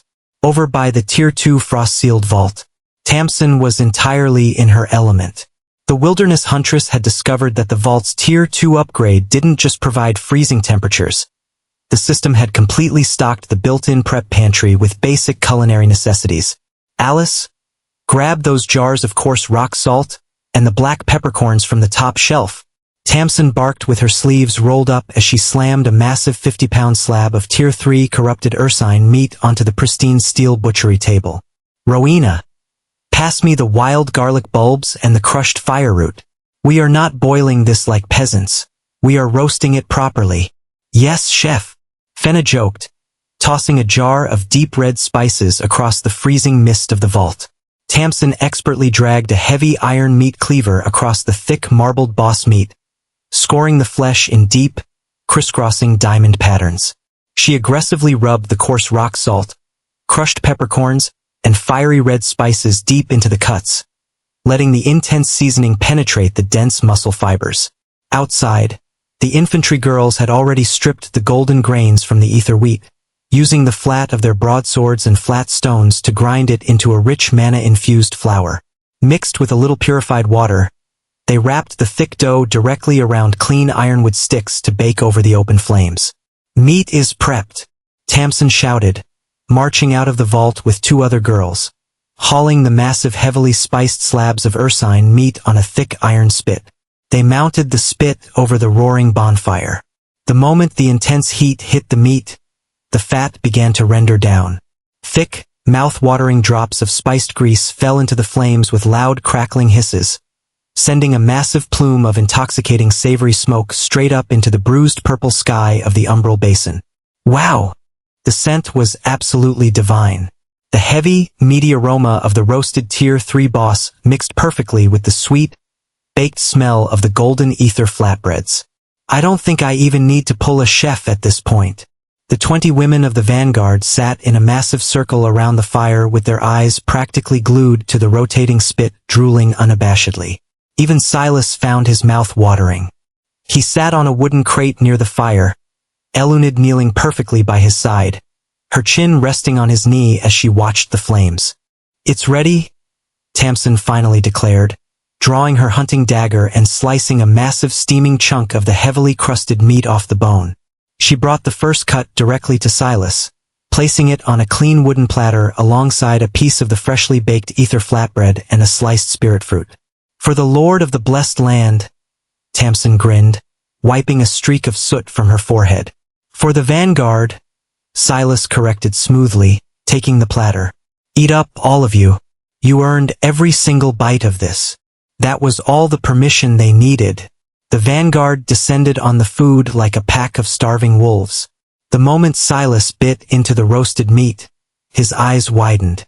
The fiery crunch of the peppercorn and fire root crust gave way to impossibly tender, incredibly rich meat. The Tier 3 ursine was an apex predator, and its flesh was packed with energy.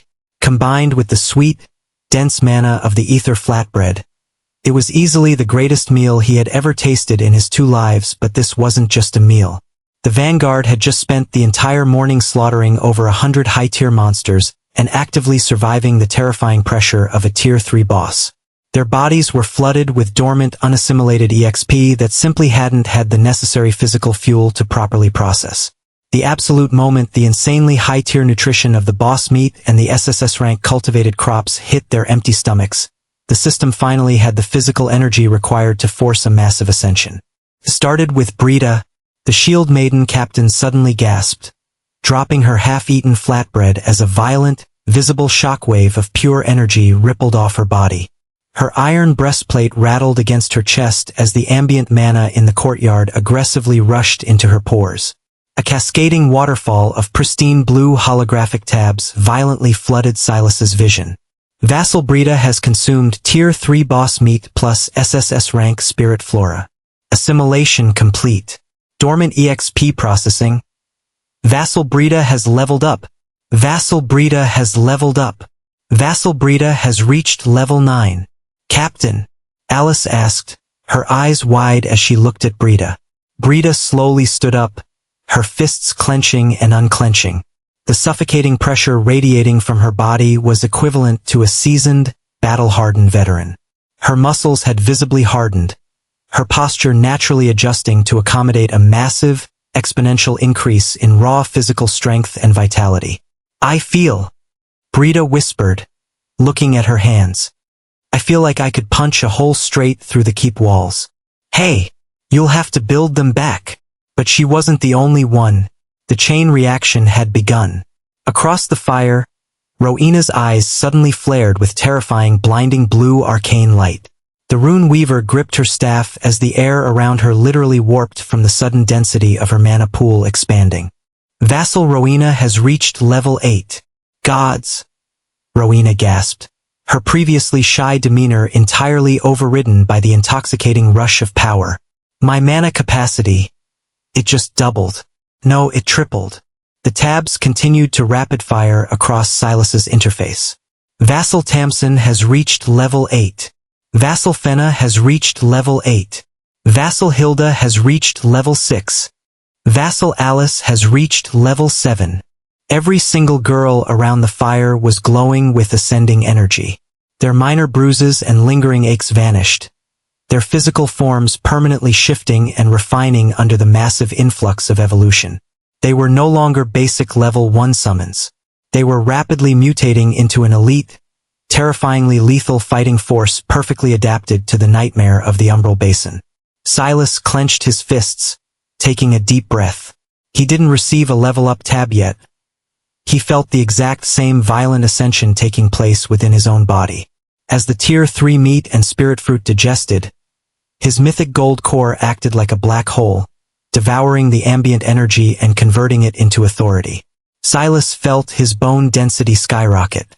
His muscles tightened into coiled springs of dense, explosive power.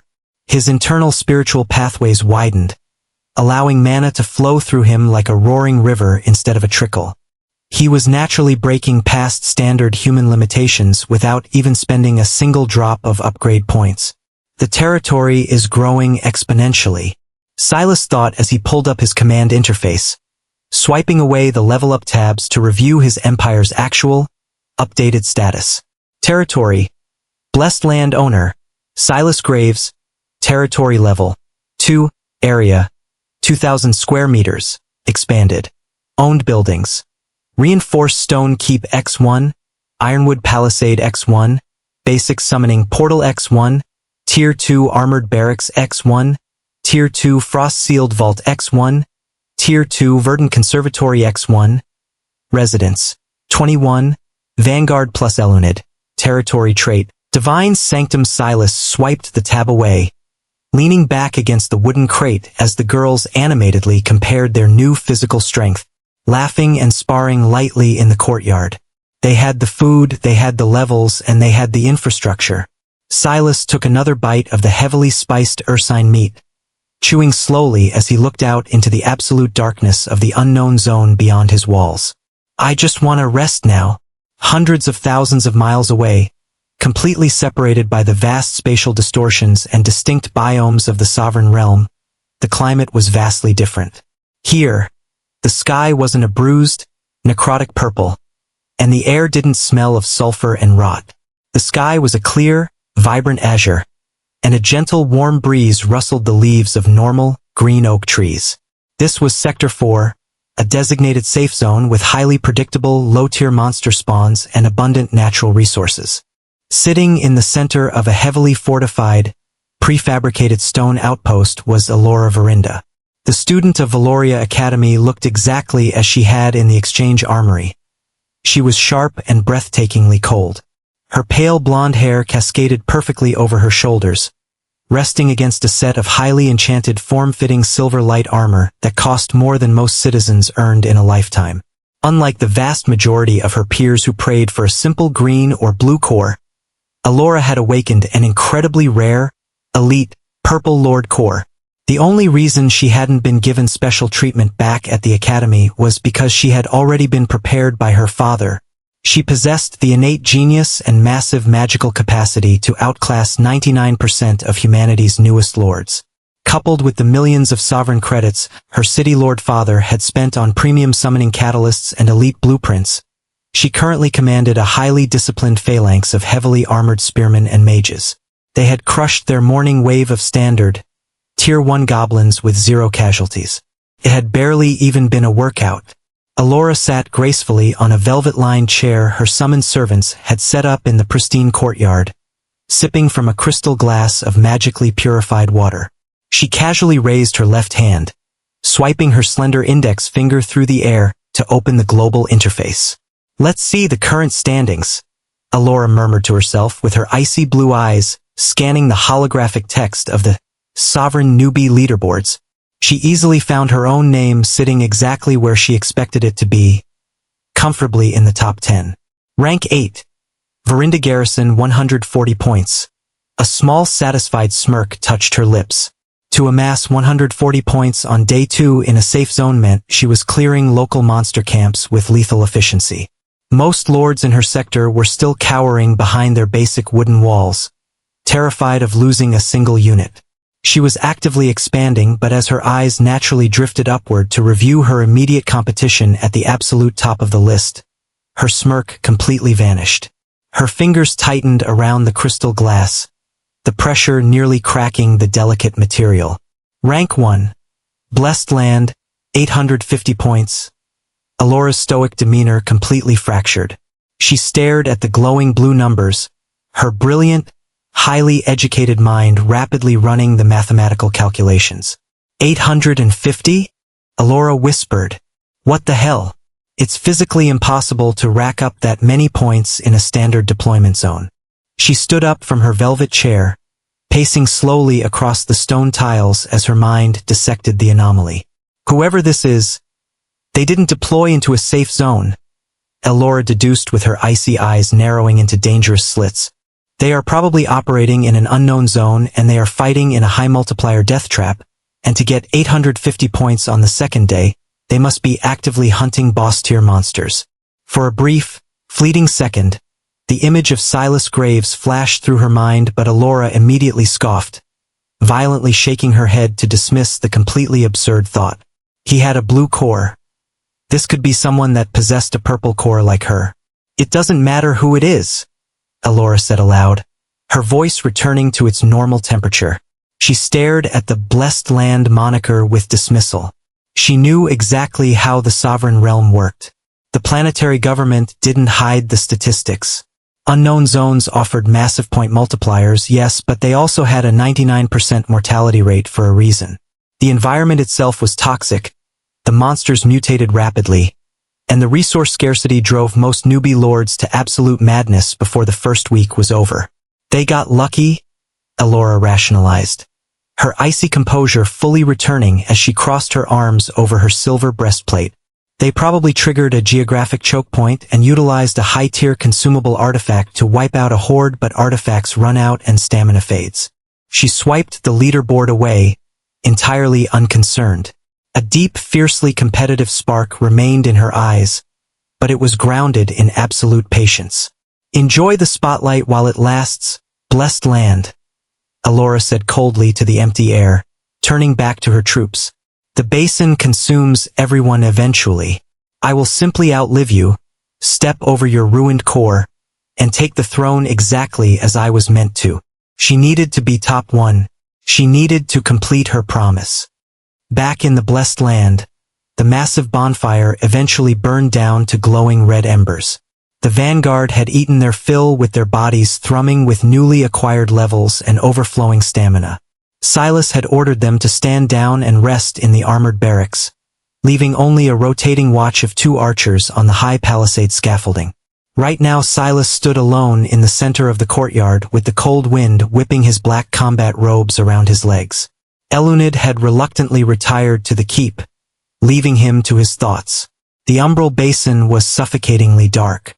Without the sun, the necrotic forest outside the walls felt alive, shifting and groaning under the weight of unseen horrors, but inside the ironwood palisade, the golden aura of his territory pushed the creeping shadows at bay, casting a warm protective light over the stone tiles.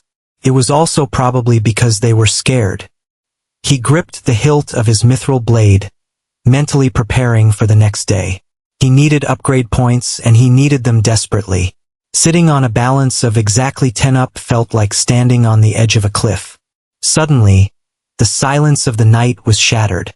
Chime! The loud, crystal-clear sound of a massive ethereal bell echoed directly inside Silas's mind, vibrating through his very soul. It was the universal signal of the sovereign realm. The exact stroke of midnight, a pristine bordered tab materialized directly in front of his face, illuminating the dark courtyard. Day 2 concluded. Leaderboards locked. Silas held his breath as the digital text aggressively typed itself out across his vision. Daily reward delivered. 10 standard troop summoning cards added to inventory. 10 more troops, Silas thought. That brings my army up to 30 so I can form proper rotating phalanxes now. But the system wasn't done as the text shifted, burning with a brilliant, blinding golden hue. Calculating leaderboard placements. Rank 1 confirmed. Blessed land. Unknown zone modifier. Extreme difficulty, multipliers applied. Daily leaderboard lock. Rank 1 reward issued. Distributing novice leaderboard rewards.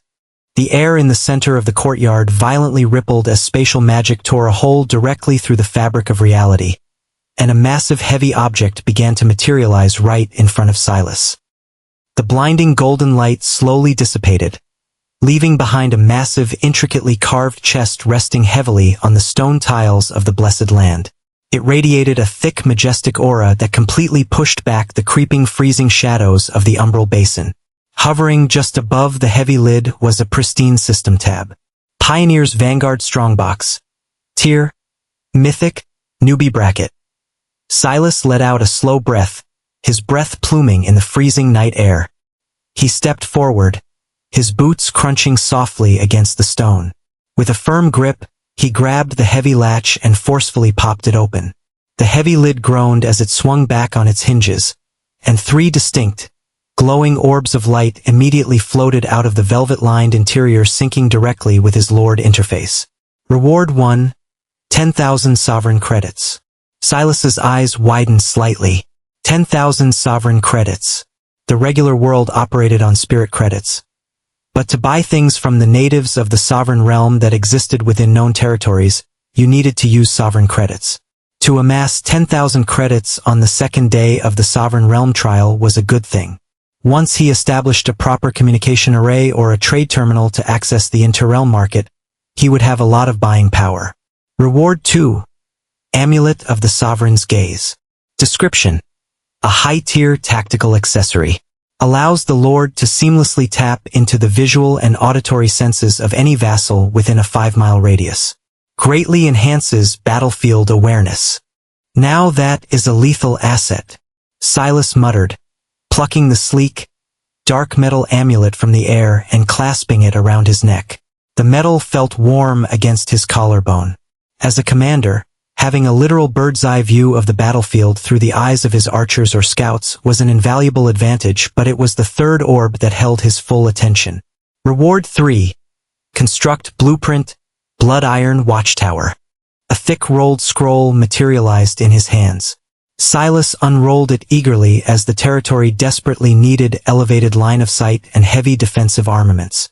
A watchtower was the perfect next step for his empire. He pulled up his internal interface to sync the blueprint and check the construction requirements. Construct Blueprint, Blood Iron Watchtower, requirements. 500 units of ironwood, 300 units of refined stone, and 10 units of abyssal marrow. Silas completely froze. He blinked, reading the glowing blue text a second time, then a third. What the fuck is abyssal marrow? Silas said aloud, with his genuine excitement instantly flatlining into confusion. He stood there in the freezing courtyard, racking his highly educated brain. He had spent years in the Valoria Academy libraries memorizing the standard architectural deployment catalogs. He knew the properties of ironwood, refined stone, mithril, and even obscure metals like void steel, but abyssal marrow sounded completely fictional. You have got to be kidding me, Silas thought, glaring at the glowing blue text as if he could forcefully rewrite it. The Sovereign Realm gives me a premium, high-tier defensive blueprint and locks it behind a completely obscure, impossible-to-find crafting material. Where the hell am I supposed to find the marrow of an abyss? Is everything all right, my lord? Eluned asked, tilting her head curiously as she walked up beside him. The SSS-Rank goddess had a highly amused smile playing on her lips, her silver-green hair blowing gently in the night wind. Everything is perfectly fine. Silas sighed heavily, rolling the useless blueprint back up and shoving it into his lord inventory. I got the blueprints for a tower, but the world is just acting like a cheapskate. We can't build the tower tonight, but we can expand our numbers, and that's exactly what we're going to do.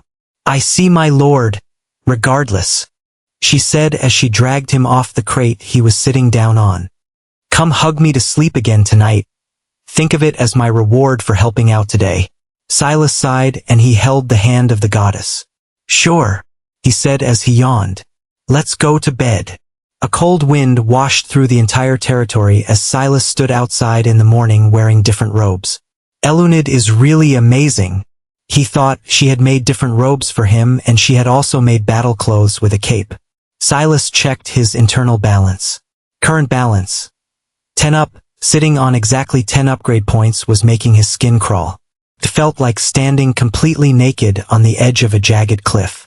The dawn wave had been a massive lucrative windfall, but hiding comfortably behind the ironwood palisade wasn't going to generate the points he desperately needed to forcefully evolve his territory. A true lord didn't wait to be attacked.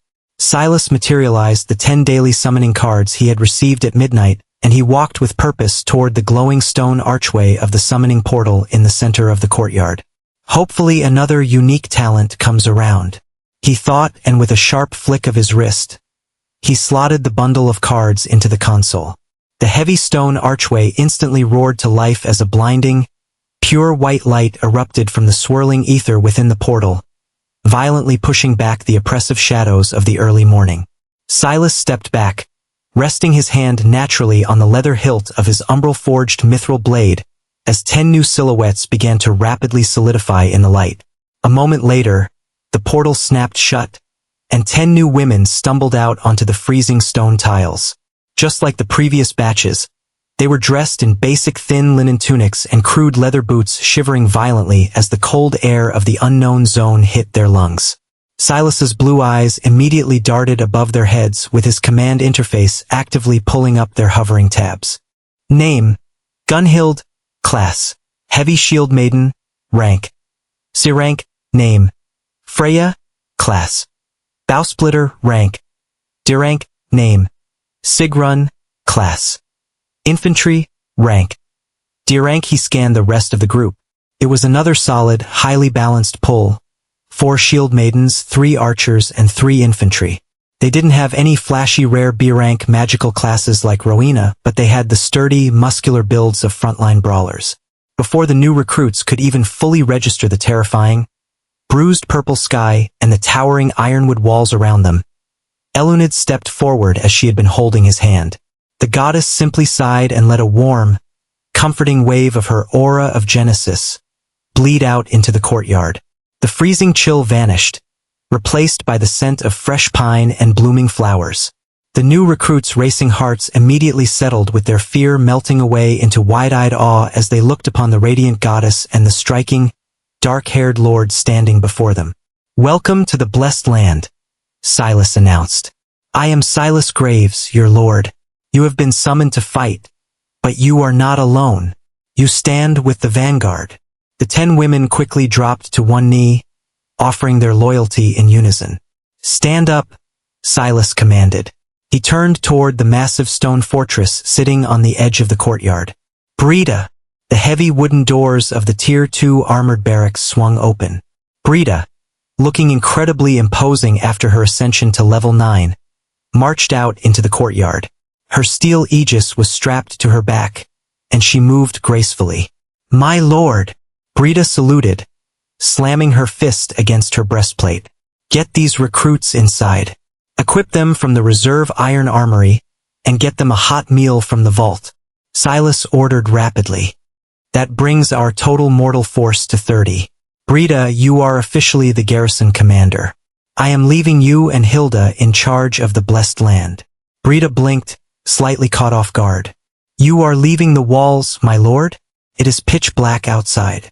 I am sitting on exactly 10 up, Brita, Silas stated grimly with his blue eyes hardening. We need up and we need resources. Hiding behind these walls won't give us either.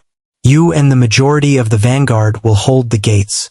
I am taking a strike team into the basin to map the immediate perimeter and hunt down the stragglers from the dawn wave. Silas turned, his gaze locking onto 3 other girls. Tamsin, Rowena, Fenna, gear up. You're with me. Yes, my lord! The three girls shouted simultaneously, absolute excitement flashing in their eyes. What about me?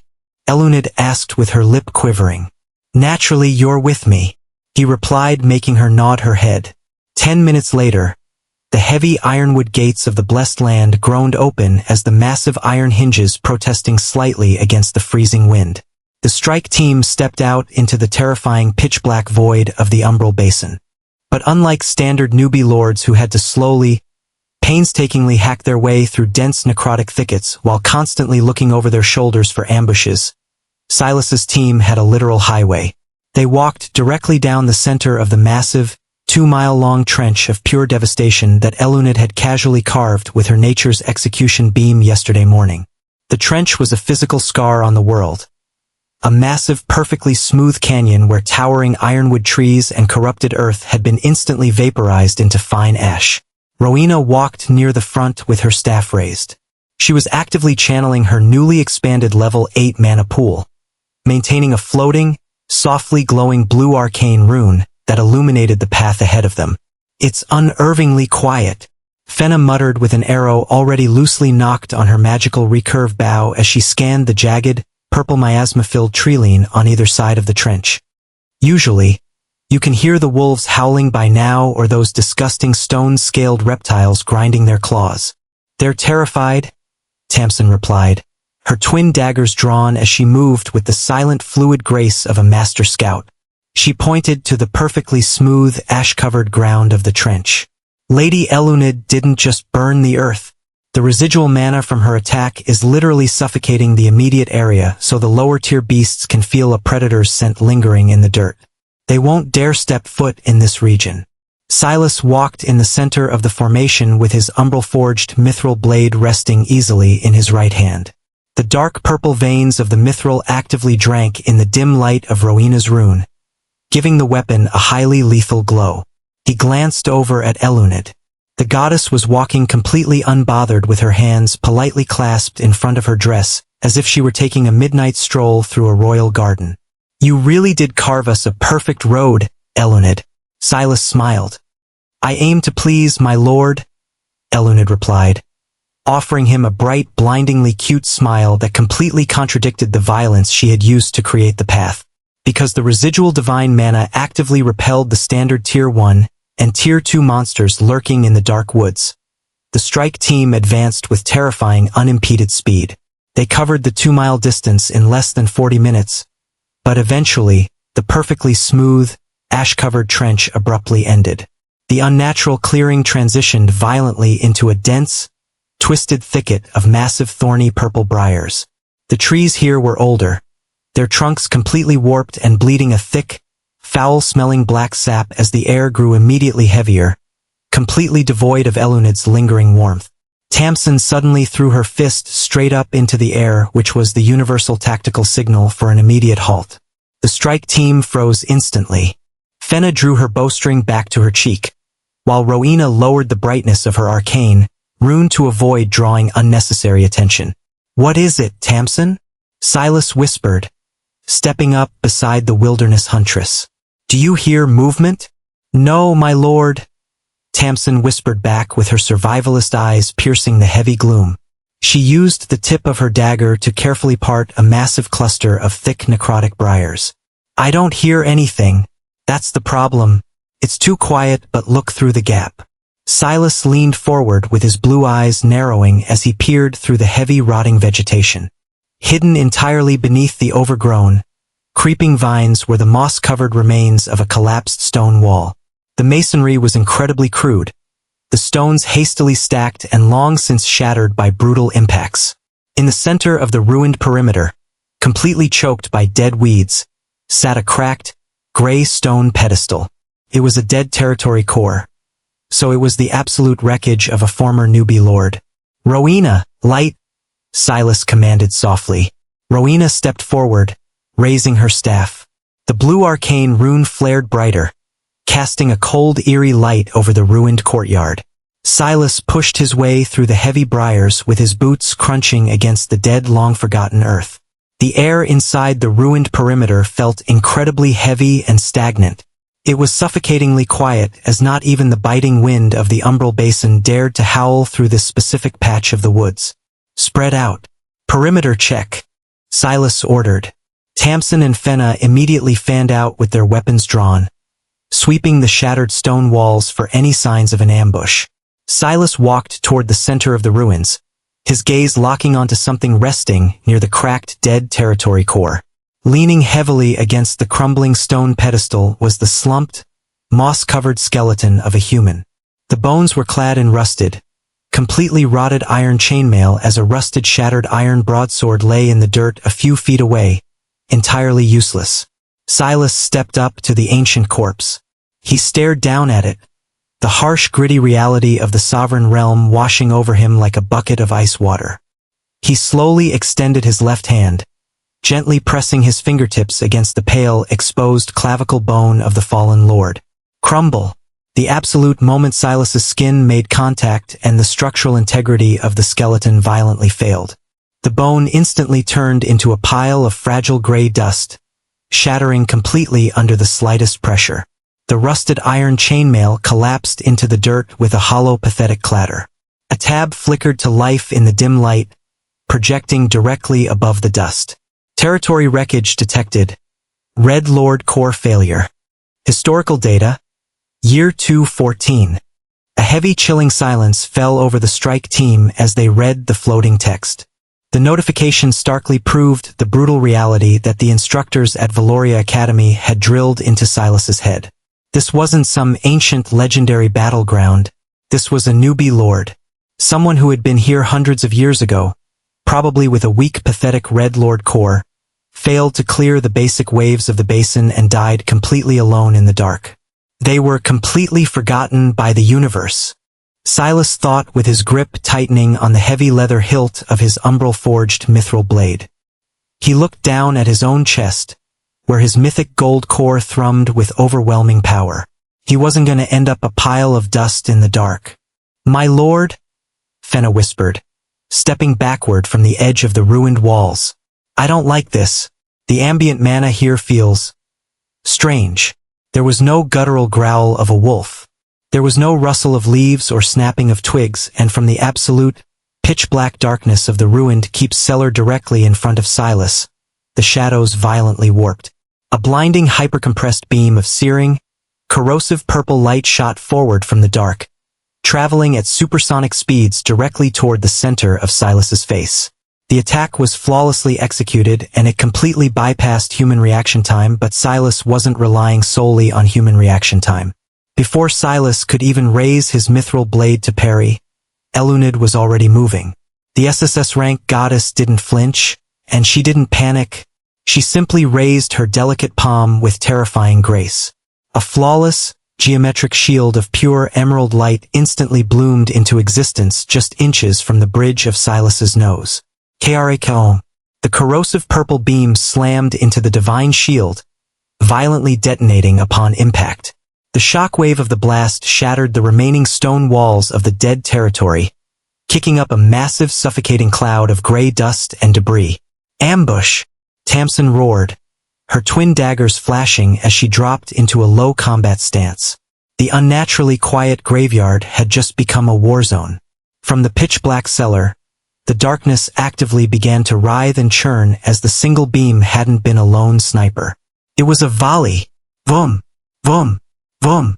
Half a dozen more blinding, highly lethal purple beams erupted from the shadows, crisscrossing through the ruined courtyard like a barrage of heavy artillery fire. "Rowena! Fenna!" Silas roared over the deafening explosions with his golden aura violently igniting around his body as he finally drew his black mithril blade in a fluid deadly arc. The hunt for Up had just turned into a desperate fight for survival. Rowena didn't hesitate. The level 8 rune weaver slammed the butt of her staff against the dead earth as her blue eyes flared with intense arcane light. Aegis! A massive interlocking dome of thick blue geometric runes expanded over the strike team just as 3 of the purple beams slammed into it. The shockwave buckled the ground beneath their boots, but Rowena held the line, gritting her teeth as her expanded mana pool easily absorbed the devastating impact. Before the dust could even settle, Fenna stepped out from behind the blue shield. She drew the mithril string of her recurve bow back to her cheek, materializing 3 condensed mana arrows simultaneously. She didn't aim. She simply blanketed the darkness of the cellar. THWIP. The explosive arrows plunged into the black void of the ruined basement and violently detonated. But the explosion didn't kill the attacker. It only flushed it out. From the billowing smoke and purple miasma of the cellar, a silhouette launched itself into the air, landing heavily in the center of the courtyard. It wasn't a beast. Silas's eyes narrowed as the dust cleared. Crouched on the shattered stone tiles was a humanoid figure. It was clad in incredibly ancient, rusted plate armor that had literally fused to its body over decades of decay, but what made Silas's stomach turn was the aura. The entity was completely wrapped in a thick, suffocating cocoon of viscous purple miasma. It dripped from the armor like liquid tar, and the entity's eyes burned with a mindless violet rage. Target acquired, Tamsin hissed. The level 8 wilderness huntress didn't wait for a command. She exploded forward, her boots kicking up a cloud of ash. She moved gracefully with her body dropping incredibly low to the ground as she attempted to flank the corrupted humanoid. Her twin iron daggers caught the ambient light, aimed directly for the exposed joints behind the entity's rusted kneecaps. But the attacker was impossibly fast. The corrupted entity didn't even turn its head. It simply reacted to the shift in air pressure. The thick purple miasma churning around its right arm suddenly snapped, violently condensing and crystallizing into a jagged, 3-foot-long dark blade extending directly from its forearm. In a perfectly executed, brutal pivot, the entity brought the crystallized miasma sword down in a devastating horizontal sweep. Too fast, Tamsin realized as her eyes widened in panic. She violently aborted her flank, crossing her twin daggers in an X-guard over her head to block the strike. KRA bang. The impact was absolute overkill. The overwhelming physical force of the blow instantly shattered Tamsin's stance, driving her down to her knees. The dead earth spiderwebbed beneath her boots, and a sickening crack echoed from her left wrist as the iron of her daggers groaned under the pressure. Her guard was blown completely open. The entity let out a guttural screech, pulling the dark blade back to thrust it directly through Tamsin's exposed chest. Clang! A shockwave of violence exploded outward, blowing the necrotic briars completely flat against the perimeter walls. Silas stood directly in front of Tamsin with his boots carved 2 inches deep into the stone tiles. He gripped the heavy leather hilt of his umbral-forged mithril blade with both hands as the dark purple-veined steel was locked in a brutal grinding parry against the entity's crystallized miasma sword. Sparks violently showered over the courtyard as the 2 blades ground against each other. Heavy, Silas thought. His teeth gritted as his muscles strained against the pressure. Incredibly heavy. This thing doesn't have martial technique, it's just fighting with raw physical power. The stat lines on this thing are absurd. It has to be level 15 at the bare minimum. The corrupted entity snarled with the purple light in its eyes flaring as it pushed its entire body weight against Silas's blade, but Silas wasn't immortal. "You're out of your league," Silas commanded coldly. He tapped into the sovereign authority of his mythic gold core as a blinding aura of golden mana rushed through his spiritual pathways, flooding his muscles with raw, explosive power. Silas forcefully parried the dark blade upward, throwing the entity off balance, and followed up with a devastating, spinning roundhouse kick directly to the center of its rusted breastplate. Bam! The impact sounded like a cannon firing. The entity was launched backward, tumbling violently across the dirt before its claws dug into the earth, arresting its momentum. It immediately crouched low, letting out another static-laced shriek as the miasma rapidly gathered around both of its arms, preparing for a lethal, all-out assault. Silas gripped his sword with his golden aura flaring as he prepared to step forward and forcefully separate the entity's head from its shoulders. "Wait!" A hand gently, but firmly, grasped his shoulder. Silas stopped with the golden mana dimming slightly as he looked back. Elunid was standing right behind him. The SSS-Rank goddess wasn't looking at the entity with the same casual, bored dismissal she usually reserved for the monsters of the umbral basin. Her emerald eyes were wide as her pupils trembled with a sudden sorrow. She had noticed something Silas, in the heat of combat, had entirely missed. Through the thick, churning tar of the purple miasma, and beneath the rusted, shattered helm, were the faint, unmistakable outlines of pointed ears. An elf! Eluned breathed out.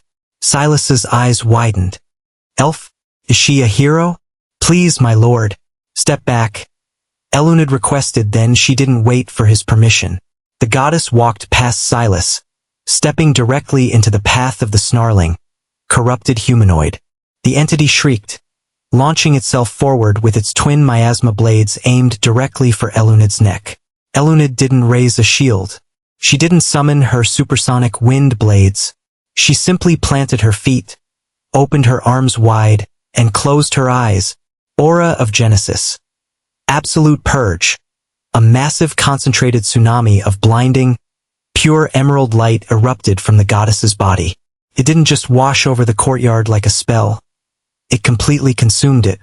The sheer density of the SSS-Rank nature magic was so overwhelming that Silas and the Vanguard had to shield their eyes. The entity slammed directly into the wall of emerald light.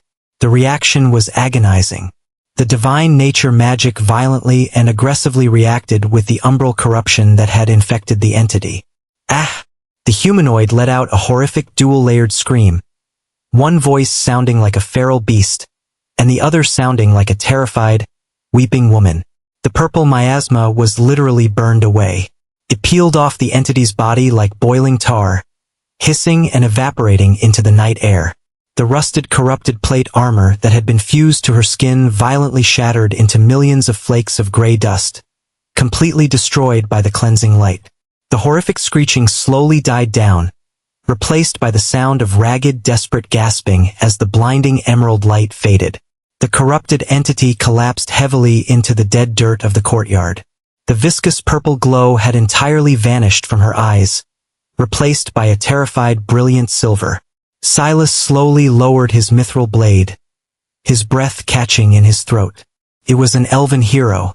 She was incredibly beautiful, but her body was a canvas of deep, jagged, horrific scars.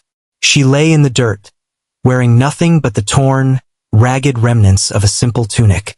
She was clutching her chest, taking massive, shuddering breaths as her mind violently snapped back to reality after what was clearly a terrifying, agonizing eternity of feral madness. Lord Cal. The elf's voice was hoarse, cracking as she scrambled backward in the dirt. Her silver eyes darted frantically around the shattered, overgrown stone walls, completely ignoring Silas and the Vanguard. Lord Cal? She screamed as she looked at the cracked, dead territory core sitting on the moss-covered pedestal. Tears violently spilled down her cheeks. Where is Lord Cal? We have to defend the core. The wave. It's too big. The walls are failing. Behind Silas, the Vanguard girls slowly lowered their weapons. The combat adrenaline instantly drained from their systems, replaced by a cold, horrifying realization. Fenna lowered her bow, looking absolutely sick to her stomach while Tamsin clutched her bruised wrist as her eyes went wide with shock. They were looking at a mirror. They were looking at exactly what they were. A summoned vassal. Silas sheathed his umbral-forged mithril blade. The heavy click of the metal locking into the scabbard sounded unnaturally loud in the quiet clearing. He remembered the historical timelines the augmented instructors had projected on the glass boards back at Valoria Academy, and he remembered the cold way they spoke about the failure rates of the sovereign realm. Silas stepped forward. He walked slowly, carefully, until he reached the sobbing elven hero, and then he knelt down in the dead dirt, bringing himself perfectly to her eye level. The elf flinched, looking at him with wide, terrified silver eyes. Who are you? Where is my lord? We need to hold the line. He promised. He promised we would build an empire. Cal fell, Silas said quietly. The elf froze, her breath hitching. She shook her head wildly with her long, tangled blonde hair whipping across her scarred face. No, that's impossible. We just deployed. It's age 214. That's what Cal said. Silas looked at the cracked, dead core on the pedestal, and then looked back at her. The year is currently age 330, Silas replied steadily, ensuring his voice didn't waver. This territory has been dead for over a century. The words hung in the air like an executioner's blade. The elf stared at him, her silver eyes trembling violently as the horrifying reality of his words crashed into her fractured mind. She looked at her scarred hands, and she looked at the moss growing over the ruined walls, then she realized the truth. For over 116 years, she had been a corrupted, mindless beast, trapped in a cage of purple miasma, aimlessly wandering the ruins of her failed lord's broken dream. She let out a single, devastating wail that tore through the quiet night. She collapsed forward into the dirt, curling into a tight ball as she broke down into soul-tearing sobs as the grief of a century of isolation and failure poured out of her in violent gasps. Silas didn't move. A moment later, a warm, radiant light bathed Silas's shoulders. Eluned knelt down in the dirt right beside him. The goddess didn't care about the mud or the ash staining her flawless dress. She reached out, gently wrapping her arms around the broken elven hero. Eluned pulled the sobbing woman against her chest, holding her in a deeply maternal, glowing embrace. She gently stroked the elf's matted blonde hair, letting a soft, comforting pulse of her aura of Genesis ease the violent trembling of the woman's body. "You are safe now, little leaf," Eluned whispered softly, her own emerald eyes shining with unshed tears. "The nightmare is over, so you do not have to fight the dark anymore." The elf buried her face in Eluned's dress, weeping until her voice went completely hoarse. Silas stood up with his jaw set in a hard, unyielding line. He looked back at his strike team. Tamsin, Fenna, and Rowena were completely silent with their eyes locked on the weeping elf. The reality of the sovereign realm had just been violently stripped of its gamified UI and upgrade points. This was the absolute truth of their existence. "We are done here," Silas commanded softly. "Pack it up. We are going home." The march back up the 2-mile trench was entirely different from the march out. There was no excitement for the hunt. There was no banter. There was only a heavy silence. Fenna and Tamsin flanked the rear, keeping their eyes glued to the dark tree-line, while Eluned walked in the center, physically supporting the exhausted, traumatized elven hero, who leaned heavily against the goddess for support. When the heavy ironwood gates of the blessed land finally groaned open to receive them, Brita and the garrison were waiting in the courtyard. The Shield Maiden captain saw the state of the strike team, saw the weeping, half-naked elf, and immediately opened her mouth to ask for a report. Silas simply met Brita's gaze and gave a microscopic shake of his head. Brita instantly snapped her mouth shut, stepping aside to let them pass. Once they were safely inside the warm, golden aura of the territory, Eluned stopped in front of the massive reinforced stone keep. She looked over at Silas, her expression deeply solemn. "My lord," Eluned asked softly, "may I take her inside? Her mind is completely shattered. She needs the quiet, and she needs the roots of the world tree to find true peace. I wish to tend to her." "Take whatever room you need, Eluned," Silas nodded immediately. "Use whatever resources we have in the vault or the conservatory. She is under the protection of the blessed land now." "Thank you, Silas," Eluned smiled faintly, using his actual name for the first time. She gently guided the trembling elf up the stone steps and disappeared behind the heavy wooden doors of the keep. "Dismissed," Silas told the strike team. "Get to the barracks." Tamsin, Rowena, and Fenna bowed their heads silently and walked away, needing the comfort of their cots to process the morning's revelation. Silas didn't go to the keep, and he didn't go to the barracks. He was left completely alone in the freezing open courtyard. The morning wind howled over the ironwood palisade, snapping at his long black combat robes. He walked over to a stack of leftover refined ironwood blocks near the bonfire and sat heavily onto a wooden crate. He rested his elbows on his knees, clasping his hands together in front of his face, and looked up at the terrifying, bruised purple sky of the umbral basin. He looked at the towering stone keep where Eluned was comforting the broken survivor. He looked at the heavy doors of the armored barracks where Brita, Tamsin, and 28 other women were, completely trusting him with their lives. Silas closed his eyes, taking a deep breath. This isn't a game, Silas thought, the absolute, horrifying reality of his position settling squarely onto his shoulders. If he failed, if he made one wrong calculation with his upgrade points, if he pushed too hard into the unknown zone, or if he failed to properly fortify the blessed land before a massive wave hit, his girls wouldn't just die. They would be trapped here. They would be corrupted by the suffocating miasma. They would be violently warped into mindless, feral monsters, forced to aimlessly wander the frozen ruins of his failure for centuries, screaming his name into the void. But as Silas sat there in the dark, his hands stopped trembling. I will not fail, Silas swore to himself with his grip tightening on his mithril blade. I will burn this entire basin to ash before I let the dark touch a single one of them. The bruised purple sky of the umbral basin slowly began to lighten, shifting into a sickly, ash-gray dawn as day 3 had begun truly. Silas stood by the ironwood palisade as he held the unrolled parchment of the blood iron watchtower blueprint in his hands, staring at the construction requirements. 100 units of ironwood, 50 units of refined stone, 10 units of abyssal marrow. He rolled the heavy parchment back up and stored it in his inventory. Having a high-tier blueprint meant nothing if the materials were locked behind fictional terminology. He needed elevated line of sight. The territory was expanding, his numbers were growing, but without a watchtower, they were fighting blind in the dark. Footsteps crunched against the stone tiles behind him. Silas turned to see Tamsin approaching. The wilderness huntress looked a bit exhausted with dark circles resting under her eyes, but her posture remained entirely professional. Her twin iron daggers were strapped securely to her thighs. How is our guest? Silas asked as he had noticed her enter the keep to see Eluned. Sleeping, Tamsin replied, stopping a few feet away.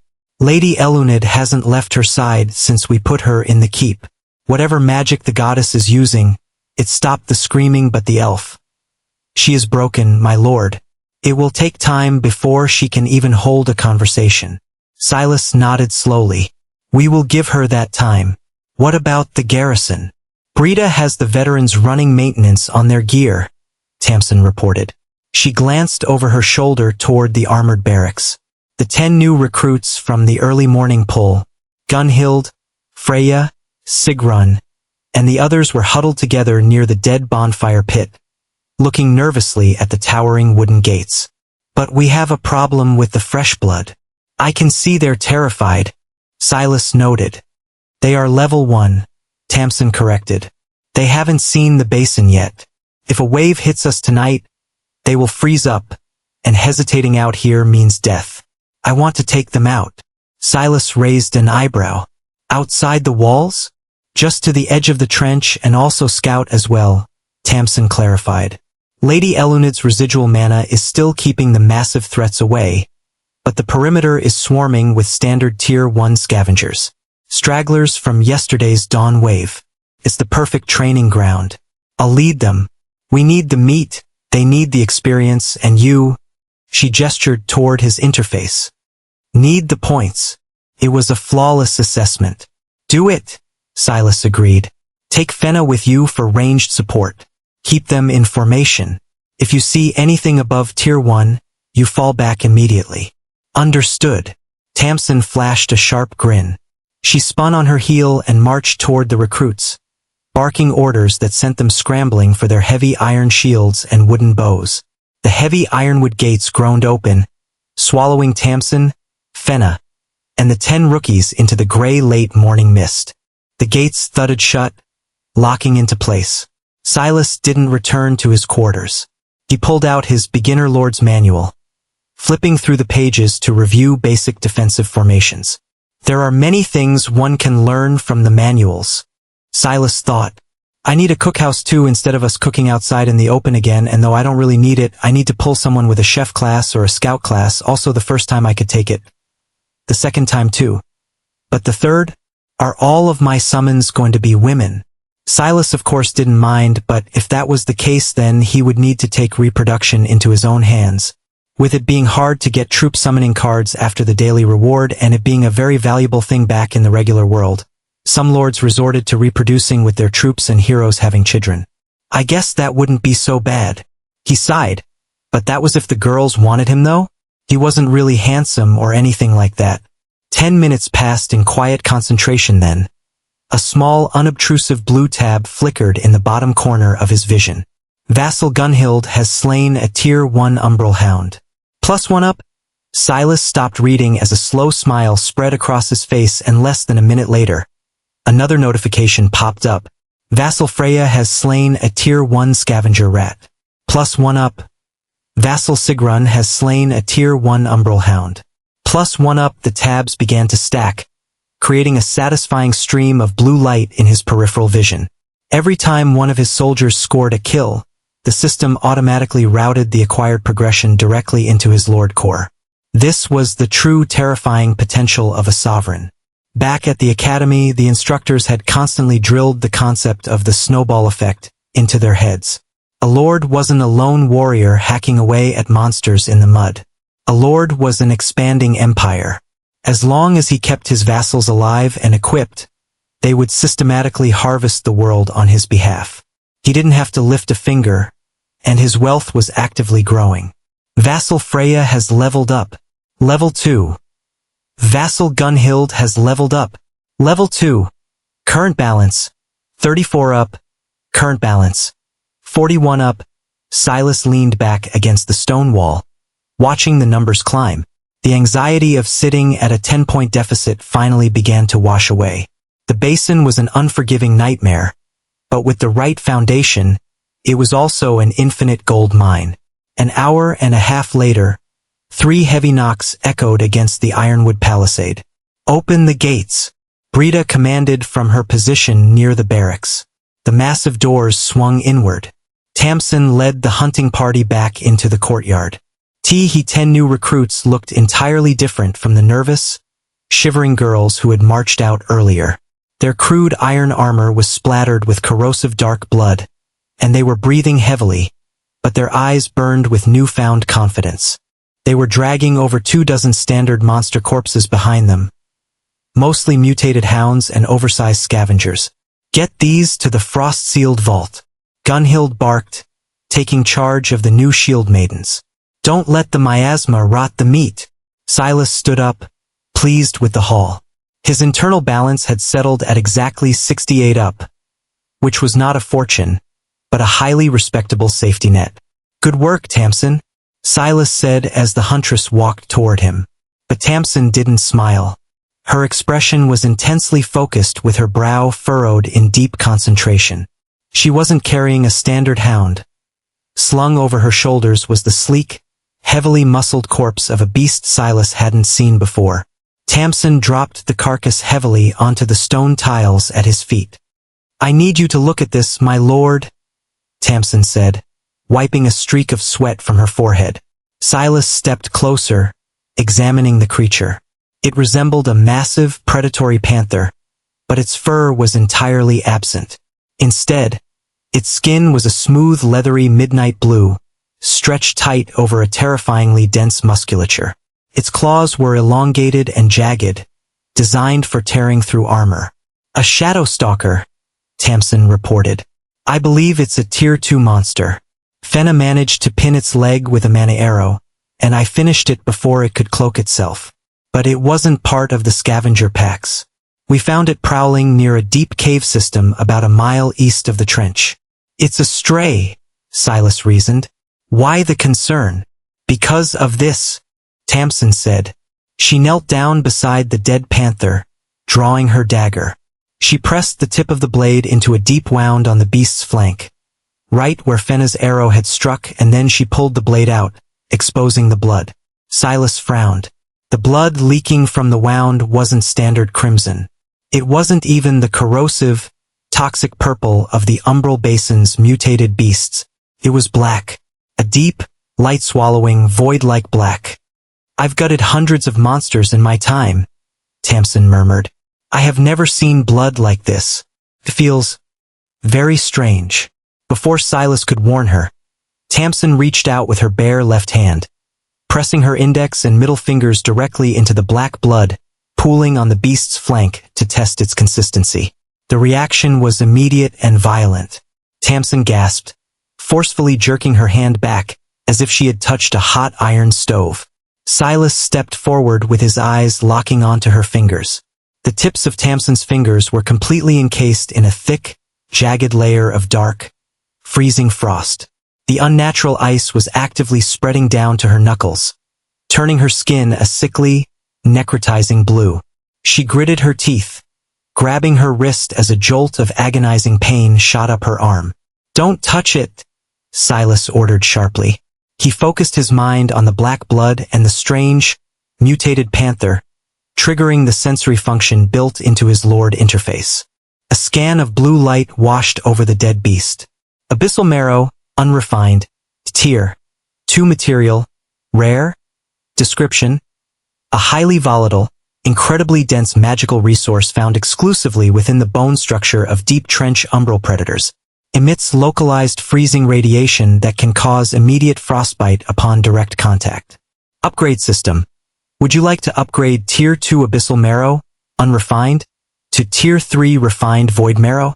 Cost: 5 up. Silas's breath caught in his throat. Abyssal Marrow. It wasn't a fictional metal.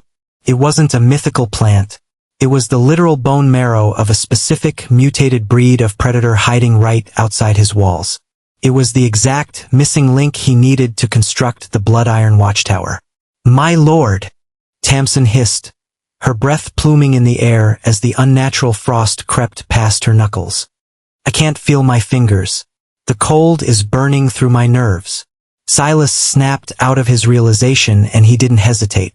He stepped directly into Tamsin's personal space, reaching out and grabbing her freezing left hand with both of his own. Tamsin flinched at the sudden movement with her eyes going wide. Silas closed his eyes, tapping directly into the roaring furnace of his mythic gold core. He didn't use the energy to boost his strength or speed. He channeled the blazing, sovereign warmth straight down his arms, forcing the refined, brilliant golden mana to flood his palms. The moment his skin firmly encased hers, the dark frost shrieked. The violent clash between the abyssal cold and the gold core's warmth created a sudden hiss of steam. Silas held his grip tight with his thumbs pressing firmly against the back of her hand, completely smothering the dark magic with his own overwhelming vitality. Within seconds, the dark ice cracked and melted away, leaving her skin flushed and rapidly returning to a healthy, normal color. Tamsin stared at their joined hands. A furious, burning red blush instantly exploded across her cheeks, spreading all the way to the tips of her ears. The pain in her hand was completely gone, replaced by a deep, incredibly soothing heat that made her heart hammer wildly against her ribs. No lord ever healed a vassal like this in the rumors. A lord would have ordered her to visit a cleric or simply told her to walk it off. Even though they didn't have a cleric, but Silas was standing there with his hands firmly wrapped around hers, entirely focused on ensuring she was unharmed. "Is the feeling back?" Silas asked. He opened his eyes, looking down at her. Tamsin swallowed hard, completely flustered by his proximity. She couldn't meet his gaze, staring stubbornly at his chest instead. "Why, yes, my lord. The pain is completely gone. Thank you." Silas finally released her hand. He took a step back, his attention shifting from the huntress back to the dead, midnight blue panther lying on the stone tiles. The relief of curing Tamsin's frostbite quickly faded. He needed 10 units of abyssal marrow for the watchtower blueprint.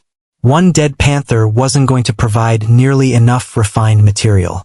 "You said you found this prowling near a deep cave system?" Silas asked, his tone dropping an octave. Tamsin nodded, quickly trying to regain her professional composure as she rubbed her warmed fingers. "Yes, about a mile east. The terrain gets incredibly rocky, filled with deep fissures and sinkholes. Fenna spotted the entrance to a massive cavern just before this thing jumped us." Silas slowly drew his umbral-forged mithril blade.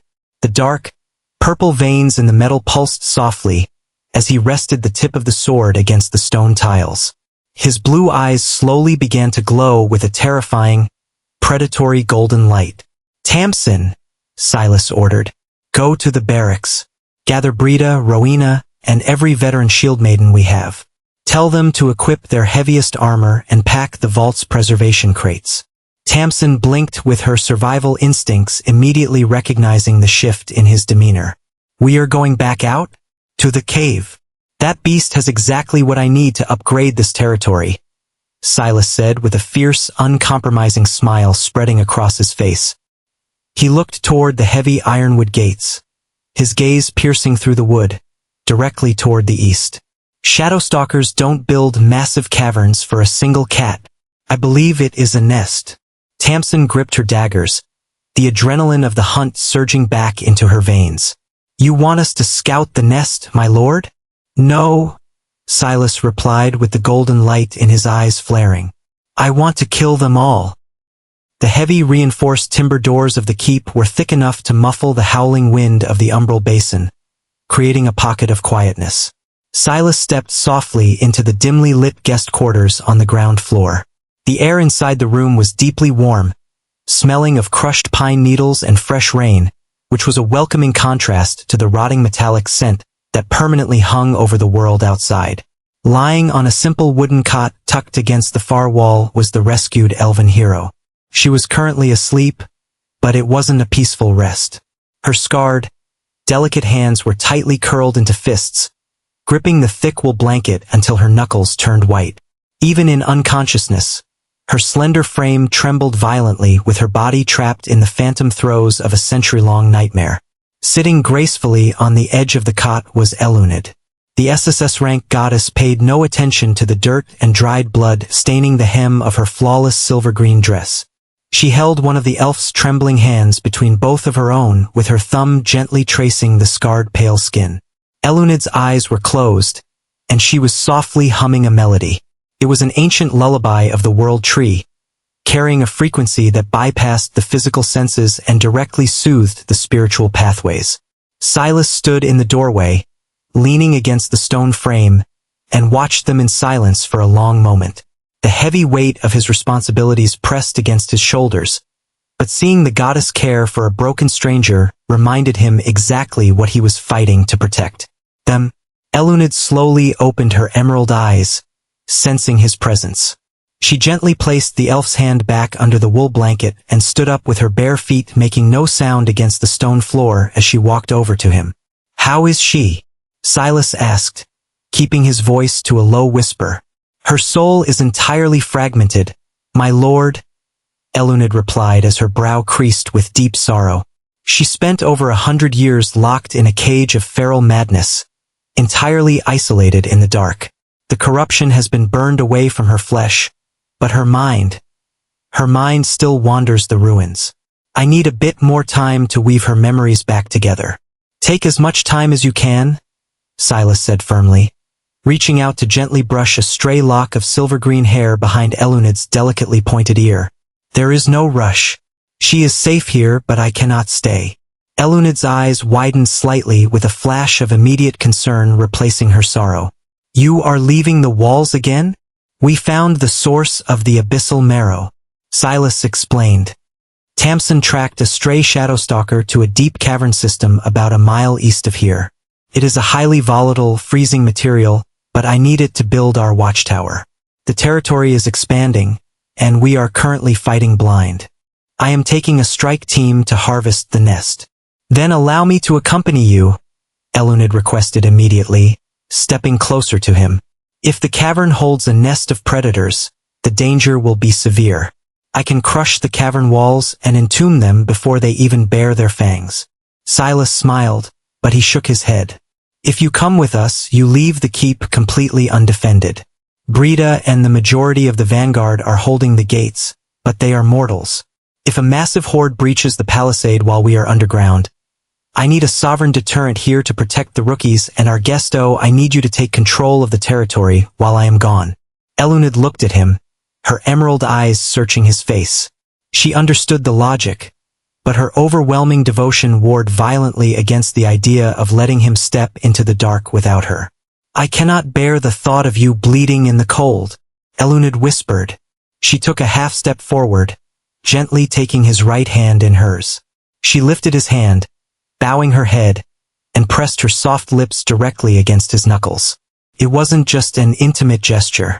The moment her lips touched his skin, a blazing, vibrant warmth erupted at the point of contact. Ha! Silas gasped softly as a complex, glowing emerald rune instantly etched itself into the skin of his forearm, with the magical geometry wrapping around his wrist like a branching vine. What is this? Silas asked, staring at the softly pulsing green light. A tether, Eluned explained, looking up at him with fierce dedication.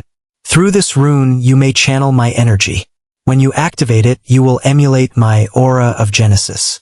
It will flood your team with restorative warmth, violently mend their wounds, and amplify their stamina in the freezing dark. As long as I am standing within the blessed land, I will feed my mana directly into that mark to ensure you do not falter. Silas stared at the glowing rune, entirely stunned by the utility and the deep emotional weight of the gift. It was a mobile healing aura tied directly to the goddess herself. Eluned stepped forward, wrapping her arms tightly around his waist and pressing her face into his chest. Be safe, my love, Eluned whispered into his black combat robes. Do not die and leave me alone. Silas felt his heart hammer heavily against his ribs. The title sent a massive surge of protective warmth straight into his gold core. He wrapped his arms around her slender shoulders, pulling her incredibly close, and leaned down to press an affectionate kiss against her forehead. I won't, Silas swore. I promise. Eluned melted against him with a fierce burning red blush completely consuming her pale face. She closed her eyes, committing the rhythm of his heartbeat to memory, before finally forcing herself to step back. 10 minutes later, Silas stepped out of the heavy timber doors of the keep and into the freezing air of the Umbral Basin courtyard. The strike team was already assembled and waiting by the ironwood palisade. It was a highly specialized crew of people he knew. Brita stood at the forefront, her steel aegis strapped securely to her forearm, looking like a towering warlord after her ascension to level 9. Flanking her were Tamsin and Fenna, their respective daggers and recurve bow completely maintained and ready for bloodshed. Rowena stood quietly in the center with her heavy blue robes billowing in the wind as she gripped her rune-carved staff.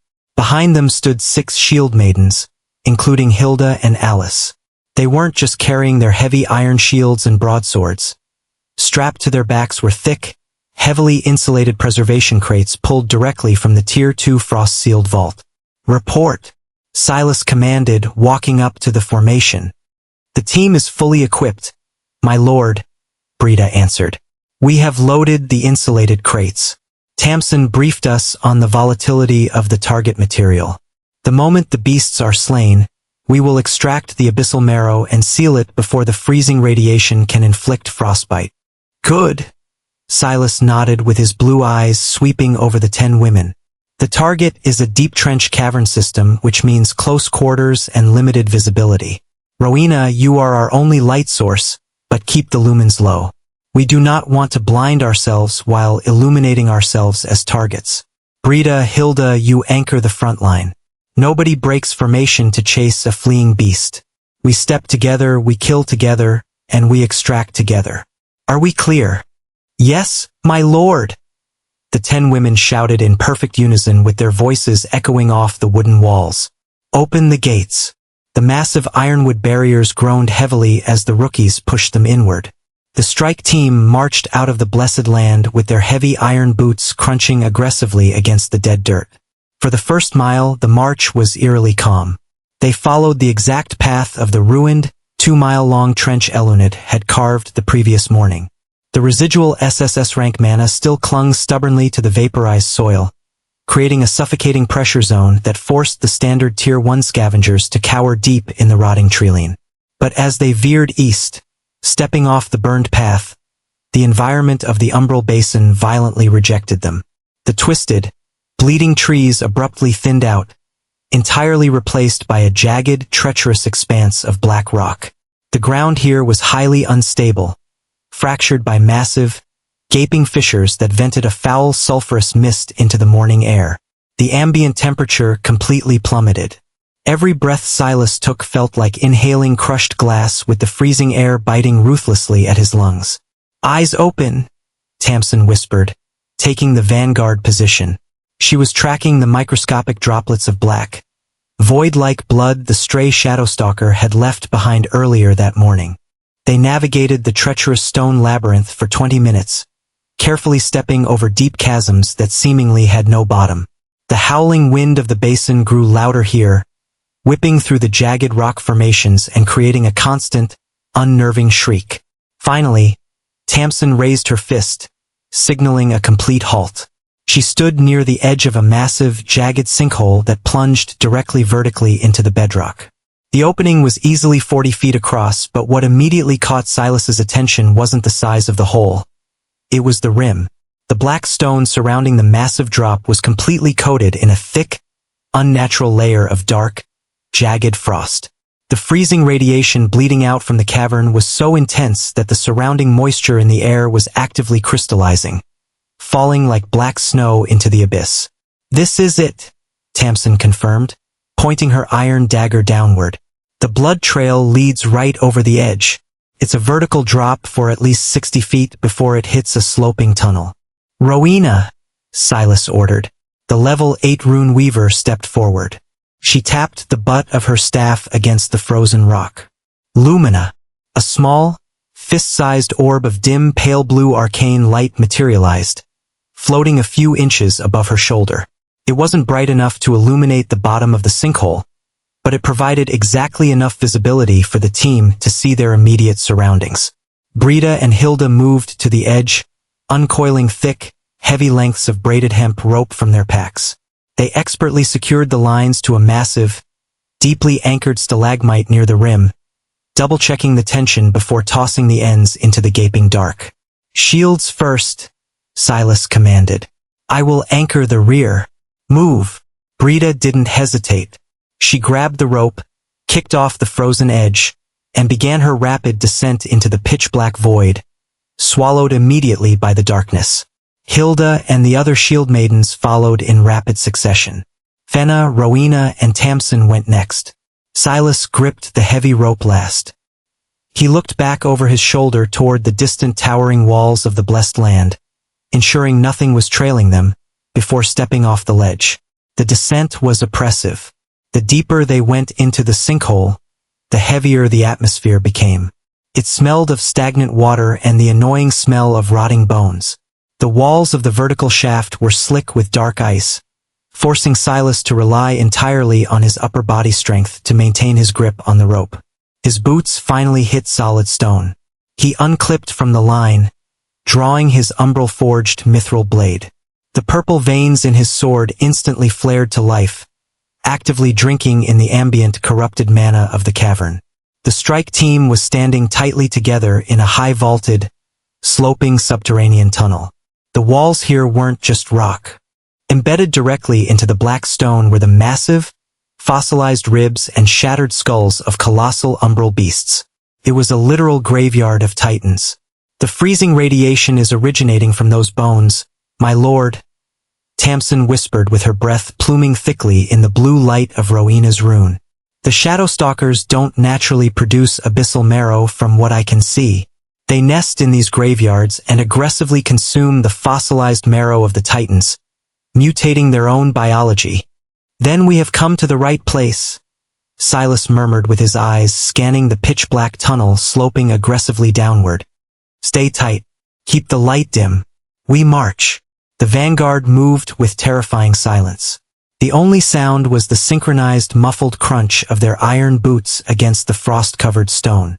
They pushed deeper into the subterranean labyrinth. The tunnel twisted and turned, branching off into multiple smaller, jagged arteries.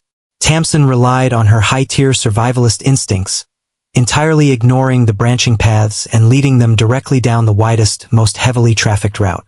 10 minutes into the descent, Tamsin suddenly threw her left arm out, violently clotheslining Gunhild across the chest. The level 2 shield maiden gasped, stumbling backward with her heavy iron boot stopping exactly 1 inch away from the ground in front of her. "Do not move a single muscle," Tamsin hissed. Silas stepped forward, his eyes narrowing as he looked at the ground where Gunhild had almost stepped. Stretched across the width of the tunnel, hovering barely 2 inches above the stone floor, was a razor-thin tripwire, but it wasn't made of twine or metal. It was a highly condensed strand of frozen, black webbing, completely camouflaged against the dark stone. Tamsin carefully traced the frozen tripwire with her eyes, following it to the cavern wall, and then looking straight up toward the vaulted ceiling. Hanging directly above their heads, suspended by a massive cluster of the same dark webbing, was a colossal, jagged stalactite roughly the size of a siege-battering ram. If Gunhild had snapped that wire, the web would have released the tension, dropping tons of razor-sharp rock directly onto the vanguard's heads. "A trap," Brita whispered, her grip tightening on her Aegis shield as her veteran eyes scanned the darkness with newfound horror. "They set a trap. They aren't mindless beasts," Silas realized. "They are apex predators. They understand choke points, and they actively engineer their environment. This whole tunnel is rigged. Look!" Fenna pointed her bow slightly to the left. Further down the tunnel, they could see more of the frozen webbing strung between the fossilized ribs of the ancient titans, holding back large, highly pressurized sacs of glowing purple liquid. "If we trigger those sacs, they will detonate and flood the tunnel with freezing radiation," Rowena analyzed with her knuckles turning white around her staff. "It would instantly flash freeze our lungs. Then we step exactly where Tamsin steps," Silas ordered, his voice dropping into a deadly whisper. "Single file. Move."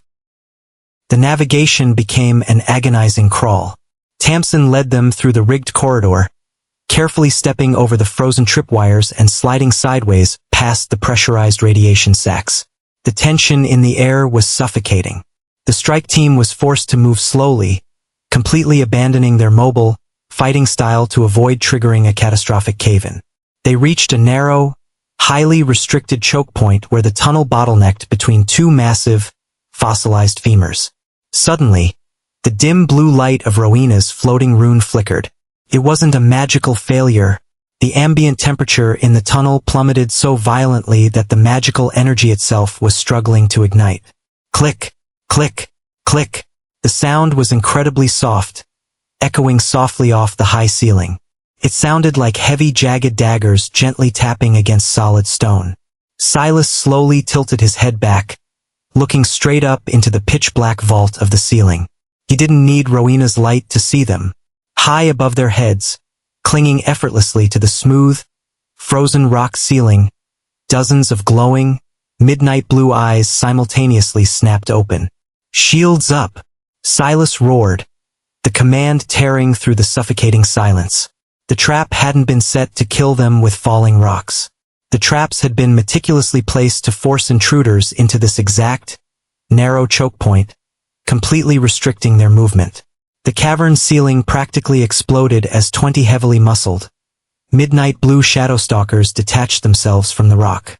They plummeted straight down through the darkness, their elongated jagged claws fully extended, dropping directly toward the trapped vanguard like a meteor shower. "Phalanx!" Brita screamed. The shield maidens reacted with flawless drilled precision. Brita, Hilda, Gunhild, and the 4 veterans violently smashed their heavy shields together, overlapping the steel rims to form an unyielding, sloped turtle shell formation directly over the heads of the ranged fighters. Kra bang! The impact was utterly devastating. The first wave of shadowstalkers crashed directly into the locked shield wall. The crushing momentum of massive, 200-pound panthers dropping from a 40-foot height violently buckled the vanguard's knees. Gunhild screamed as the pressure nearly dislocated her shoulder, but Hilda slammed her shoulder against the rookie, forcing the line to hold. The beasts snarled with their jaws snapping wildly as their jagged claws ruthlessly tore across the shields. The sound of metal screeching against bone filled the cavern, but it wasn't just the physical weight that threatened to break them. Wherever the Shadowstalker's claws raked across the iron, a thick, necrotizing layer of dark frost violently bloomed. The freezing radiation rapidly spread across the surface of the shields, creeping down toward the handles, attempting to flash freeze the girls' arms and force them to drop their guard. "My lord! The cold!" Brita grunted, Her teeth gritted as the dark frost bit into the heavy leather gauntlet of her right hand. Silas didn't panic. He stood directly in the center of the crushed formation as his blue eyes burned with fury.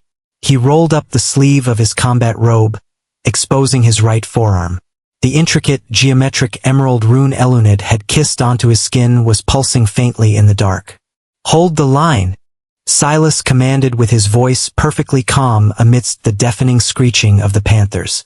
He slammed his left palm violently against the emerald rune, directly injecting a massive surge of his gold core mana into the magical tether to forcefully activate it. The reaction was instantaneous. A blinding, breathtaking wave of warm, brilliant emerald light erupted from his forearm, completely washing over the 10 women of the strike team. System notification. Aura of Genesis. Emulated.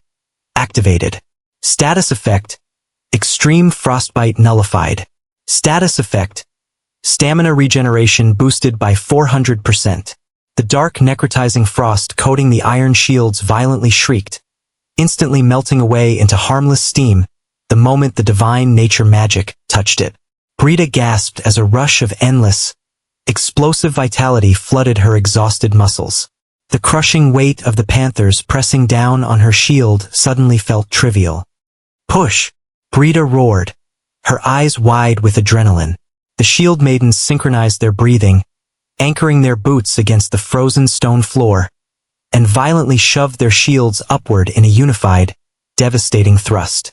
The staggering physical force launched the massive panthers backward, throwing them off the top of the phalanx and sending them tumbling aggressively across the cavern floor. The shield wall opened. "Fenna, clear the ceiling," Silas barked, stepping smoothly through the gap in the shield wall, his umbral-forged mithril blade already drawn and glowing with lethal intent.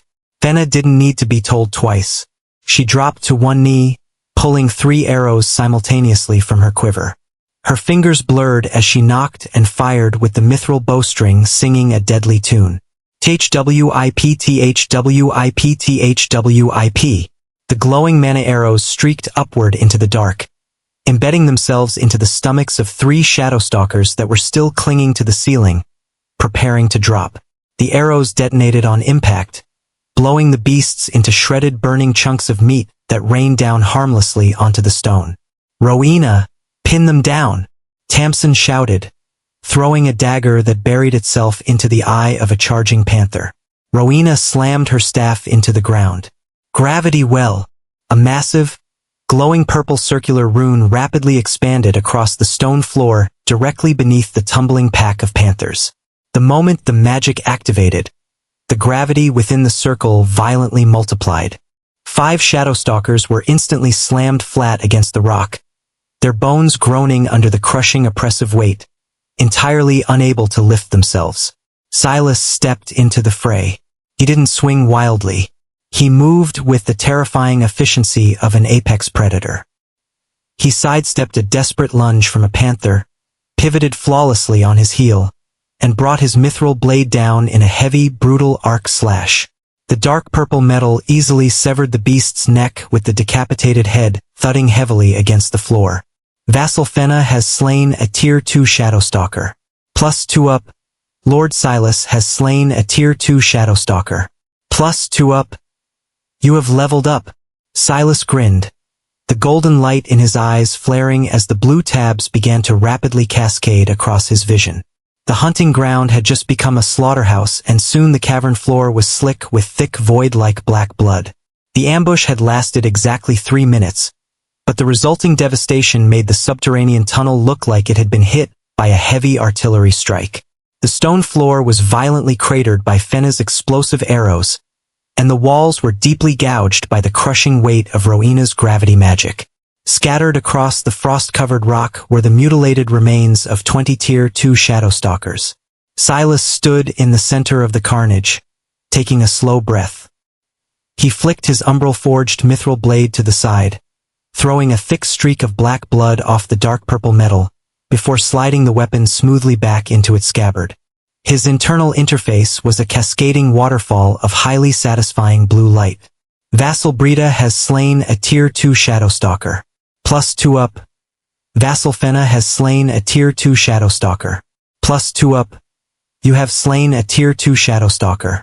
+2 up. The notifications stacked rapidly, injecting a steady stream of power directly into his Lord core. Perimeter secure, Brita shouted, lowering her steel aegis. Her iron breastplate was scored with deep jagged claw marks, but the emerald warmth of Silas's emulated aura of Genesis had already mended the bruised muscle underneath. Don't let them sit, Silas ordered. The dark frost is already trying to reclaim the bodies. Tamsin, extract the marrow. Brita, get the preservation crates open. Tamsin immediately dropped to her knees beside the largest of the slain panthers.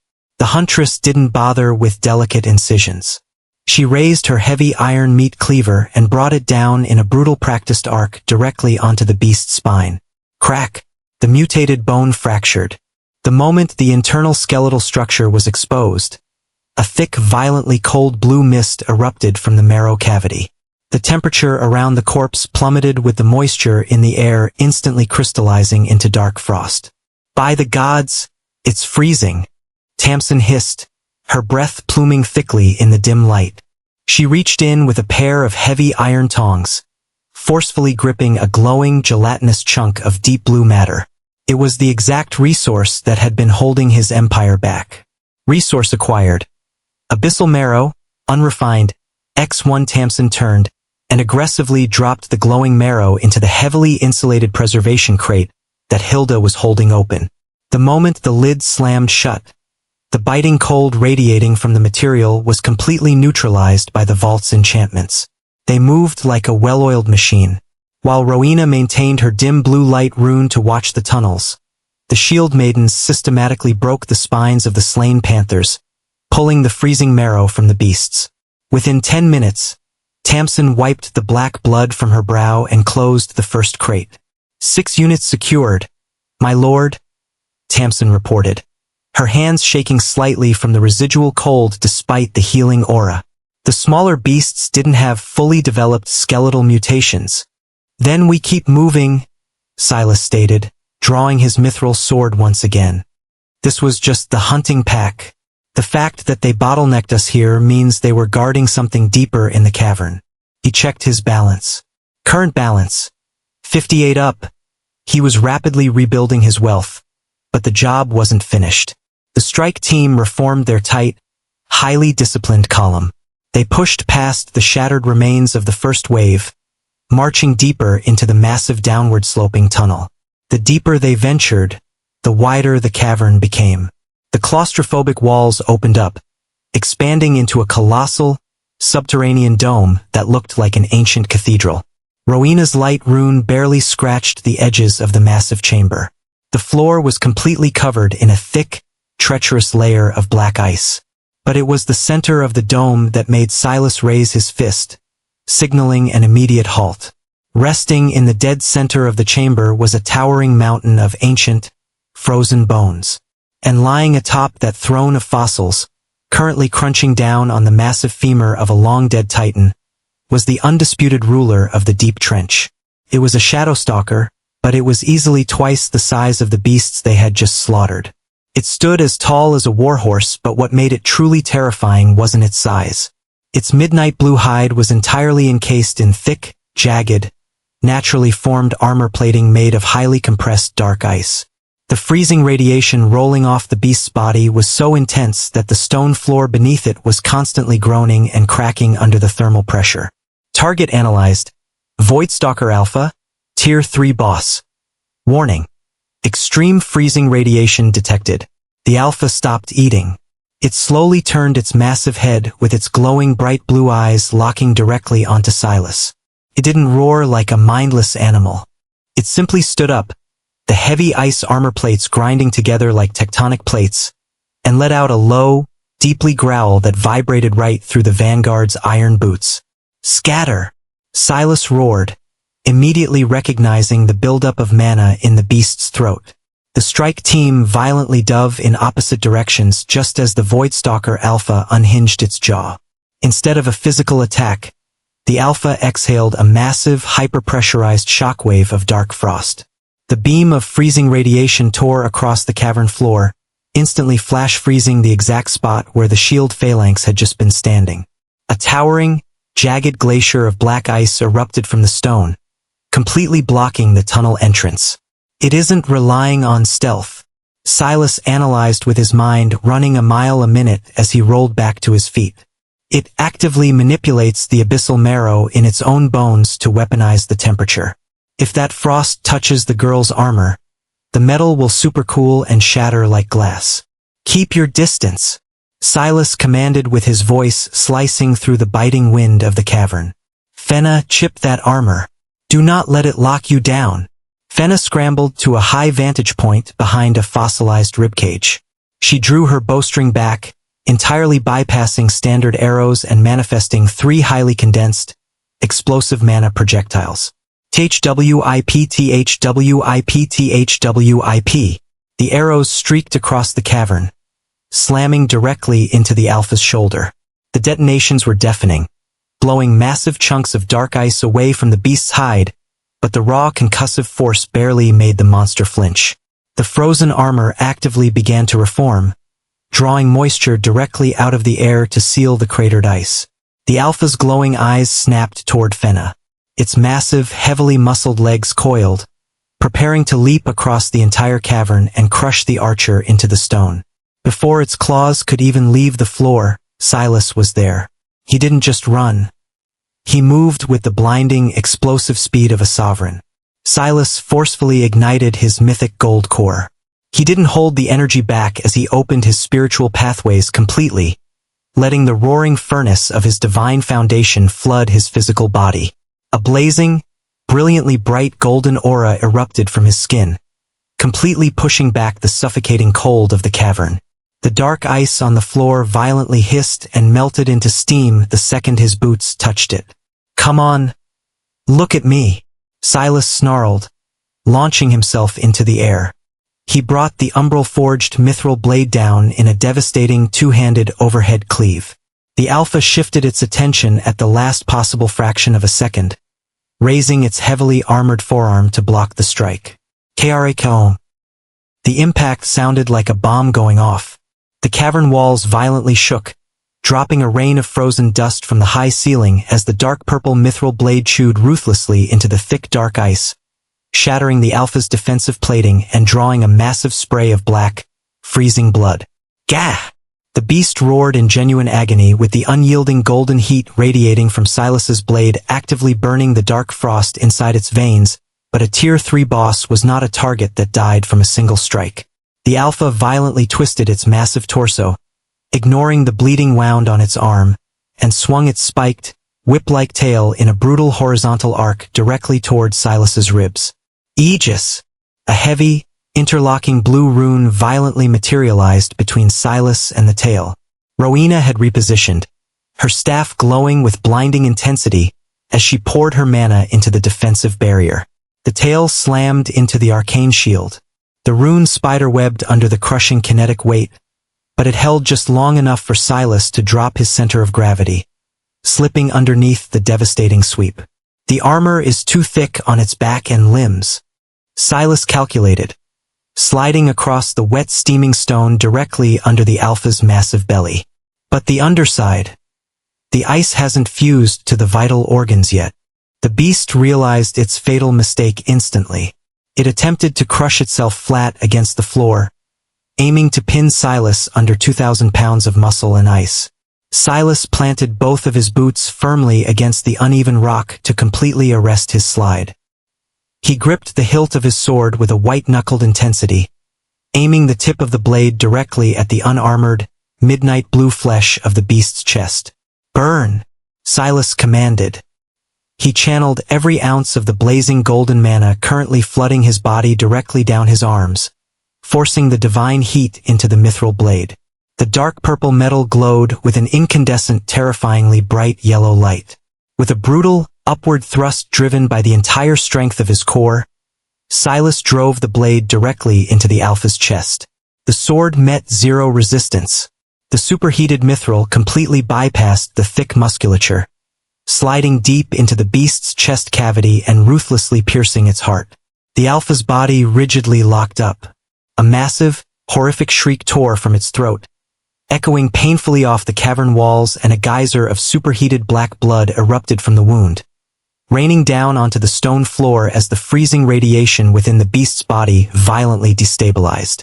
Silas ripped the blade out and rolled aggressively to the side, coming to his feet just as the massive, 2-ton beast collapsed heavily onto the dark ice. The cavern violently shook one final time, and then descended into a dead, heavy silence. Target eliminated. Voidstalker Alpha. Lord Silas has slain a Tier 3 boss. Plus 20 up. You have leveled up. You have leveled up. Silas let out a long, heavy breath with the blazing golden aura slowly retracting back into his skin. His muscles burned with the familiar satisfying ache of a high-tier battle, but the emerald rune on his forearm immediately pulsed, flooding his veins with restorative warmth. Target down, Brita shouted, lowering her shield and jogging forward with the rest of the vanguard. Tamsin didn't even wait for the beast to stop twitching. She was already at the Alpha's side with her iron cleaver raised. This is it, Tamsin grinned, her eyes wide as she brought the heavy blade down against the beast's spine. The Alpha's bones were incredibly dense, requiring Brita to step in and use the heavy edge of her steel shield to finally crack the vertebrae. When the bones split, the cavern was instantly illuminated by a blinding, deep blue light. The marrow inside the Alpha wasn't just highly potent. It was incredibly condensed. Tamsin quickly and carefully extracted 4 massive, glowing segments of the abyssal marrow, dropping them immediately into the final preservation crate. That's 10 units. Silas confirmed, swiping his hand to pull up his internal interface. Current balance, 120 up. He had the materials and he had the points, so the agonizing vulnerability of fighting quite blind in the Umbral Basin was officially over. Seal the crates. We are going home, Silas ordered, sheathing his sword. The ascent out of the cavern was grueling, the shield maidens forced to haul the heavy, insulated crates up 60 feet of vertical rope, but the overwhelming high of the victory kept their morale at its absolute peak. By the time they reached the surface, the ash-gray dawn had fully transitioned into afternoon.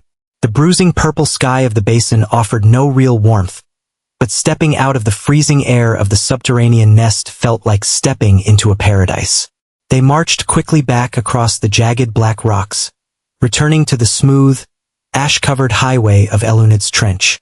When the towering ironwood palisade of the Blessed Land finally came into view, the heavy gates were already swinging open to receive them. Elunid was standing directly in the center of the courtyard.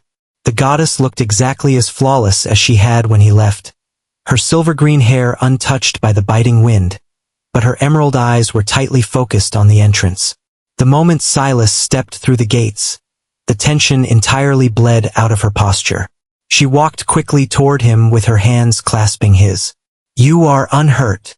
Yeah, your rune kept us standing, Elunid. Silas smiled, gently squeezing her hands. We secured the materials. How is the elf? She is resting peacefully, Elunid replied with a soft, immensely proud smile touching her lips as she looked at her lord.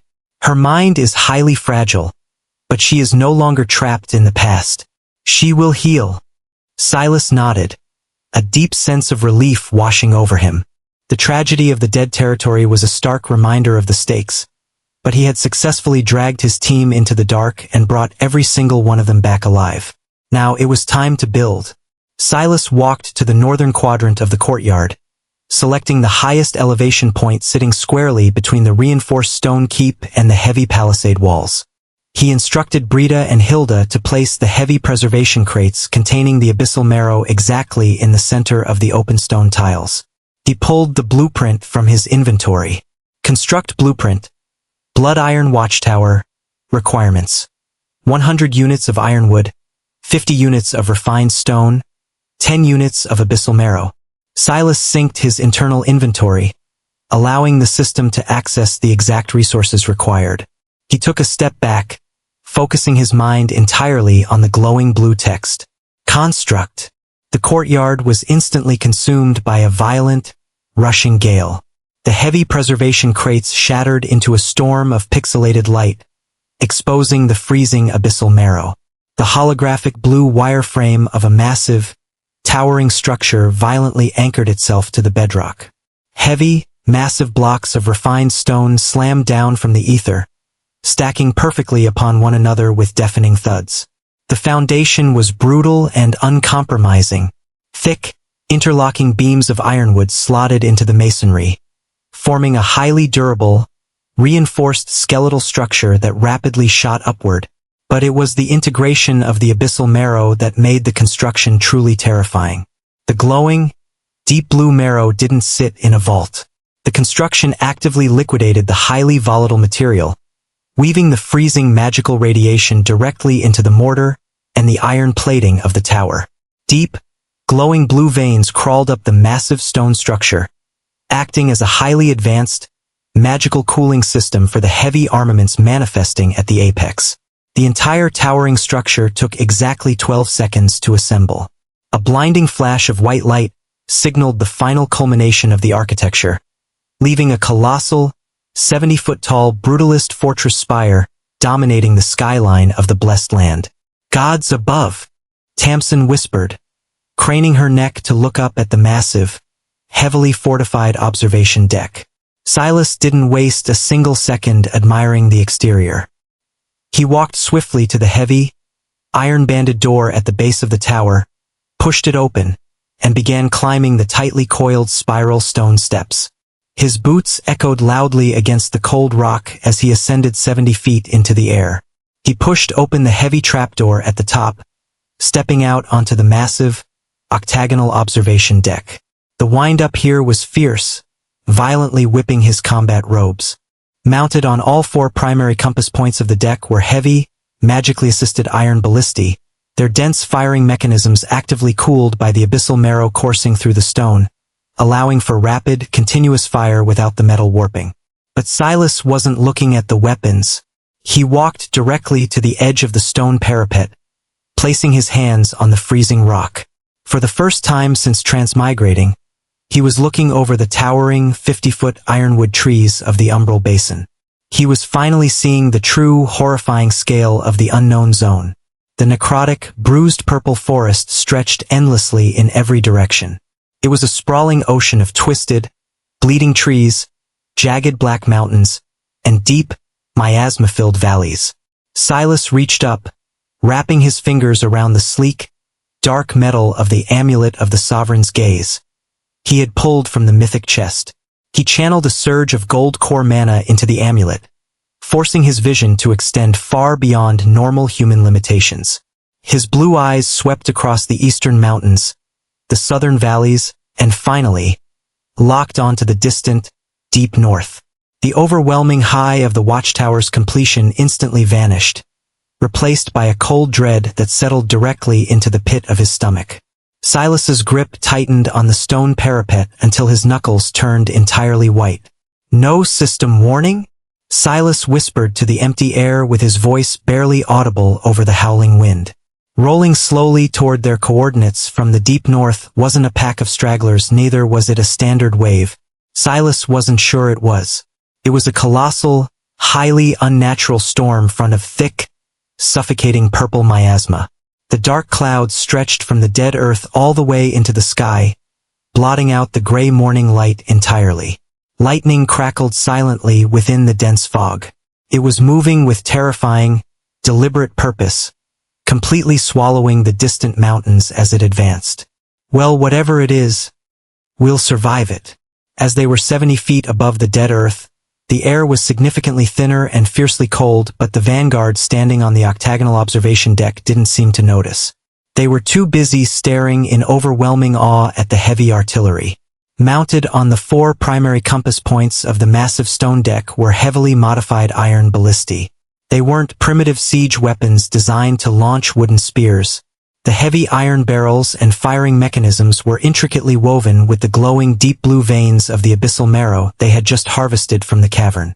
The freezing radiation acted as a highly advanced thermal heatsink, constantly venting cold mist into the air to prevent the metal from warping under extreme magical pressure. Silas stepped up to the northern ballista with the heavy fabric of his black combat robes snapping in the gale. Let's see what a Tier 2 defensive structure can actually do, Silas murmured, gripping the two heavy iron handles at the rear of the weapon. The moment his skin made contact with the cold metal, a system prompt flickered to life. Weapon system engaged. Mana artillery ballista. Instruction. Channel foundational mana to initiate targeting sequence. Silas breathed out, tapping directly into the roaring furnace of his mythic gold core. He didn't flood the weapon. He simply fed a steady, highly refined stream of sovereign energy down his arms and into the iron grips. The response was immediate. A glowing, highly intricate blue magic circle violently materialized directly over his right eye. It hovered an inch from his face, acting as an advanced, magically assisted sniper scope. Through the glowing runes, Silas's vision was instantly magnified. The dark, dense treeline of the umbral basin miles away was suddenly brought into crystal-clear focus. The UI actively painted targets in the distance, outlining them in a faint red hue. "I have movement," Silas announced, feeling like he was in first-person POV of those shooting games back on Earth. 3 miles north, just past the edge of the burned trench. Standing a few feet away, Tamsin leaned over the stone parapet with her sharp survivalist eyes squinting into the gray morning mist. "I mapped that sector yesterday, my lord. It's a heavy breeding ground for scavengers." Through the glowing blue reticle, Silas watched a massive pack of mutated, rotting hounds prowling through the necrotic thicket. They were standard Tier 2 umbral wolves, sniffing the dead earth for fresh meat. Silas tightened his grip on the handles. Charging, he aggressively pushed a massive surge of his gold core energy directly into the firing chamber.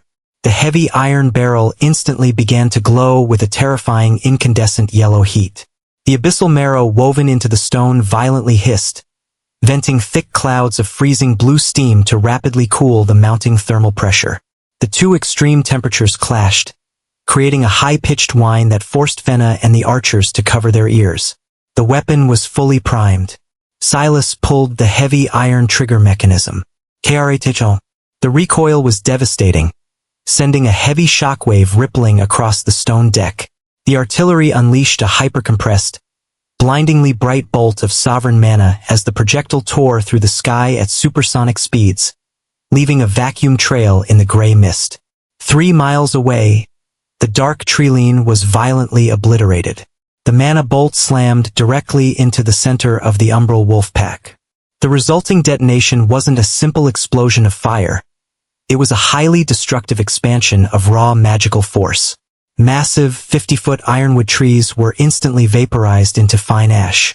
The earth shattered, blowing a massive crater into the forest floor and instantly wiping the entire pack of scavengers out of existence. A cascading waterfall of pristine blue tabs instantly flooded the corner of Silas's vision. Target eliminated. Tier 2 umbral wolf. +2 up. Target eliminated. Tier 2 umbral wolf. +2 up. Target eliminated. Tier 2 umbral wolf. +2 up. Total kills, 14. Current balance. 148 up. Silas let out a loud, genuine laugh, releasing the iron handles as the abyssal marrow aggressively vented the remaining heat from the barrel. "That," Silas grinned, turning to look at his vanguard, "is how we clean up the neighborhood." Fenna was staring at the distant smoking crater with her jaw completely slacked. She looked down at her own mithril recurve bow, suddenly feeling incredibly inadequate. "My lord, you just leveled monsters from such a distance away." "The range is incredible," Silas agreed. He turned his attention to his lead scout. "Tamsin, step up." Tamsin blinked with her eyes widening as she pointed to herself. "Me? My lord, I track things in the mud. I stab beasts with iron. I have 0 experience operating a magical siege engine." "It's intuitive," Silas promised, gesturing to the heavy iron handles. "We need more than one gunner if a horde actually breaches the treeline. Come here. I'll show you the exact calibration." Tamsin swallowed hard with her heart suddenly hammering against her ribs. She sheathed her twin daggers and stepped up to the heavy ballista, hesitantly wrapping her calloused hands around the iron grips. Silas stepped up right behind her. He didn't stand off to the side. To properly guide her line of sight, he stepped entirely into her personal space. His chest pressed lightly against her back, his tall frame naturally caging her against the heavy iron weapon. He reached forward, placing his warm, incredibly steady hands directly over hers on the grips. Tamsin's breath hitched with her entire body rigidly locking up. She was a hardened wilderness huntress. Tasman was used to the stench of rotting blood, the suffocating miasma of the basin, and the grime of a survival camp, but standing this close to Silas, her senses were completely overwhelmed by something different from what she was used to.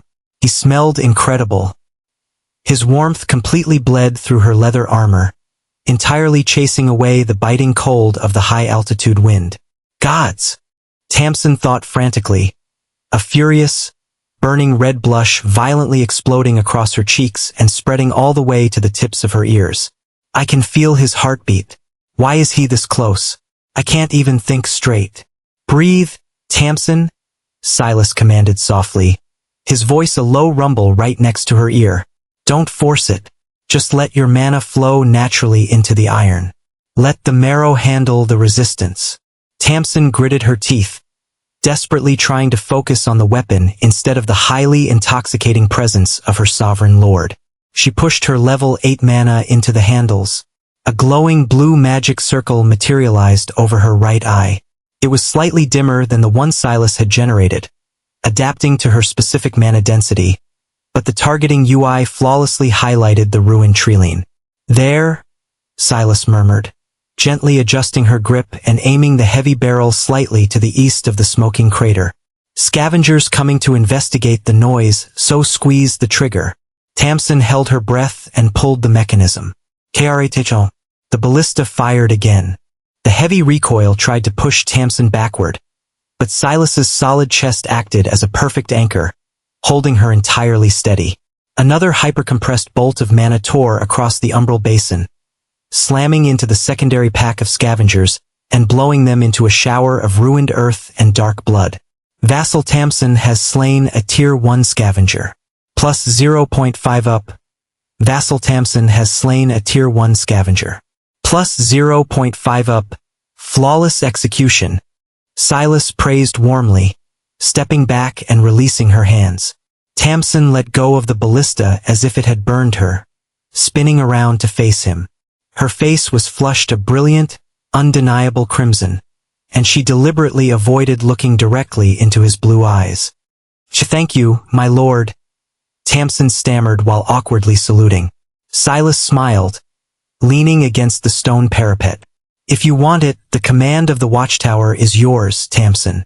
You have the best eyes in the territory after all. Tamsin quickly shook her head, forcing her tactical mind to override her flustered state. No, my lord, Tamsin declined respectfully. I belong on the ground. My skills are wasted sitting in a tower waiting for targets to appear. I need to be in the brush, tracking the migrations and finding the nests. Fenna and the Archer Division are already trained for elevated combat. They should manage the artillery. Silas nodded slowly, deeply appreciating her humility. A lesser vassal would have eagerly claimed the safest, most powerful position in the territory just for the status, but Tamsin knew exactly where she was most lethal. You're right, Silas agreed. He looked at Fenna. The observation deck is officially under the Bowsplitter's jurisdiction, so keep a rotating watch of 4 girls up here at all times. Understood, my lord. Fenna grinned, eagerly stepping up to the weapon. Tamsin cleared her throat, finally regaining her normal composure. My lord, the artillery strikes just left over 24 fresh corpses in the mud. If we leave them there, they will rot and attract worse predators. Requesting permission to take the new recruits out to haul the meat back to the vault. Granted, Silas said. Take Brita with you and do not wander past the craters. Tamsin bowed deeply and quickly descended the spiral stone stairs, leaving Silas alone with the archers on the deck. Silas walked to the edge of the parapet, looking down at the bustling courtyard of the blessed land. It was time to reinforce the foundation. The artillery tests had proven they could project power, But an empire couldn't survive if its walls were weak. He opened his command interface, swiping to the architectural tab. Current balance, 149 up. He had the capital. Silas briefly considered spending the points to forcefully upgrade the new watchtower to Tier 3, but his tactical mind quickly vetoed the idea. The tower was already heavily armed, but the ironwood palisade surrounding the base was still just wood. It was highly durable, magically dense wood, but against a concentrated, heavy-hitting horde, it would eventually splinter and fail. Silas descended the towering stone structure with his boots echoing down the spiral staircase until he stepped back out into the freezing courtyard. He walked directly toward the towering northern wall. He placed his hand flat against the rough, dark bark of the ironwood palisade and triggered the system prompt. Would you like to upgrade Tier 2 ironwood palisade to Tier 3 steelweave palisade? Cost 100 up. Confirm. Silas stated clearly. The response was magnificent. A blinding, towering pillar of radiant golden evolution violently erupted from the ground, entirely consuming the perimeter walls of the blessed land. The upgrade didn't just alter the structure, it aggressively and forcefully rewrote reality. The heavy ironwood logs began to transmute. The organic bark hissed and darkened, the cellular structure rapidly compressing and hardening until the wood was completely replaced by towering, incredibly thick and interlocking plates of heavy black steel. Massive, iron-wrought rivets violently hammered themselves into the metal, fusing the plates together into an unyielding, seamless barrier. But it wasn't just basic steel. Woven directly into the dark metal were sprawling, highly complex geometric defensive runes. The runes pulsed with a deep, highly intimidating blue light, actively drawing an ambient mana to reinforce the physical durability of the wall against heavy kinetic impacts. The golden light faded. The 50-foot-tall wooden fence was gone. In its place stood a terrifying, heavily fortified, brutalist steel fortress wall that looked capable of stopping a charging behemoth dead in its tracks. Up on the elevated scaffolding, Hilda and Alice, who had been actively standing on the wooden platforms when the upgrade hit, stared at the thick steel grating beneath their boots in shock. It's steel. Hilda breathed out, running her gauntlet along the freezing, unyielding black metal of the parapet. She looked down into the courtyard, her eyes locking onto Silas. All hail the Lord! Hilda roared, raising her broadsword into the gray sky. The rest of the garrison instantly joined in as their voices echoing over the massive steel walls in a unified cheer. The morale boost was palpable. Silas smiled, swiping away the current balance. 49 up notification. The fortress was ready, so now he needed to solidify his commanding roster. I need to go check on Elunid. And that elven woman. He thought he would like to keep her as a hero after all. He turned away from the cheering troops and walked toward the heavy timber doors of the reinforced stone keep.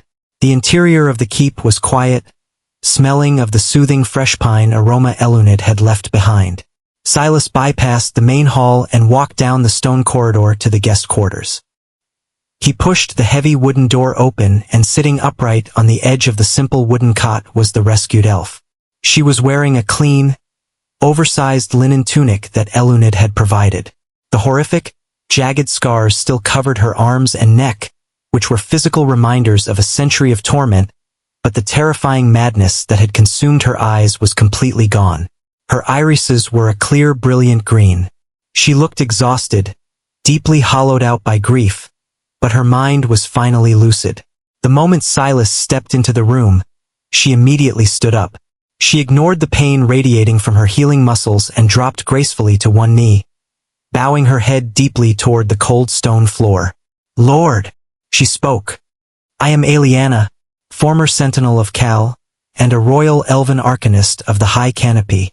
I owe you a debt that 1,000 lifetimes of servitude could never repay, as you as well as Miss Elu pulled me from the dark.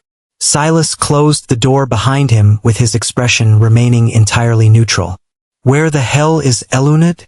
Stand up, Aliana, Silas instructed. Aliana slowly rose to her feet, her green eyes finally meeting his. I am Silas Graves, he introduced himself, leaning against the stone wall. Lord of the blessed land, and you are fully healed.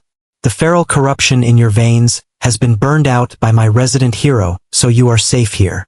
I can feel the sanctity of this place, Aliana murmured, looking around the simple stone room as if it were a royal palace. She swallowed hard with her hands trembling slightly as she clasped them in front of her. Lord Graves, I have a request, a deeply selfish one. Silas crossed his arms. Speak. I need to return to the ruins, Aliana pleaded, her green eyes shining with unshed tears. I need to find Lord Cal's body. I need to bury him properly. He was a good man. He promised us an empire, and he died trying to hold the line so we could flee, so I cannot leave him rotting in the mud. Aliana did not love Cal, but it was her job as a hero. Silas didn't flinch. He didn't offer a soft, comforting smile. There is no body to bury, Aliana, Silas stated coldly.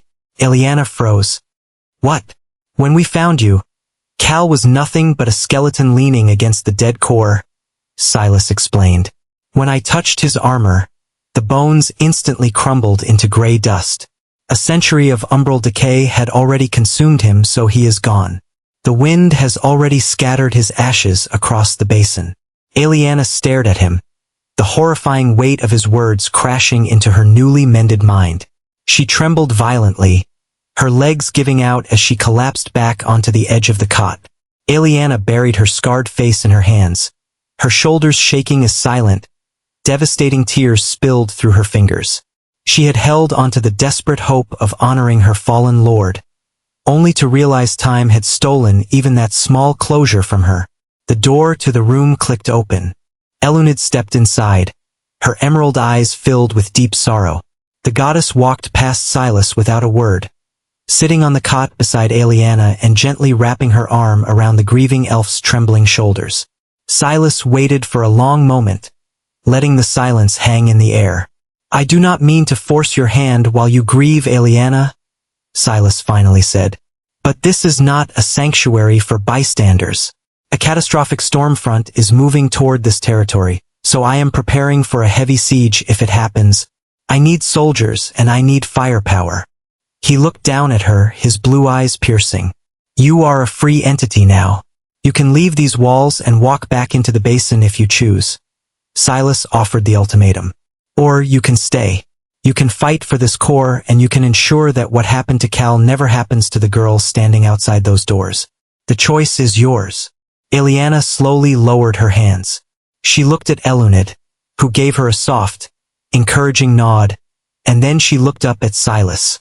The overwhelming grief in her green eyes slowly began to harden, transmuting into a grim resolve. She wiped the tears from her scarred cheeks and stood up with her spine perfectly straight. I will not run into the dark again, Aliana vowed, her voice steadying. May I join your territory, Lord Graves? I wish to honor Lord Cal's legacy by ensuring this territory does not fall. Silas nodded once. You may. He pulled the Beginner Lord's Manual from his inventory, mentally reviewing the specific clause regarding spoils of war and rogue heroes. To take command of a hero who had lost their original lord, the new sovereign had to forcefully overwrite the dormant spiritual connection with an infusion of their own foundational energy. Silas walked up to the elf. It's all like I wanted. Silas thought elven summons were not only beautiful but they were strong, but they had powerful magic too. He ignited his mythic gold core, channeling a warm, highly concentrated pulse of sovereign, golden energy directly into his right hand. He raised his hand and firmly pressed his palm flat against the center of Aliana's forehead. Aliana gasped, her eyes widening as the overwhelming, terrifyingly dense power of the gold core flooded her spiritual pathways. It was a completely different sensation than Cal's magic. It felt like standing directly beneath a blazing sun. A brilliant, glowing golden crest briefly illuminated her pale skin before sinking deeply into her mind, locking her soul directly to the blessed land's core. Silas stepped back, swiping his hand to pull up the newly generated interface. Notice.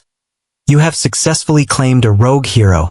You can now view Aliana's status. Hero. Aliana. Title. Royal Elven Arcanist. Rank.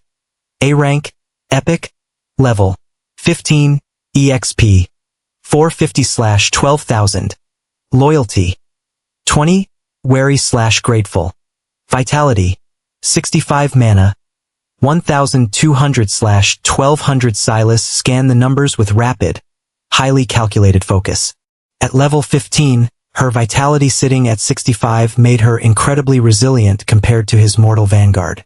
She could likely take a heavy kinetic blow from a tier 2 beast and remain standing, but it was her mana pool that caught his primary attention. 1200 points was an immense reservoir for an A rank. But it wasn't the ocean of 5,000 that Elunid possessed. Eliana was an artillery piece, not a perpetual battery.